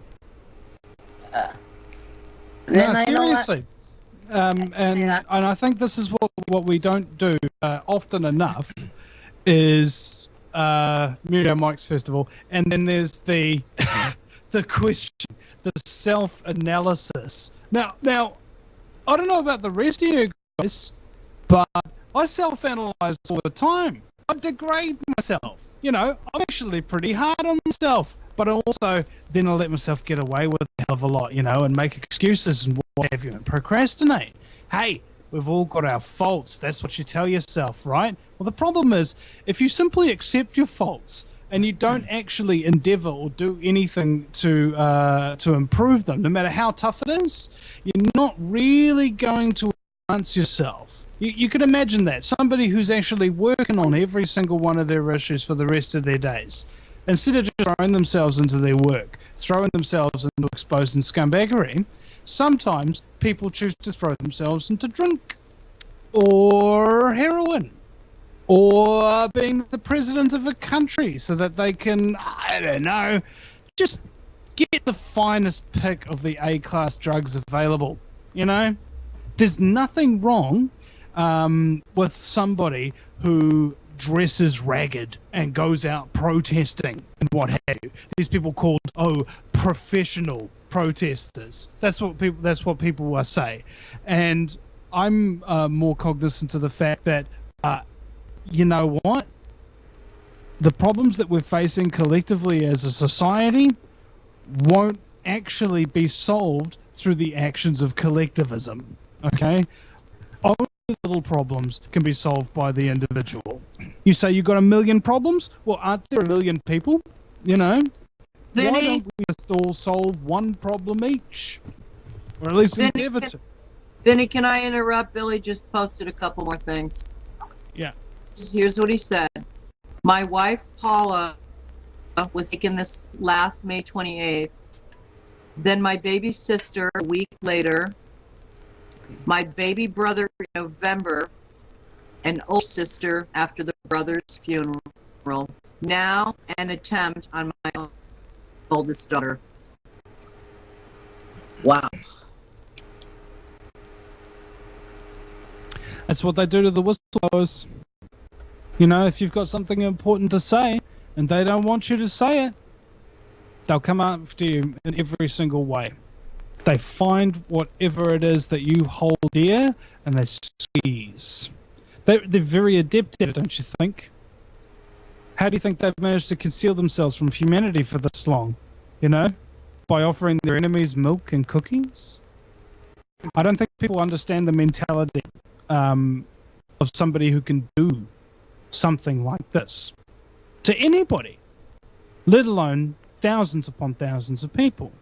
You guys know what I'm saying? Like, how do you get into that mindset? I don't know. All I have to tell you is the characters that are effectuating this, they are the most dangerous, ruthless people on this planet. And when activists first start to get into this, and then they make that connection, that intellectual connection, we're not dealing with, street thugs here. We're dealing with the most ruthless, vicious people on this planet. And this is real serious business. I mean, any of the lead activists in this thing, when we enter into this, we are fully cognizant of what we're getting ourselves into. But, that's not scaring us away. Absolutely not. And as you can see... but there's a lot that do get scared away. Yeah, I know. I get that. But the really core people, no, we're not going away. We're not going to be intimidated by this. And when you hear a story like Miss Hayes' story, that's further reinforcement for somebody like me. I mean, they use all these people. They compartmentalize this thing to the T. The people effectuating this thing at the top of this pyramid, they're complete cowards. Complete cowards. Trust me. Why would they need so many goddamn bodyguards? They weren't. That's basically the end of the story there. They need the entourage, and you know who actually has such an amazing perspective on this is Thomas Sheridan. He wrote a book called The Puzzling People, Labyrinth of the Psychopath, and he explains how psychopaths think, all their methodologies, how they act and play. Hey, have you ever had somebody who could never apologize to you, would constantly lie to you? If they do apologize to you, oh, I'm sorry, you feel that way. Who doesn't have any long-lasting relationships, really? Doesn't actually care about anything about themselves? Lies willy-nilly? Benny, let me interrupt here. I just need to clarify with Mr. Hayes. If he does not want me reading the stuff that he's written in the chat box, could he type that he doesn't want me reading this stuff out loud? I just want to verify that this is okay, that I'm doing this, because, I think that's important. Because another person saying, "Why are you reading this stuff out loud? Why are you reading the comments over the audio?" Whoa. Yeah. Yeah, and also, Inga, can you mute your mic as well there? Yeah, I don't want to offend this guy. Listen, if this is inappropriate, I wish he needs to let me know, and I'll be quiet. Yeah. Oh, he would, of course he would, because he's listening in live and he's got access to the thing. If he didn't want you saying it, he would have said something, I think, rather than kept typing out stuff that you keep reading. There's only a 20-second delay here, also. Anyway, I was saying about psychopaths, and one of the main arguments for people is we tell people that there's these kind of crazy, power-hungry, ruthless, scumbaggery, murdering, pedophile scum, whatever, running everything. They're like, oh, but why would somebody do that? Why would they nuke everybody, or why would they spread a virus or a plague or whatever? You know why you think? Why would they do that, and why you can't understand it? It's because you're not a ruthless criminal sociopath. Okay, if you were, yeah. Hold up, Vinny. Billy just said, Mr. Hayes just said, speak on. I just cannot make audio comments here in the hospital. And that's what I thought. I just wanted to verify. So thank you, Mr. Hayes. I just want to be respectful of your circumstances. Okay, Vinny, I'll put my microphone off. Yeah, thank you very much for that. And it's also good to pay homage and respect to people like Mr. Hayes, because at the end of the day, they're doing the kind of thing and making the kind of sacrifices that I can't make, that I don't want to make. I can't be forced into. I'm not in a position to even be that much of an insider that they'd take such course of action with somebody like me, because I think when you are in a position right near the core, when you're closest to the truth, that's when you have the greatest threat to the lie. And I don't know, and it comes back to the psychopath equation as well. You ever expose somebody's lie, and then you hear them suddenly spout about 1,000 other lies to cover up the one you exposed? It's kind of like that. That's what these people do every single time. No conscience. They can pass lie detector tests, right? Even sophisticated ones. There is nothing they won't do. There is no lie they won't tell. That's why it's really difficult to fight them and expose them. Let's say, for example, I wanted to bring a psychopath down.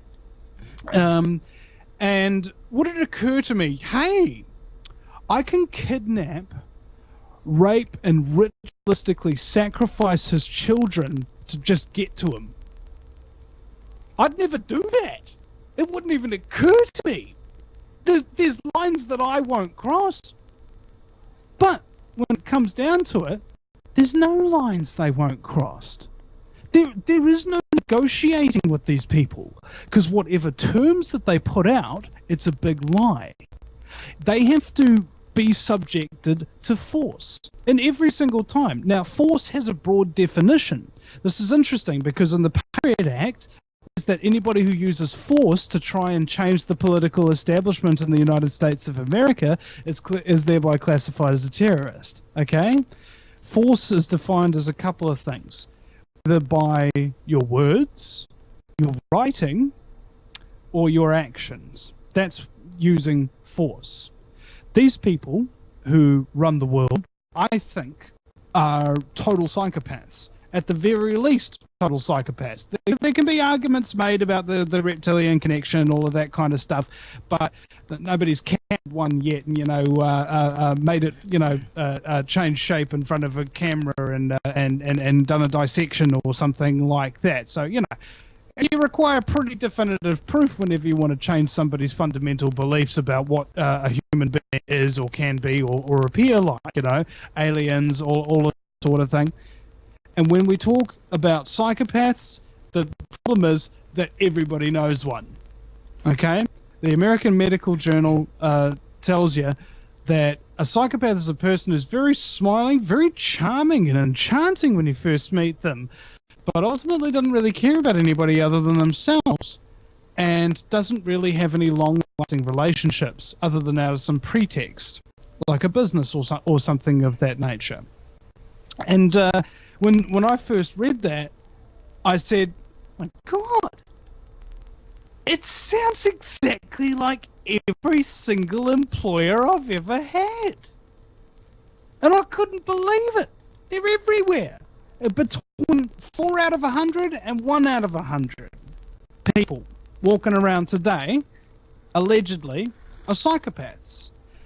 Interestingly enough, the American Medical Journal goes on to state that psychopaths often crave power and control. And they have specific industries that they usually wind up making their way into, one where their skill set is best applied. Their skill set of making decisions without moral conscience to get in the way. They become doctors, lawyers, entertainers, politicians, business owners, churches, and you can't really think of any other way that would be more easily put out there as the reason why our society appears crazy. Because all of the power centers are like sugar to ants. And you've got psychopaths crawling all over them and stomping all over you. And now the world suddenly makes sense, doesn't it? Well, why is it such a crazy world? Because it's got crazy people running it! Pretty straightforward, I would have thought. But apparently, that doesn't... Like, where is he? And it looks like Deb Whitman is back. Deborah, are you back? She might be muted. I'm here just listening, see what's been going on while I've been out. So trying to get caught up with what you guys are talking about. Well, Deb, I just wanted to give you an update. I don't know if you'd ever heard of this man before. He was just brought to my attention yesterday by Sylvain Henry. His name is Bill Hayes, and he was one of the people, or he might have been the primary contractor that built a heart facility in Kona, another one, I don't know if it was in Florida or somewhere else.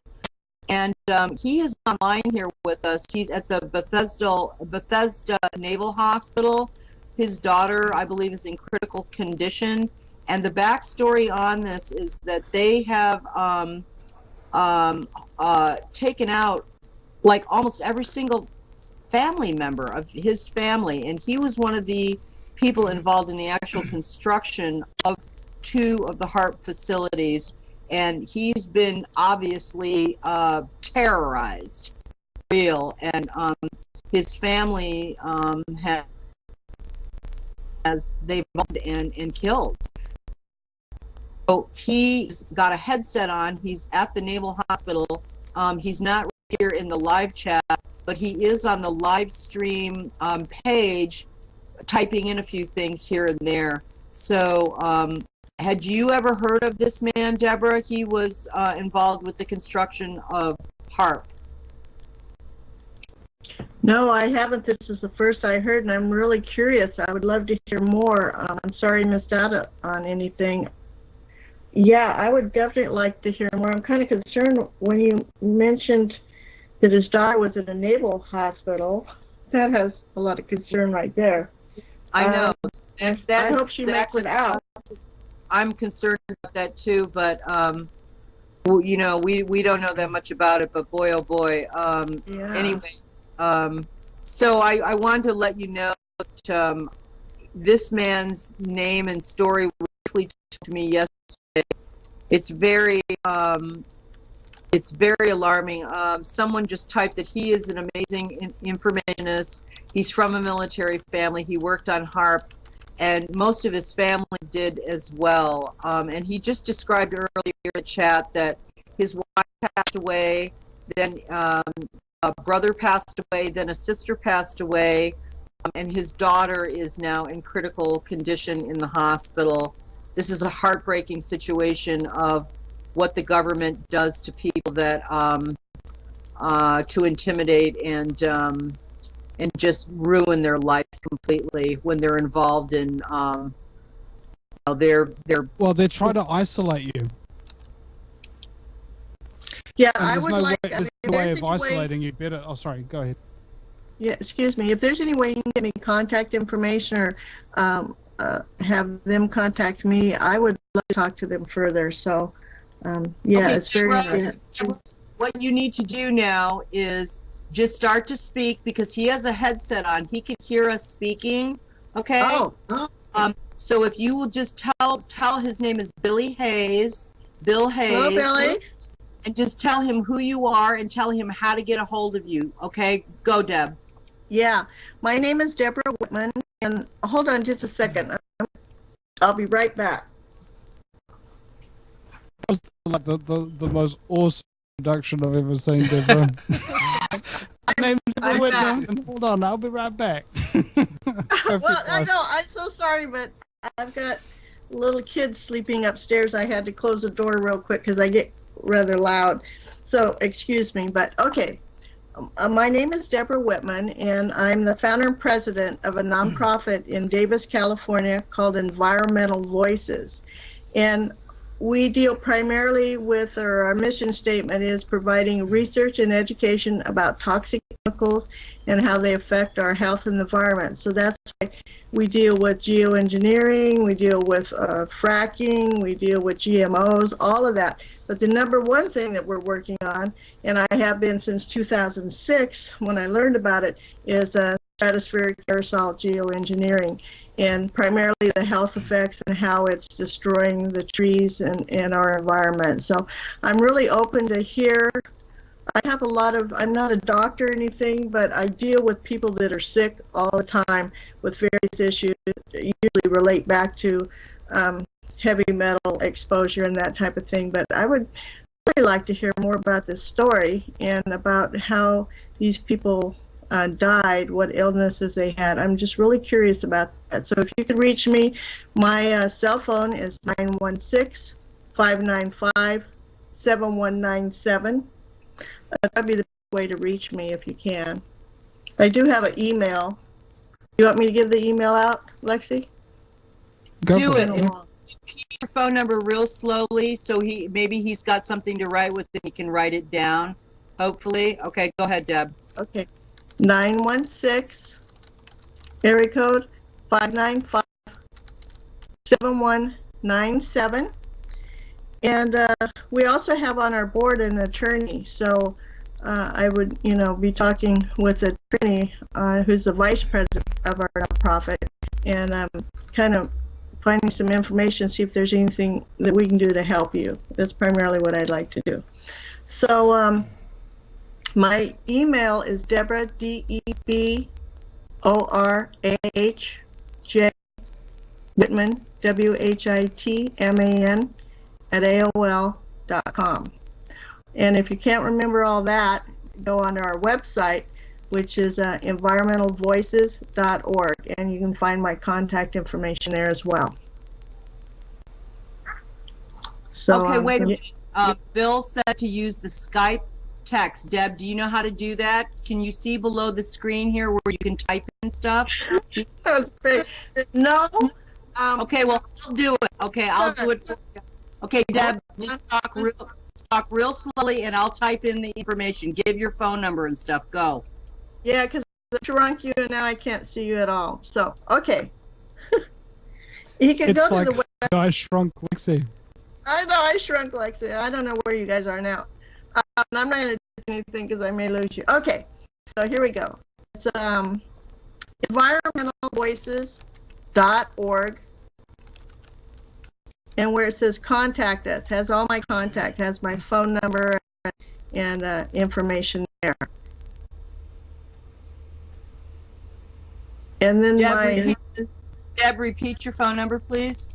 916 code 595-7197.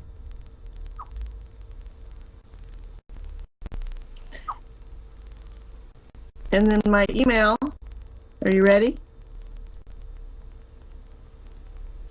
Go. Deborah, DEBORAH,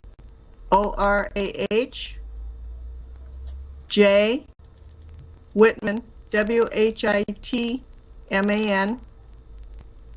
at AOL.com. And there you go. I'd really like to hear from him.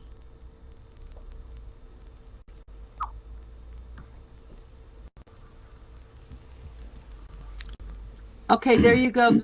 I typed it, the phone number, her website, and her email address in the Skype chat box for you. So there you are.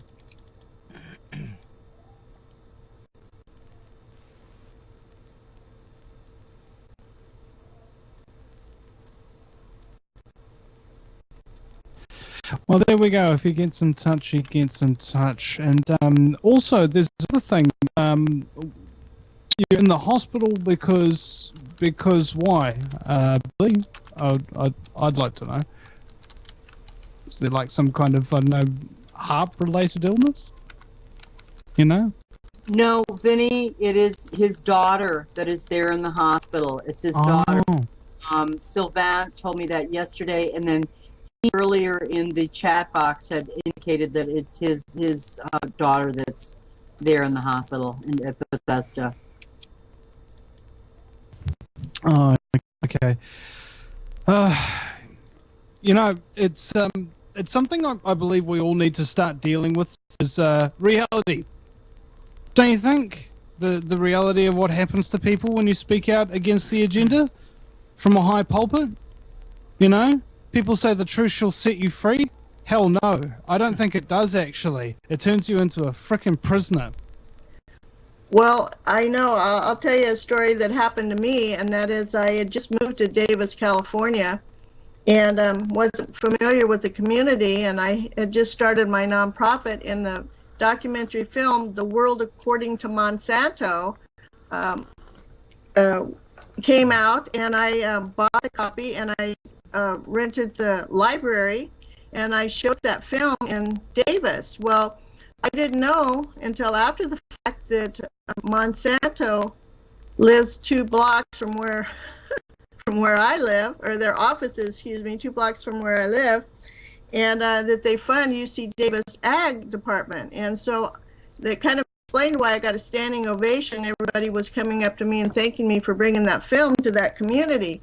But when we were boxing up and leaving at about 11:30 at night, everybody was gone except for the woman that was helping me that evening.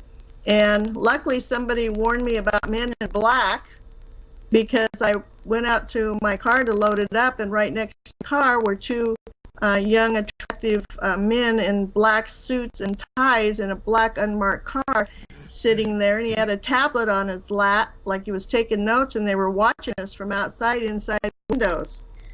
So I kind of looked at him. Thank God I was warned, and I gave him a dirty look like, you better get the blank out of here. And they slowly backed out and left, but I just know that they were sitting there for Santa to intimidate me. And it did work a little bit. Not a lot, but a little bit. It did bother me, I have to admit. So, yeah, we're out there, and we do have to be careful. Now, Billy just indicated earlier in the chat, but I didn't catch this. He did Deb, say, you got to mute your mic. Yeah, Deb, mute your mic. He did say his daughter is in the United States Air Force, and she was stationed at Andrews Air Force Base. So there's a little background that he provided, and he said hello to Debbie, to Deborah, and he thanked me for typing Deborah's information in. So it looks like he's got your information, Deb, and he'll probably be following up with you. So there we are. Good. Lexi, one other thing on the website, there's an article that I wrote, and I can't remember, I think it's called War's Toxic Legacy, something along those lines. It was in 2010 when I wrote it. But in my research, I found out that the majority of all these military bases are toxic waste sites for all of their chemicals. So that's to find out what her symptoms are, because if she was at Edwards, was there near a toxic waste site there, that facility, and wherever she is now, is there a toxic waste site? Are they burying depleted uranium anywhere near there? Those are some of the questions that I have. Also, you can mute just to give you a little background. Since when I first met you, I have friended up with Christian Megan Edwards, and she is global counsel with us. She lives in Chicago. She is an industrial hygienist. She was on 2 bases, one in Oklahoma and one down in Georgia, checking in the chemicals that for basically had MSDS sheets that were all trumped up. Anyway, she's our whistleblower force gal that was responsible for the safety and compliance with regard to chemicals coming to those 2 Air Force bases, and she saw what clearly were huge amounts of aluminum, our ingredients here for the chemtrails, and she started asking some questions, and then she got harassed big time. But she's come out for us, and she is our mainstay gal, our whistleblower. She's on medical leave right now from her job. That she was unable to join for these conversations for a few days because she has that post-distress syndrome. I forget what it's called. But anyway, she is... Post-traumatic stress disorder. Yes. Yes, she was harassed in a major way when she blew the whistle and opened up the can of worms with the military. Anyway, she's a fantastic woman. She's out in the Chicago area. Fabulous gal. She's a single mother. She is our whistleblower. And I wanted to just give you a little info, Deborah, on this young woman. Her name is Christian Megan Edwards. Done a few videos talking about her experiences and stuff, and She is obviously one of the super brave people that has come forward. She's a former Air Force person, but she is assisting us, and we're hoping that more people such as herself will come out and give us a hand here, so that we can put the pieces of the puzzle together to expose these criminals. So I'll mute my microphone now, Deb. I just wanted to tell you that we do have a whistleblower, and her name is Kristen Edwards, and she's really this is a young woman who actually is adhering to that sacred oath to protect, not harm, the people of the United States. Thank you for that information. I have seen a YouTube video of her, and I highly recommend people go online and learn about what she has to say. And again, during that, for the article that I wrote, I also realized that I'll give you an example. In Monterey, at Fort Ord, that base is toxic, and they have a college there. University of Monterey is there. And they're building colleges on bases and facilities on these bases that are polluted. Years ago, I had property near Mather, and they were trying to, well, they shut down Mather, and they were wanting to sell the property, and come to find out it was so toxic because of the underground tanks that they had with the jet fuel, they couldn't sell it. So I found out also, I got a call in the middle of the night to go to a meeting that they were having an urgent meeting in a community down Novato, at an area that had all these exclusive homes built around a water area. And come to find out, an army base down there, I think it was called Hamilton, had been planning for 2 years to relocate waste on their base to another location of property that they had that was near this subdivision. And the people found out about it and were irate, needless to say, and come to find out that the main concern and what stopped it was they have to test that water in that location once a year and submit it to the EPA, and they were concerned that you know, if it was polluted with all these toxic chemicals and toxic waste and the property next to that you know, they couldn't sell their homes or anything. It was horrible. So they did get that stopped really quickly. But what I'm trying to say is all these military people that are living on bases with all these toxic chemicals and jet fuels and things. My mother was down in Yuma, Arizona, got sick every time she went down there. She couldn't breathe. She ended up in emergency. And had I known what I know now about chemicals, I would have known that's what was killing her, because she was right down there by the military base with jets flying in and out of there constantly. So these bases are toxic. They're dumping their toxic waste wherever they can dump it. And who knows where it's buried, a lot of that stuff. So I don't know. I'm so sorry, but you just go on, and with the U.S. Navy warfare testing training programs, they're trying to expand those programs.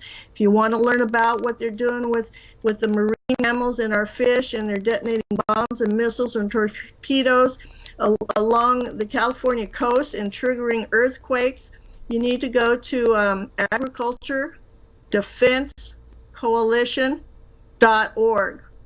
or California Skywatch. That's Rosalind Peterson's website. Probably the easiest one to remember is California Skywatch.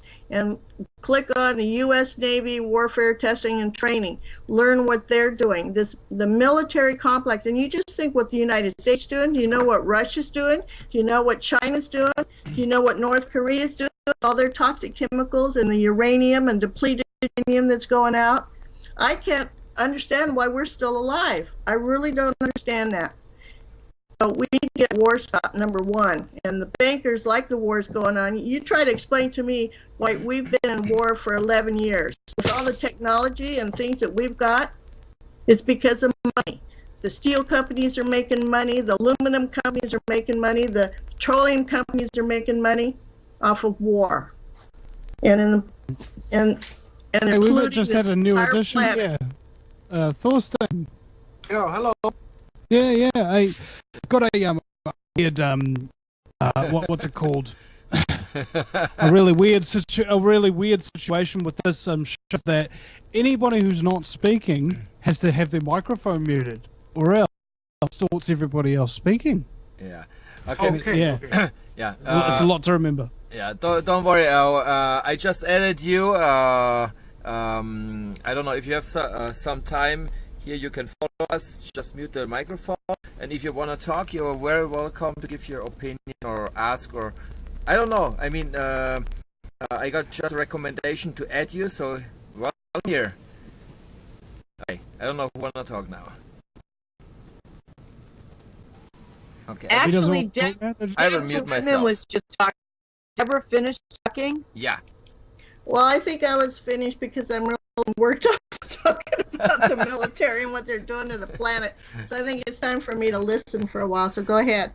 I don't know, Deborah. I think when people get really, really worked up, that's when you shouldn't stop them. Okay. She's not listening to me. Okay, so what happened to Russ Tanner? Yeah, I'm waiting for him too. He's still connected. I think a mute position because we cannot hear him. But he's on the phone call, actually, on the Skype call. So, Russ, do you hear us? Russ!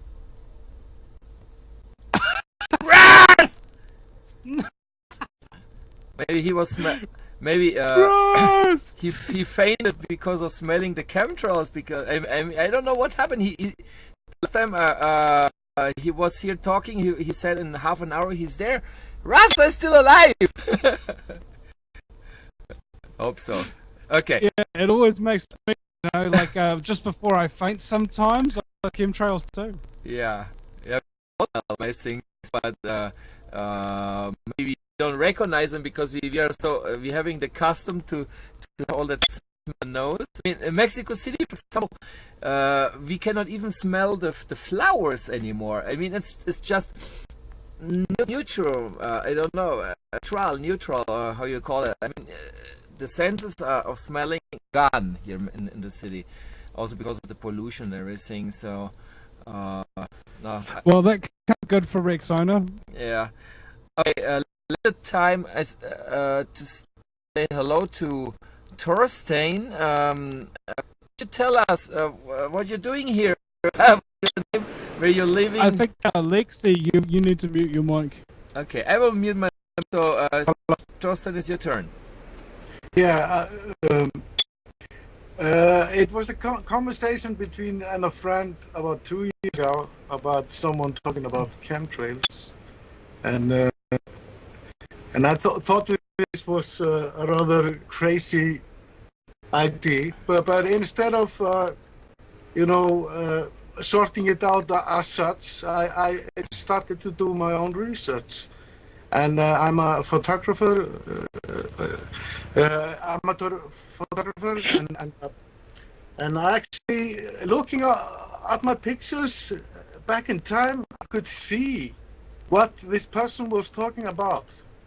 And after that, I just started to look at the sky in a different way, and I saw it everywhere, and I was totally shocked, because I wasn't sure, but I decided to investigate instead of, you know what I mean, instead of just sorting it out. Someone's not muted. Sorry, Thorstein. Yeah. I think it's you, Inga. What? Yeah, you're not muted. Open up by itself, this fucking shit. Sorry. But I've been trying to. Lately I have been trying to. You can't hear him because you're not muted, Inga. Well, it's off again. I did. Okay. That's better. Go for your life. Yeah. I've been trying to catch on my camera, those chemtrails, and I use panorama technique, so I can put in one picture a whole lot of sky. And what I started seeing was just amazing, and it's not take this seriously, not be more than you know what I mean. A bit more crazy than reality. Yeah. What could be more crazy than reality? And you know, we found out things that the military, you know, industry in the 60s, and in that reality, you know, I just have to believe, and I'm glad that I found a movement that takes this very seriously. Because I do. I'm not gonna say anything more now, but I'm glad I found you people. I'm gonna be in touch later. Thank you very much. Thank you very much. Auf Yo. Wiedersehen. Okay. No, thanks for showing for being that program, and you see even the photographers with the time they get. I mean, they are waking up because they are checking how was the skies before and how is it now. So I mean, there's another proof. One guy more woke up here. He sees the difference, and it's really happening. I mean, the people, they're getting born now, and they never seen the really blue skies, the dark blue skies. So, but the old farts like me, for example, we know how it was before. So great that there's still people here who really notice the difference. Okay, let me check if there's Russ Tanner here. Russ, hey. Can I say something? Not there. Yeah. There's a note here from Hans Bill will have to Hayes. mute. Okay, I have a mute. Okay. Okay, there's a note here from Billy Hayes to Deborah, and his note says, someone showed Deb how to bring up the text menu on the Skype so I can add her. He wants to add you as a connection, Deborah. Do you know how to do that? I know how you widen your screen, and I've got you guys' picture here, but I don't know how to get to the text part. Okay, I showed Does that you. make sense? Okay, I put the video now here. You should see it instead of my face on the webcam. Here's a blue thing. Okay, it's white before. Here on the left side. Then you may click and it shows the whole box. You can do it. Look, this and that. It's very, very easy. Deborah, do you see on the bottom of the screen where there's like the microphone that you can mute? On the left of that, there's a little thing where you can pull, you can hide your contacts or you can show your contacts. If you click on that, where it says you can show your contacts, then you can search in the search bar up there on the left, Billy Hayes, and I think that's how you find him. Is that how you do it? I don't know. I'm just trying to help. I've already sent Deborah's contact details to Billy's. He should be able to just accept the contact now. Thank you. Yeah. And there's another thing. Having a little bit of technical skill, it helps a lot. And if you don't help other people when you've got it, shame on you. Bloody should be able to teach. Oh. Yeah. Okay, that's been dead for quite a while there. Scared of talk. In my case, I like to help people. I mean, many people they don't like to work; they're lazy. But for example, I feel like even great when someone says, "Hey Hans, how can I do that? Can you send me the link?" Yes, because I like to help. It's great. So, yeah, we have to help each other because we are alone. I mean, we can governments they're killing.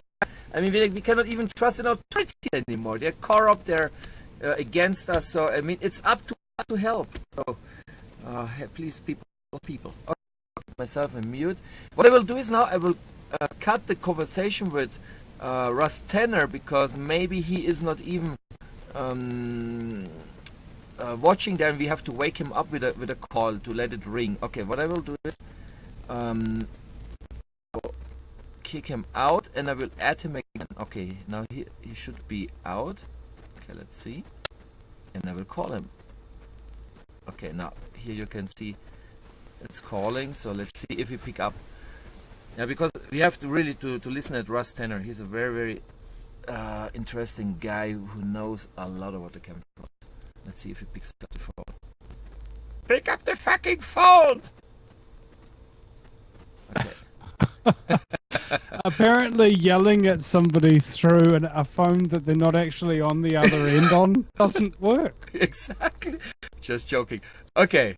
I will mute myself. But have you noticed how we all do it anyway? You know, Yeah. you call somebody you really wanted to pick up, no matter how it works or not. I don't know. Does it make you feel better? It's kind of like when the lights are red and you're just waiting there, and just 2 seconds after you lose your nut and go, why don't you fucking it turns green. You make yourself look like an idiot. Yeah. And you know what is also funny? The first words when you are really connected and you see somebody in the chat room doesn't have their mic muted. I can barely hear you, Hans. Okay. No, I'm talking and okay. You know also, can't see your webcam. I can't see how handsome you are. I don't know. I put my web. Okay, you cannot see me because I'm sharing what I'm watching. I mean, okay, I put now myself here.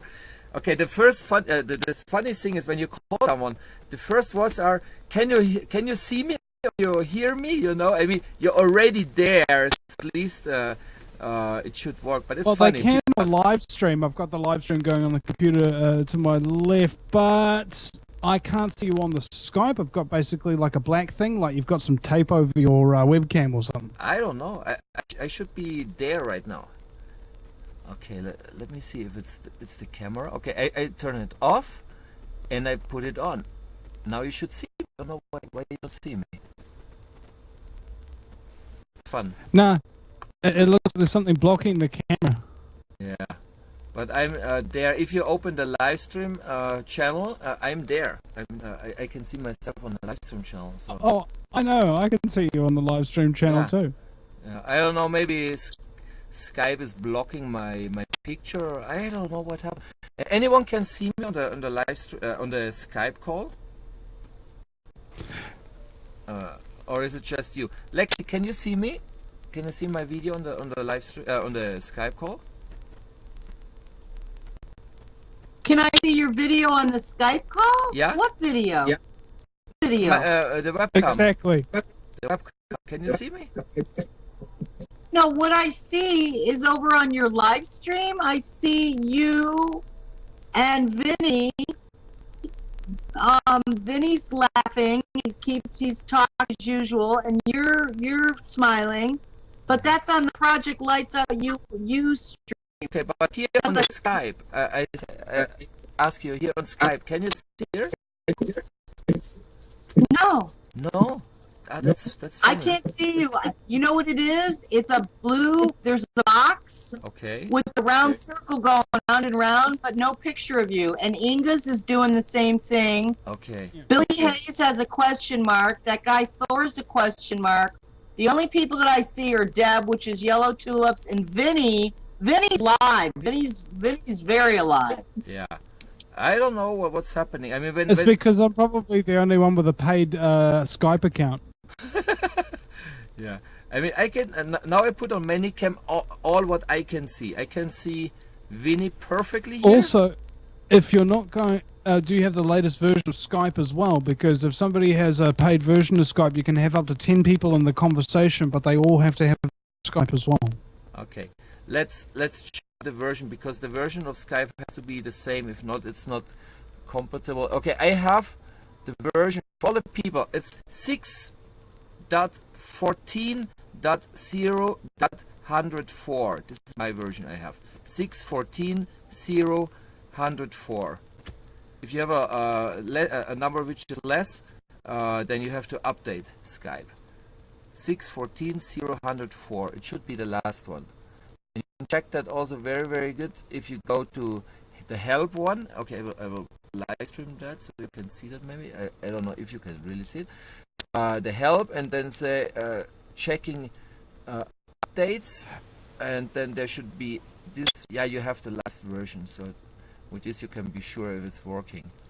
Okay. In my case, I see everybody of you, and but I don't know why you don't see me. I don't know. Okay. Hans, I see you. I can see you. Okay. Okay, wait a minute. I just looked up that thing. Should I update it? Is that going to kick me off of here? Because it says there's a new version. Should I go ahead and update it? Yeah, I call you back, or when you have updated your Skype, you can call back in, whatever, and then we can even see you, because see your picture here. You know? Oh, you don't see my picture? No, just a picture, but not your video camera. If you have a video camera. No, I'm not I turned my video camera off. Okay, yeah. Then anyway, if you have it off, you can never see your video. Okay. Well, no. The picture's better looking than me in real life. No, don't say that. Don't say that. Sorry. Prove No, it. I not see Vinny. I'm going to show you me right away. Big mystery. Okay. May No, I in this case, you don't have to update it right now. If I mean, it's just that it's compatible with the whole features with video and whatever. But anyway, it's working, so it's not necessary that you update it right away. Hans. Yeah. No, I not see Vinny. Now he's totally black. Okay, I can see you excellent here. You see me, but I don't see Vincent. Okay, let me. Is And now no, he's here. now myself in another window. I see myself all over the place. See it? Sorry. And now I see Vinny under your name. Yeah. Hans. I see Vinny under your name, with black screen where Vinny was before. Okay. He seems to be frozen. I can see his picture my is friend frozen. upstairs. Well, I think no, Vinny doesn't come in a special window. I don't see him. Yeah. It's only black. I don't know. I still have his picture here. Yeah, I see it close to you, but it is like covered under this or that, and it is like frozen. He's frozen. It's very Yeah, cold but- over there. So, hello. Hello, Vinny. Wake up. Yeah, he's frozen. No, I think there's some technical problem over here. Okay. He must have been up by her. Yeah. Okay. Well, I think I will restart the Skype call. Maybe with the time it's getting messy here. So I just hang up and I call back again. Let's see what happened. Okay. Don't go away. Let's call back the whole group. Okay. The group. It should work. Let's see what happened. Okay. It's working over here.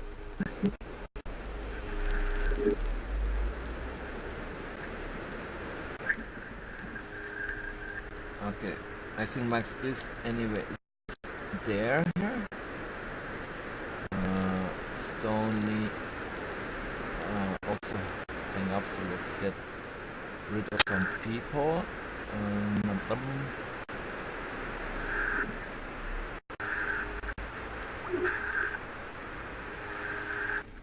Okay, it's still ringing around the web. Let's see what happened.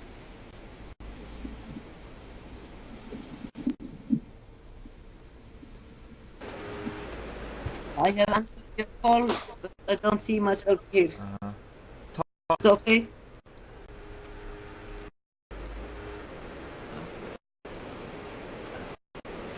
Hello? There, yeah. Oh, this is Deborah. Somebody was calling. Yeah, I called you. I don't know. Did you leave the call, or you wanna stay there a while more?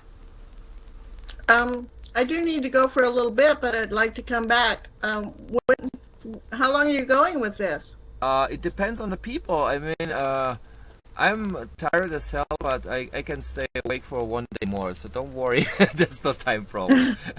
Well, I've got some things to do, and I Okay. will be back shortly. Okay. Okay, see you later then. Okay, bye. Bye-bye. Okay.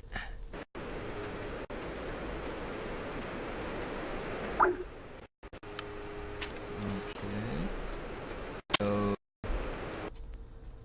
let's see. I think it's ringing on Vinny's Skype, but he cannot log in or something. I don't know what's happening. I did answer, Hans. You can hear me, Yeah, I can hear you. but I don't see me on the screen. Yeah, I see your picture, not the camera. I see the picture. Yeah, well, I'm blind. Sorry. Or getting tired. Don't You want worry. to see a nice face? Okay. Now you see me. Okay. Yeah.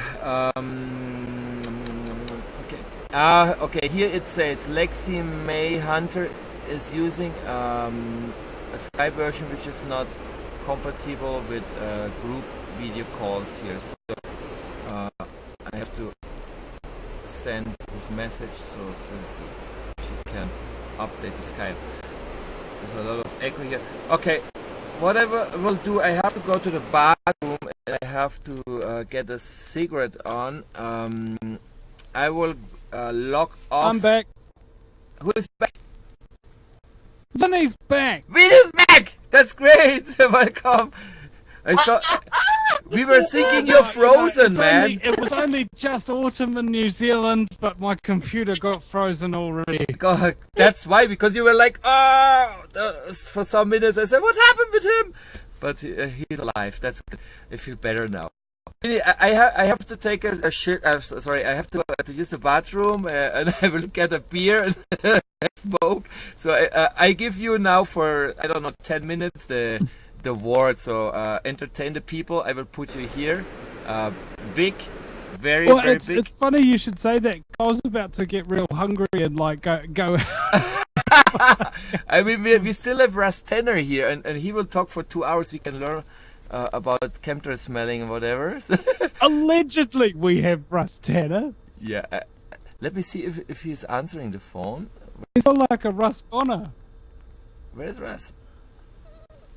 No, he's not there. He's not here. Hey, You know, I don't know. he was here, he would have spoken up on it. What about all these other people that you're calling and they got off the call a long time ago, like Louisa? Okay, yeah, we have. Okay, he's You should out. hang up. She's probably sleeping. Yeah. Yeah. Okay, I That girl, Kimberly, you should hang up on her. That poor girl was. on Christine. Kimberly. Okay, sorry. Hang up on everybody, man. You know, you don't want to disturb their sleep patterns. Okay, he also was out. I think so. Okay. Yeah.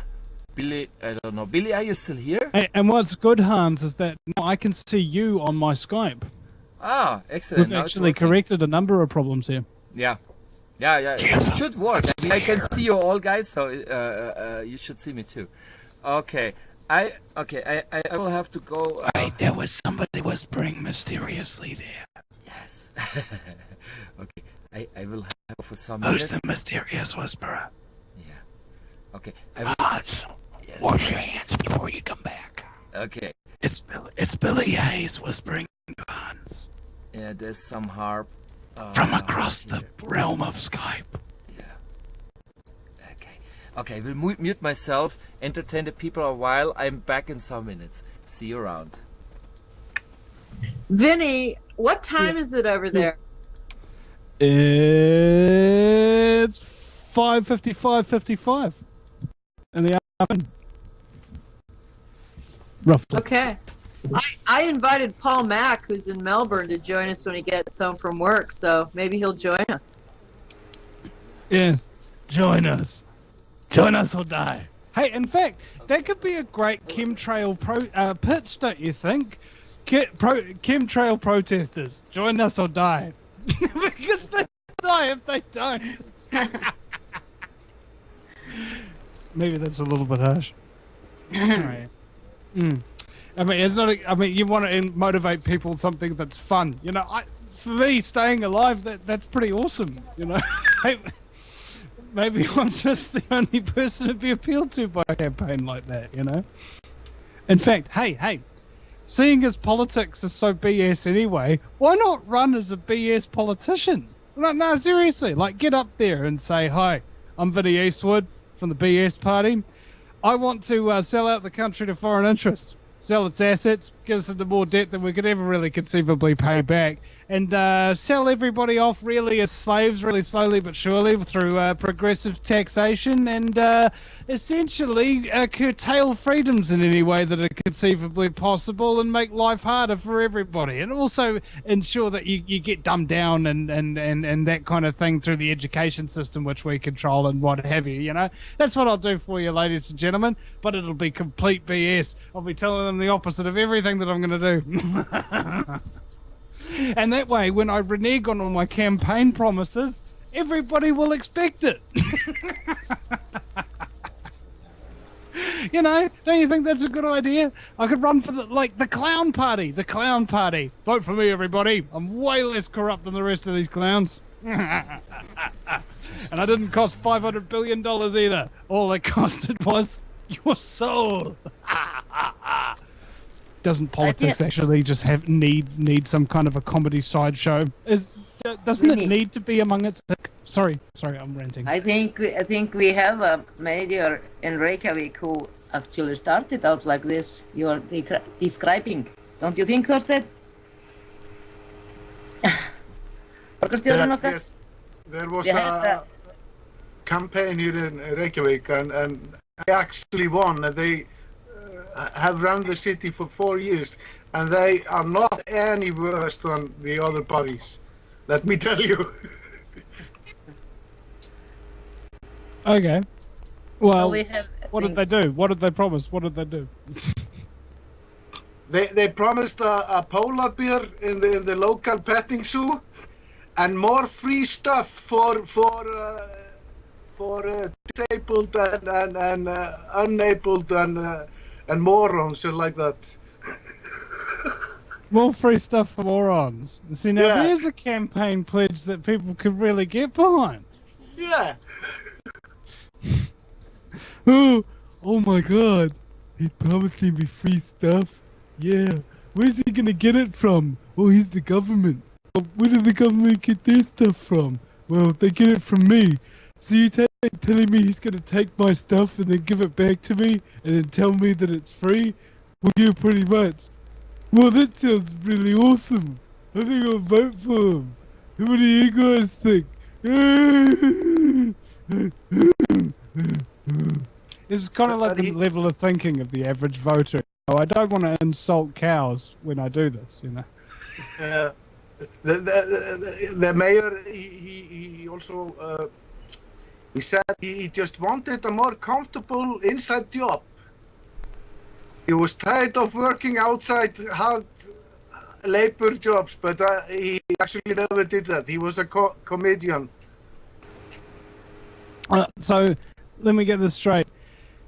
He promised that he would commit scumbaggery, then he got elected on a platform of scumbaggery, for which he actually committed scumbaggery and everybody's okay with? Like, he just ran the council the same as everybody else and reneged on his promise. The petting so he can get the polar bear. Surely, it's a campaign platform. No. But and then he said again, I was a taxi driver once, and the mayor, he should be able to guide the drunk dude to his home, and I'm sure I can do that. Oh, okay, that's brilliant. And how many people in this town, though? Pardon? How many people in this town?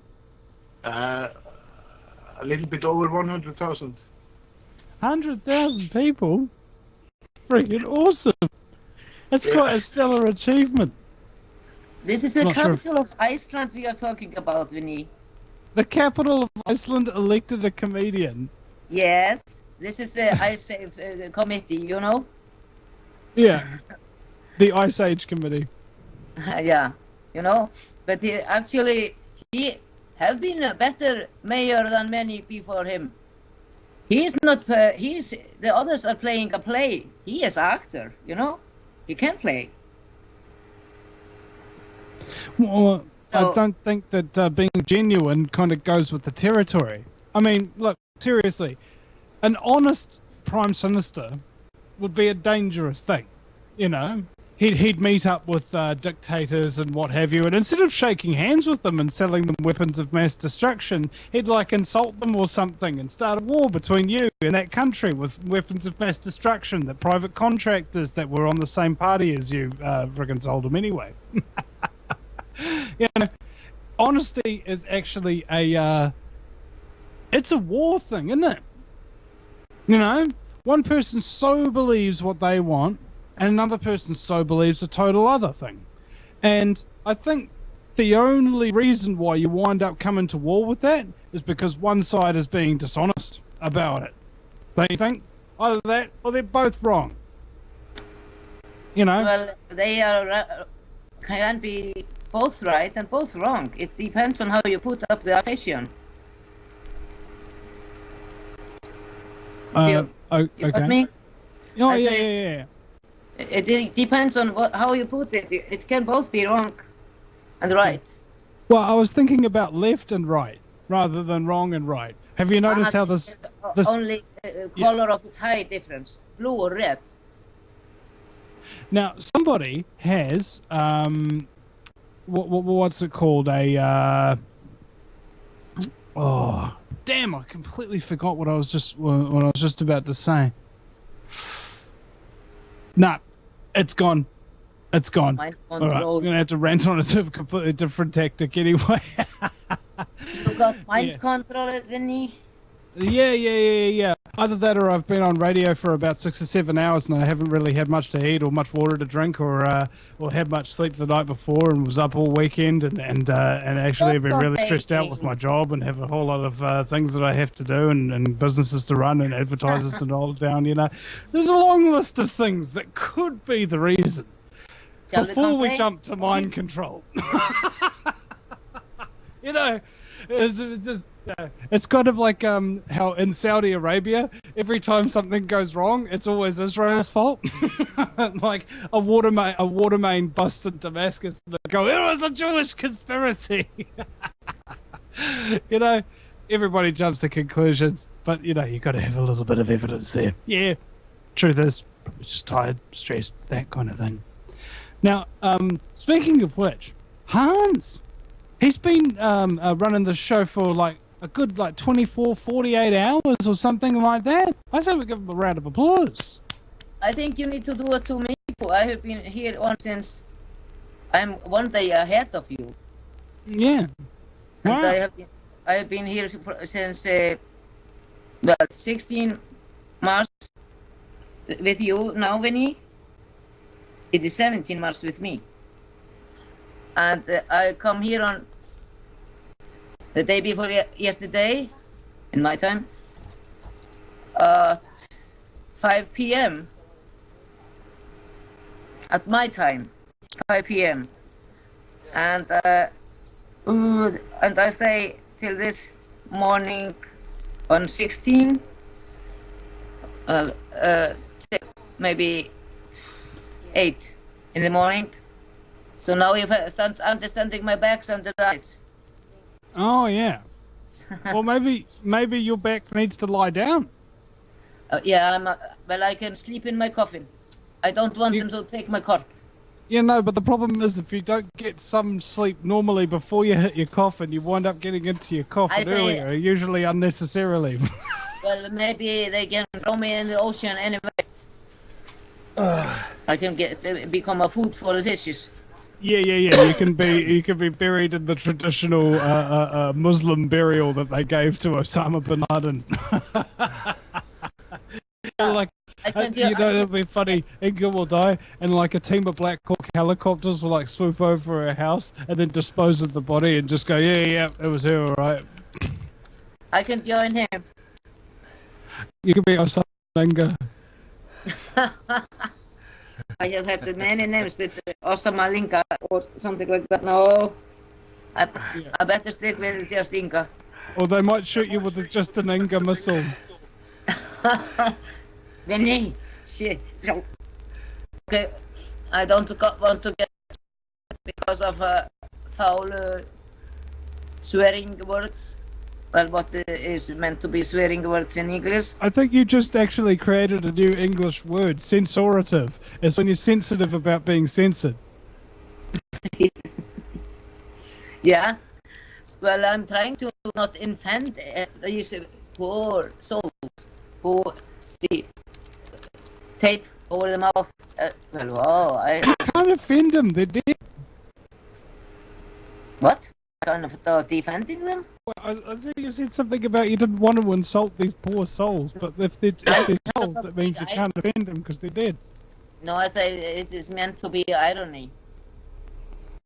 Oh, okay. As opposed to stealing? Person. I have a very bad form of humor. Okay. You know what? So I have a kind of I try to not make joke of people or about. Well, I can make a joke about myself and something like that, but not being cruel. It's okay to be cynical, ironic, but you don't use the person as itself. You can maybe go around it. Understand me? Not step the knife after the pen. Well, you just don't want to stab people in the back and make fun of people in bad situations. You know, that's understandable. Yep. Yeah. It's even Afghanistanable. Yeah, this is all the way there. Yeah, it is. And even Taliban. Yeah. Hey, do you know why they don't watch any TV in Afghanistan? Because there's a Taliban. Yeah, Taliban. This is a good one, yeah. They banned the telly. Yeah, an even funnier joke is, hey, when was Afghanistan growing 1% of the world's heroin, and when was it growing to the world's heroin? Year before or the year after the United States invaded?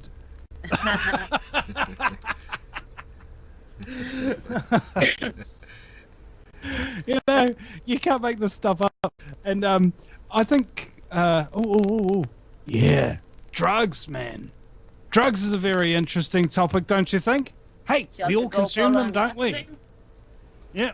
We're all getting our tobacco, our coffee, our beer, our weed, the old cocaine, the heroin, the ecstasy, the acid, everything that you love, know, and enjoy that have helped you to get through the years of frustration and suffering at the hands of a scumbaggery new world order that has terrible drug laws in place which increase the price of your favorite drug. It's terrible. It's unjust. It's not right. Now we are three who smoke and drink coffee like maniacs and not need much sleep. Maybe I drank so much coffee that I actually had to come up with a new word for how much coffee I drink. I call myself a caffeined. Yeah, okay. But I was just wondering about this. Hans and me, and also Todd, who's also from Iceland. We all have a very odd sleeping pattern.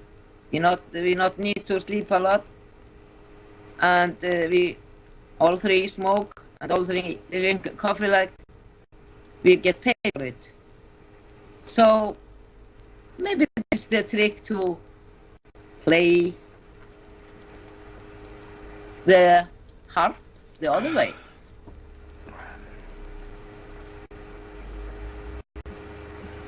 Now you got that up. And Vince, your mic is muted.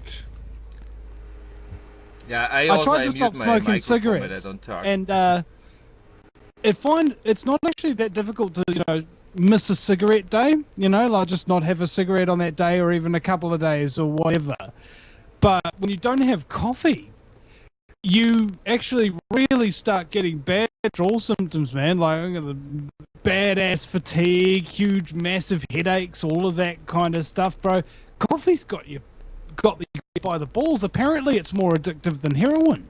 I mean, how many people have ever told you, "Oh, I can't even do anything in the morning without my coffee"? Well, have a look at a freaking hardcore heroin addict and see how much they can accomplish without shooting something into their veins the first moment they wake up. You notice that I think it was Bill Hicks that said you can tell a lot about a society by the kind of drugs it consumes. In our society, we drink coffee 5 days a week in order to keep us being productive slaves that can stay awake.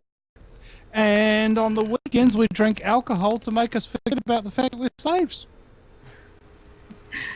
Yeah, it can be, stay awake in the week and sleep weekends. It's a kind of not only sleeping in nights, it's maybe like shutting off your brain. You have the brain up and running in the week, and you shut it off in the weekend.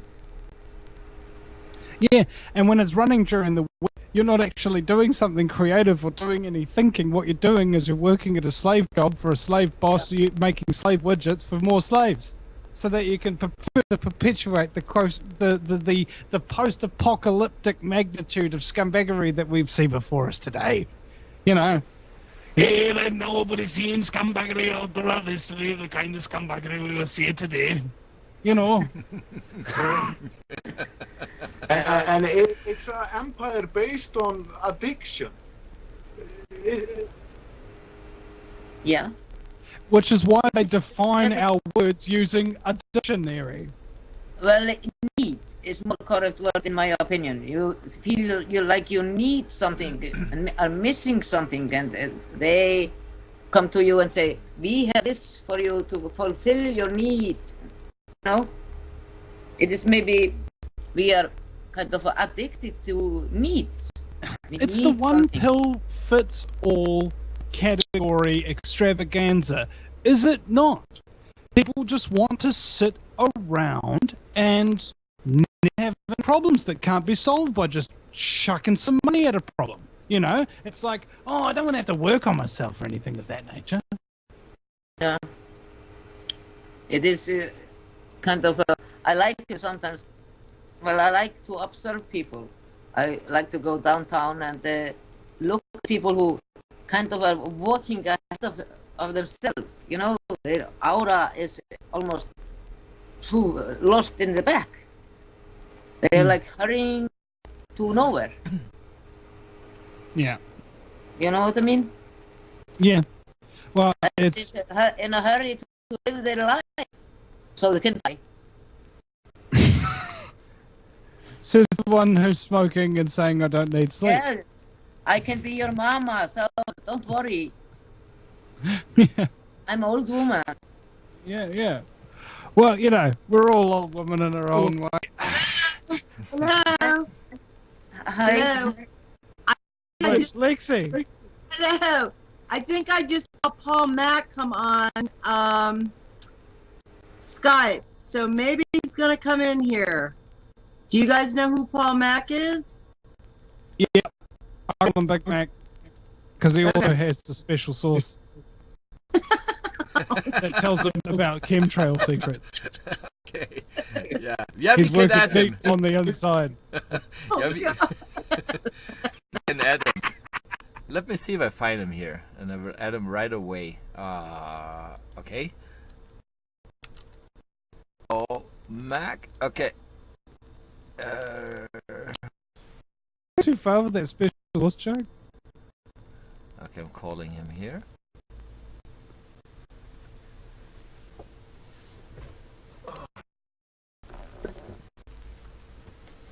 I just see him with a hat. I have also a hat. Oh, well, it looks like you're also in the Mac down. Yeah. The Indiana Jones hat, Hey, Mac! Oh! No, he has a busy sign. Maybe he is not there. No. If you are talking to him, he can pick up the phone whenever he's invited. Fun. Yeah, but as I was saying, I was kind of wanting to leave now. I've been on this broadcast for 5 hours or something. I'm gonna get something to eat. Yeah. Also some beer here. I could just take me a wee bit of a break. I'll be right back here. Hey, what is the maximum size in your country, Vinny? The maximum size of what in my country? We're making a lewd description of the question. Of beer bottles. Here I have a Mexican beer, and it's 1 liter and 200 milliliters. So 1.2. It's like a half six pack. It's like a half six pack. Well, I wish I could. Like, what would have been really fun right now is if I'd bought out all these bottles. Well, we have the 130 ml bottle here. We have the 750 ml here. We have the 1.5 liter here, and the 750 liter here. Okay. Let me see what happens. They either come up in a range of flavors, I think. Yeah. Okay, I think. But in either case, I'll go grab something to eat. I'll be right back, bro. Okay. I got a message here, Paul Mac. He's available in 5 minutes. Okay, let's give him some minutes here. Okay. Russ Tanner, I tried to, but it's spinning. The message does like spinning. I'll show you how that looks when someone doesn't get your message. It's like no, he got my message. It was spinning here around for some time. I hope he will pick up the phone. I mean, okay, let me add him. Let's see if he get now the phone call. I mean, it would be a shame if he couldn't join that historic live stream about 2 days now. Let's see if he picks up.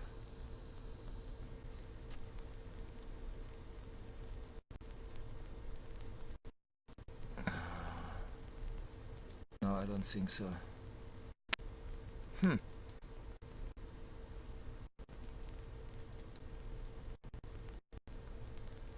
Yeah, when it is like this spinning, there's some problem here, some connection problem. Okay. Russ, can you see me at least?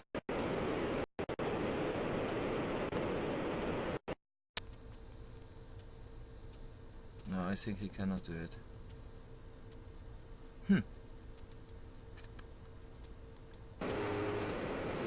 When he left the room, I think he's taking a leak. Okay, they're still connected here. I don't know if you can hear us. Billy, are you still there?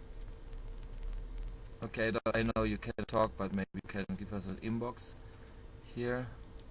A chat. Hans, yeah. Billy he's posting in the chat box like okay. 4 minutes ago, so he's still here. Okay, perfect. Okay, let's see what was written there. I will put that on the webcam now.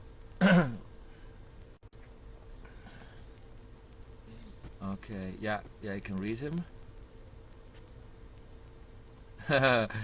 Mac, Patty Whack, give the dog a bone. Okay. I love those comments. That's so funny. Hey Billy, I love you, guy. And if you ever have problems in the States, because you're very, very close to the motherfuckers there, you know, go to Mexico. You're much more safer here. I mean, I'm from Germany, and I don't miss my old country. I feel just fine here in Mexico, you know. So move your ass to Mexico City, or we look for a quiet place. I mean, we are far away from all this new world order. Mexicans are still more free, and it's more safer here. So if you ever have a problem, come over here. I take care of you. We will find a room or bunker or whatever, and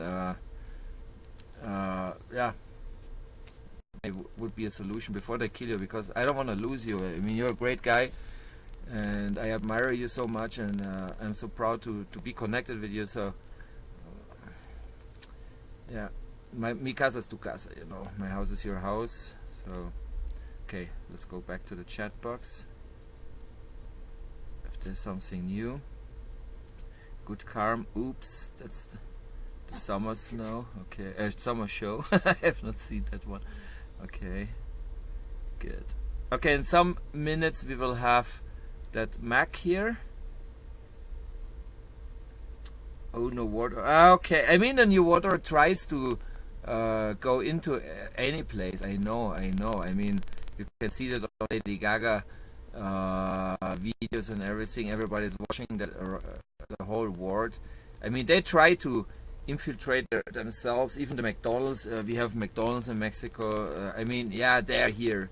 The Americans are in Mexico too. But I mean, it's up to us if we accept it. You know, I mean, I don't have anything against the people because the people are good people. We are all one, you know, but the people with power, I think they're more dangerous in the United States than in Mexico.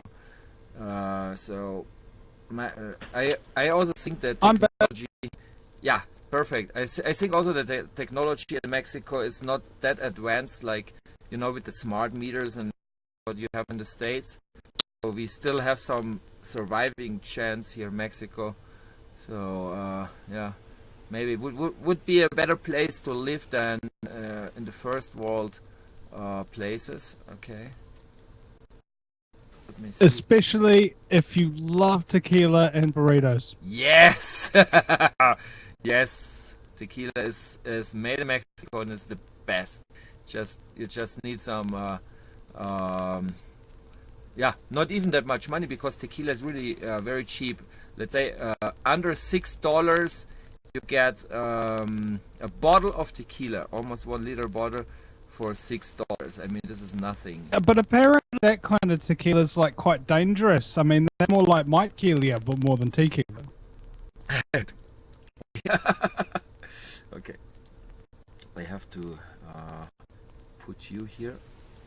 Okay, but what's the deal with Mexico anyway, brother? I mean, in fact, it's really terrible down there, man. There's apparently on the border, there's grenade attacks and shit happening all over the place. You know, kidnappings, murders, rapes, all that kind of stuff.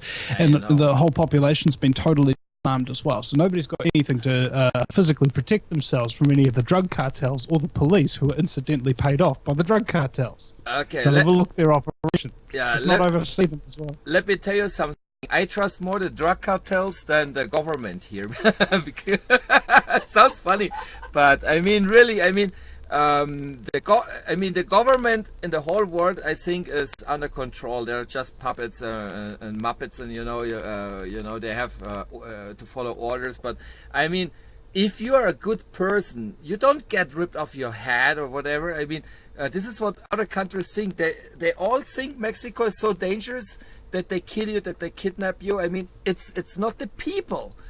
The people who are doing this is the government, and they're involved. I made some Mexican live streams also, and I really can tell you here a lot of people missing and kidnapped. Yes, but the guy I interviewed, he is a trustful person, and he told me that he got threatened by the government to don't say anything else or they will kill him. The government threatened at him, so they're involved. I don't know what they're doing with the people.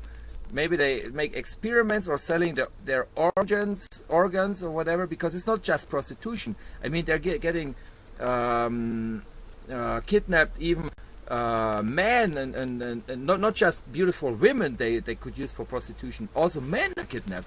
And I think it's organs and experiments because of all those new technologies. I mean, it's. Weren't you trying to be selling me on how great Mexico is, but now they're selling people's organs and stuff? It's not looking any better than drug cartels and business. No, I mean, we have to be careful. Don't trust strange people who invite you for something, etc. Because whenever something happens like this, like a kidnapping, it happens a lot in discotheques. You know, the people are getting drunk and they say, okay, let's go to my place, and they are accepting strangers, I mean, invitations of strangers, and of course they never go back home.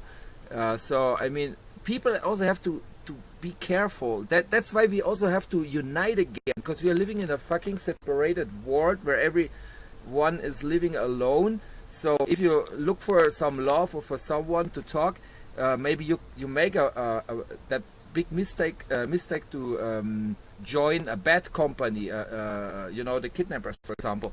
I mean, people have to know to be together again. For example, like the friends, when they meet like 5, 6 people and they go together there, then they're in a group, and it's more difficult that they separate them and kidnap them. They kidnap the whole people, you know. But if you go alone, you are a target, and it's very, very dangerous like this. But this is what we are confronting here, this new world, you know, because they are separating the people, and you not even call the people anymore. Hey, how are you? You know, people are just sending messages, and if they don't get an answer, they even forget them. I mean, we are so much separated. This is the fucking problem here around the world, not just in Mexico or even Germany, where people are alone and die alone. I mean, we have to be together. This is the well, speaking formula. of being together, welcome Paul Mack. The Mac Yeah! Daddy himself. No, he's there. Hi, I will mute myself. And yeah, welcome to the show here. Thanks, Hans. Thanks, Vinny. So it's good to be back on the show. How's everyone doing? They're coming through nice and clear? Yeah. Yeah, you're coming through nice and clear, you know, like, yeah, fantastic. Was it happy hour? I don't know. Actually, we've been just ranting and raving and getting angry at the large quantity of scumbaggery that is asserting itself against us in our skies. There's plenty of that going on, Vinny, and that's what we're all about. Getting out and making some noise and trying to raise some awareness and, you know, shake a few people awake and get some weight in numbers, mate. The game goes on, eh? Yes. It's like there's an old gangster proverb. The play change, but the game, it stays. Well, you know, we can't let the status quo be now, can we? We've really got to push a bit harder and unite a bit stronger and make some more noise, and serious force to be reckoned with. Get out of, I guess, you know, maybe some hobby activities that we're currently seem to be experiencing, and make this a real, you know, movement, and find some really dedicated people who you know, want to join in with that process and program and develop it, build it, you know. I think, you know, most of us come from such a variety that we're not professional activists by any stretch of the imagination. We've actually almost got to you know, teach ourselves how to be, you know, good and effective activists, and how to do the right things, and build communities, and, you know, have network of people that we can all just, you know, trust and draw some insight and experience from. And there's so many people in this organisation are not fully connected yet, who have, you know, fantastic backgrounds and to share and give and to, you know, help other people learn with. So don't band together and do this, then yeah, you know, we'll just call it a day, I think. Then it's what needs to happen, what everyone needs to do, and yet people just sitting on the sidelines, just watching, and something's happening, you know. That's good, but we need the weight of numbers. We need more people, and the only way I can see to do that effectively is just raise awareness on multiple levels. Talking about Terry Lorden and Max Bliss's discussion the other day, the concept came out about having, you know, 300 people at a protest. You do a massive action for one day, but it's only one day and whatever media you get out of that. But if you broke those, you know, 300 into 300 groups of three, you know, 100 groups of three, sorry, you know, you have this multiplication effect where it can be put into, you know, emailing politicians or emailing airlines or, you know, emailing governing bodies and things like that, where Max is saying that's where we need to shoot the flaming arrows and you know, get numbers going in there, so they can't physically deny that anymore. You know, they can't physically say it's a few people who are contacting us when it's coming into hundreds of people. If we could just employ that in every we've got around the country and the world, what a difference that would make, you know. So I don't know. I think a lot of people are getting frustrated with all these people just sitting in the background and not being boots on ground and you know, faces at events and faces in their community and Yeah, oh, don't worry about it. Somebody else will take care of it, you know. I'm sure there's somebody good out there. Bro, there isn't, okay? If you have a discussion about whether or not there is or isn't somebody else there, trust me, then there isn't. I believe in people a bit more, I guess, Vinny. I believe that there's people out there who are going to join this movement and make a huge difference, but they haven't stepped into the arena yet. And it's those people that we want to see. Even if there's a few more active leaders in active areas, it can have a huge difference in terms of multiplication. So, well, actually, that's kind of what I meant. That's kind of what I meant. Yeah, because there aren't anybody out there. Because everybody's looking outside themselves to be the one to save them. It's right inside you all along. Big change sink. Allegedly. You know, so there's a whole lot of sorry. Go ahead, Paul. No, you're right. I just see a few other people sitting out there and on the line, Hangy and Exy Billy. You're out there. Just saying good day. What have you guys been talking about today? Who you've been on for a while? We've gone on about politics, baggery, chemtrails, nanoparticulates, congressmen, senators, prime ministers, Vatican assassins, the whole plethora of stuff, bro. You can basically take it wherever you want, because we were all waiting anxiously to hear from you what you wanted to talk about today. I mean, you've got a worldwide audience and a number of relatively prestigious and somewhat awesome people in the room here that are here to listen to you at this point. Yeah, well, I'll just carry on in the same vein then, because it's all about moving activism on, as far as I can see. There's still a number of people that need to be through the moon, I guess, and ways to do that, and this platform that Hans and Sylvain have put together and managed, I believe, is just such a great tool for us to use and have face-to-face and personal conversations with each other and in the company of our peers, and talk about advancing what we're going to do, how we're going to do it. How are we going to make more changes? I mean, time is obviously running short, and we, don't have the luxury of, taking time to sit back and fix all this up as we could. We certainly don't have the funds to do it, but we've got a tool like this that we can use right now, and I see what these guys have done. I think it's a great thing, and we all need to support it continually. Maybe once a month we have something like this where we just get to each other time zones for 24 hours, catch up, that sort of thing. So yeah, having that conversation, why are we, spending more time in the fluff and feathers around everything rather than building communities of people and personal relationships with them and getting motivated, getting out and sharing in public and anything like emails, letterbox drops, the protests, right? Everything, the whole it's got to keep doing all of it all the time, So we need people to be organised inside of all of that and this and growth. So why aren't they coming forward? One might argue that they have a convenient excuse which precludes them from going out doing protests. What do you imagine those excuses might be? Have you heard excuses before, Paul? Yeah, sorry, mate. Call dropped out. It's put me back in now. Sorry. All right. Well, I was just saying that you just dropped off at the point where you, interestingly enough, finished your point, which was why aren't people getting out there? And I suggested that they have probably a quite nice excuse for it. And what was that, kind mate? of excuses have you heard before? Oh, wow.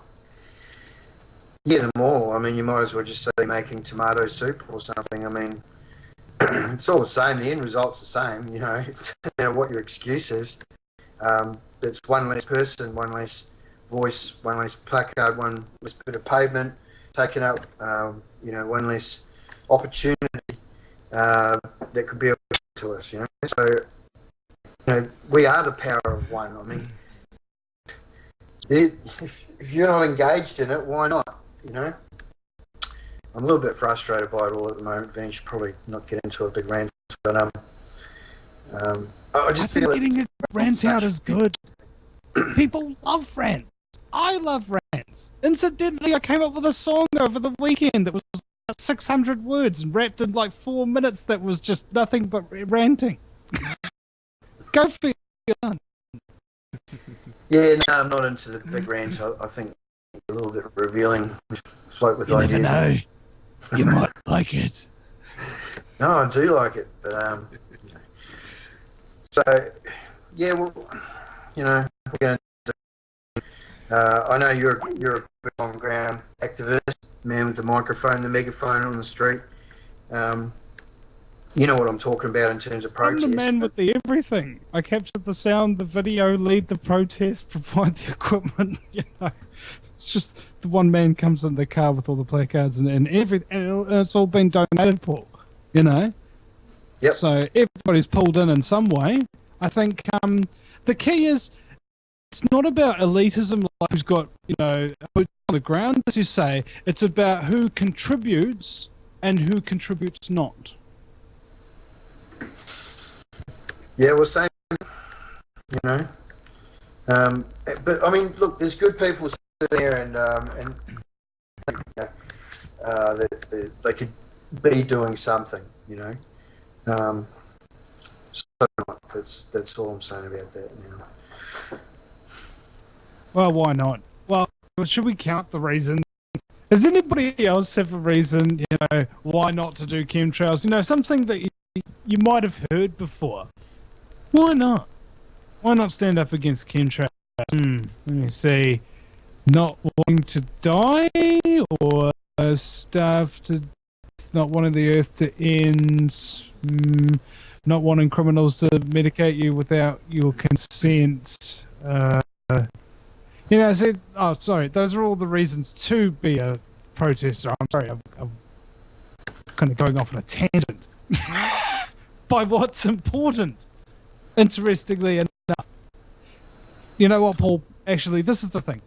I pretend to be a media douchebag, okay? Because, well, basically at my heart, I am one of those media douchebags in terms of the chemtrail issue and anything else. I'll admit it. I know about as much, maybe a lot more than chemtrails than maybe the average mainstream media person, but they don't really know anything about any of the stories that they covered. They know a little bit of a glossing over. And I'm really no different. In fact, to the point where if somebody started arguing with me about facts and figures that said to debunk chemtrails, I wouldn't actually really know what he was talking about and maybe couldn't even reply. It wouldn't even make sense to me. However, when you're faced with overwhelming evidence that's been presented by so many experts from all over the world to the contrary of common belief about what chemtrails are and what they do, you have to sit up and take notice. And because of the enormous implications of geoengineering globally, ranging all the way up to the death of all mankind, then maybe it's a decent idea for us to get off our asses and actually do something about it. Because whomever seems to be speaking at the pulpits in our governments does not seem to care about the facts or the issues, beyond caring enough to make a joke about them and denigrate anybody who believes in them. Wow, I feel really motivated now, Vin. But you're right, you're absolutely right. And we just keep bashing our head up and set every day, and there's cracks in the wall, and we'll push through. We need more people. We just need more people, weight and numbers. And that's where my heart is anyway. Waking people up. Yeah.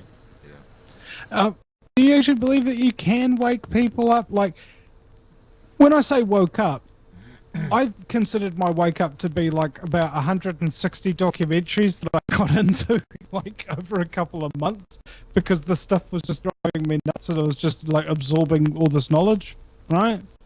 Nobody forced me to do that.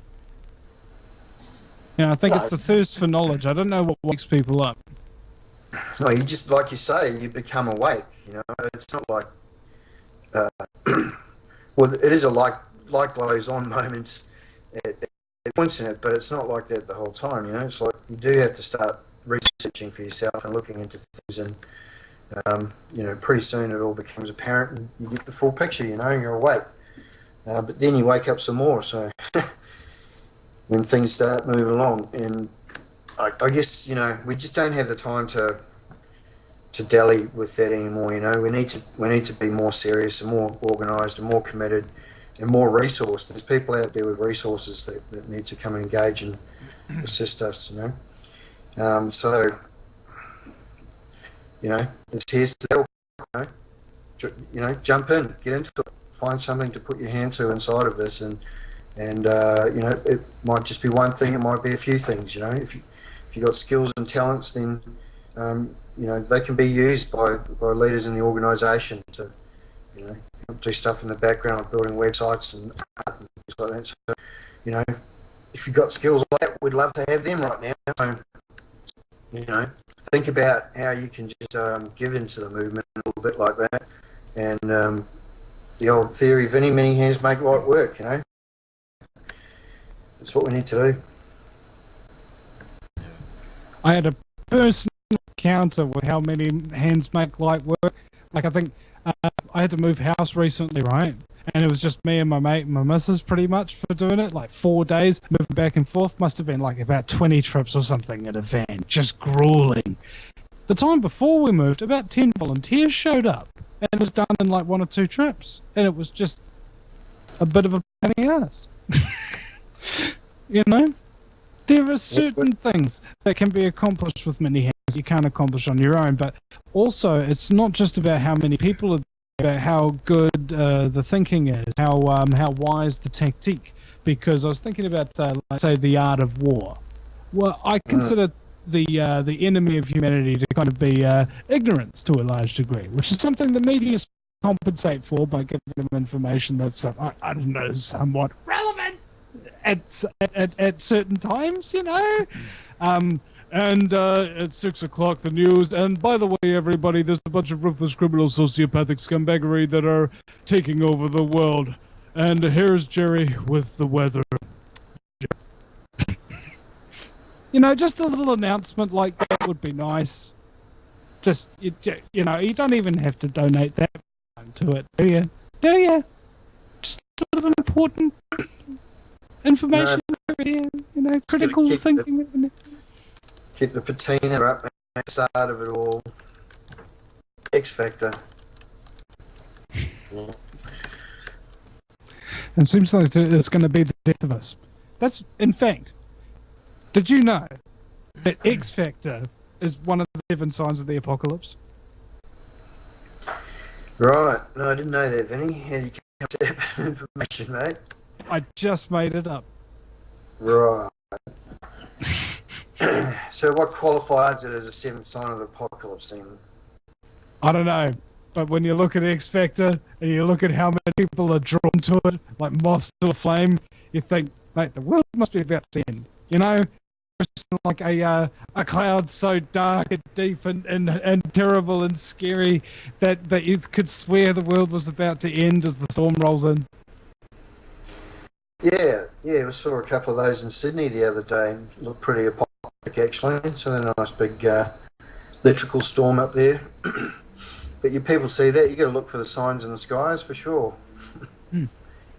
Yeah, and that's what it feels like when I'm watching X Factor. It reminds me of the never-ending story. Like, have you ever heard of The Nothing? You know, just this black, rank, destructive darkness that just crosses over the planet, scathing it and destroying it and ripping it away. Ugh, The Nothing. That's what it is. That's what all this culture is. X Factor, Survivor. Incidentally, do you know how the first reality TV came up with? People doing those, and there was a big writers' strike in Hollywood, and Yeah, you know that's the right. cheapest form of television is going into archives of people's raw footage and just making a show out of it, like when animals attack, for example, or car crashes caught on camera. That's how reality TV started, because it's so cheap to make. Yeah, and they can proliferate it and add more channels and more hertz and more frequency. Don't forget the frequency with some of these new LCD and high power plasma screens. They're pretty zapped up these days. So you're engaging that screen at a certain frequency, you're registering your body and your eyes, and it's it's like programming for no reason. That's what it is. TV programming is programming you. So try to watch as least as possible, and it frees up a lot of time to do it. Funnily enough, I interviewed Dr. Catherine Albrecht the other day. She says the average American spends about 11 hours a day staring at a screen of some sort, whether that be a smartphone or a pure TV.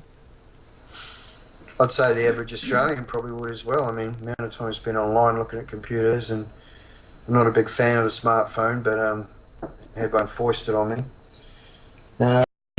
Yeah, couple that with what you do at work. Did you get shysted into it, bro? I did.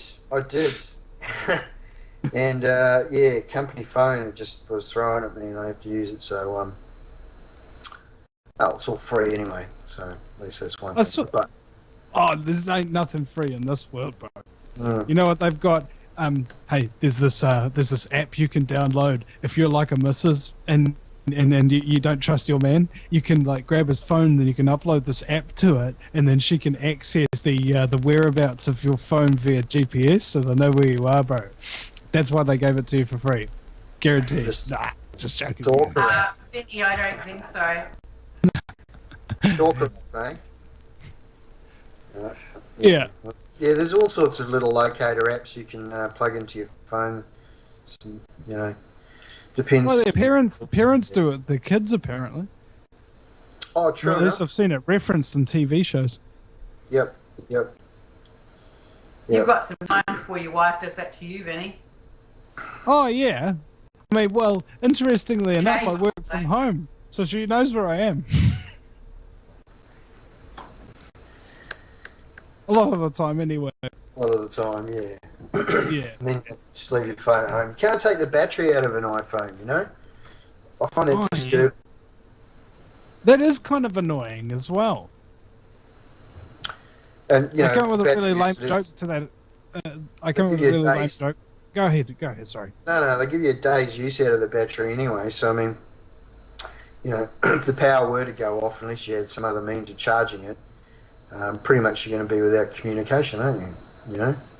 Can't take the batteries out. It's got cameras in it. They can turn microphones on and turn your cameras on, apparently, these days. I mean, it's a perfect little gift for everyone, isn't it? That's why it's so cheap, they give them away virtually, It's the gift that keeps on giving the government information. It does. Yeah, so not a big fan of the iPhones, but yeah, certainly your comment re 11 hours a day. I think a lot of Australians would accomplish that as well, just with what they do. So. Yeah, well, it's become the norm, isn't it? Hey, bro, let's go watch a movie. Hey, bro, do you want to play some computer games? Hey, bro, do you want to text me and talk to me on Facebook and stuff like that?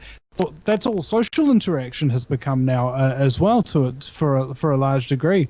I was commenting earlier in the show today that I'd say probably about 90% of my human interaction with people, maybe even more, is online. Like in terms of the number of people you're in contact with and talk to. Well, yeah, I'd have to say the same. Vast portion.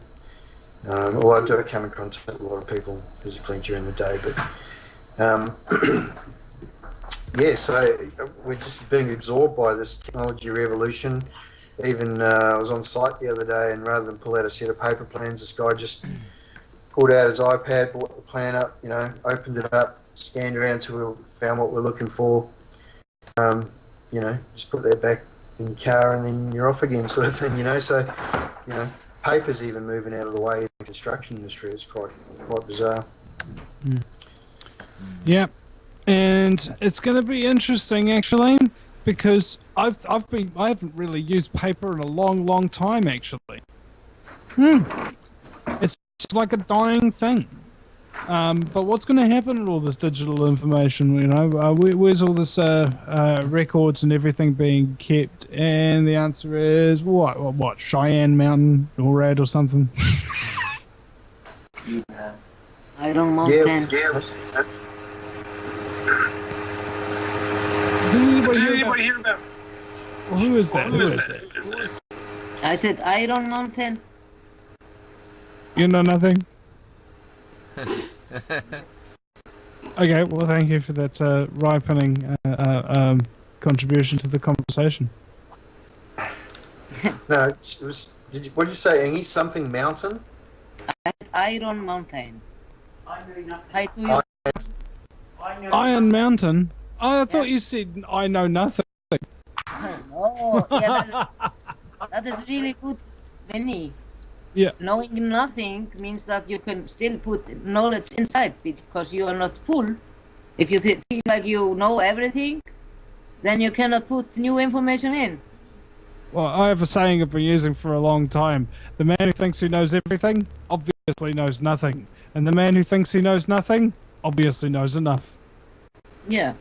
And you can still add something to nothing, you know? It is like a circle, both empty and full. Yeah. But you can't get something out of nothing if you can't think at all. Well, thinking is maybe kind of a... Who says we think enough, or is this way more correct than the other way? Oh yeah, I forgot the nice government. Well, you know, everybody wants to love their government, don't you? Yeah, but they Wouldn't don't. It be nice if the people that say that they're taking care of you were actually taking care of you? May I add to this old saying in the farm when I grow up? They say, because we not say we are going to kill the cow or the kitten or something like that, but life is life in the farm.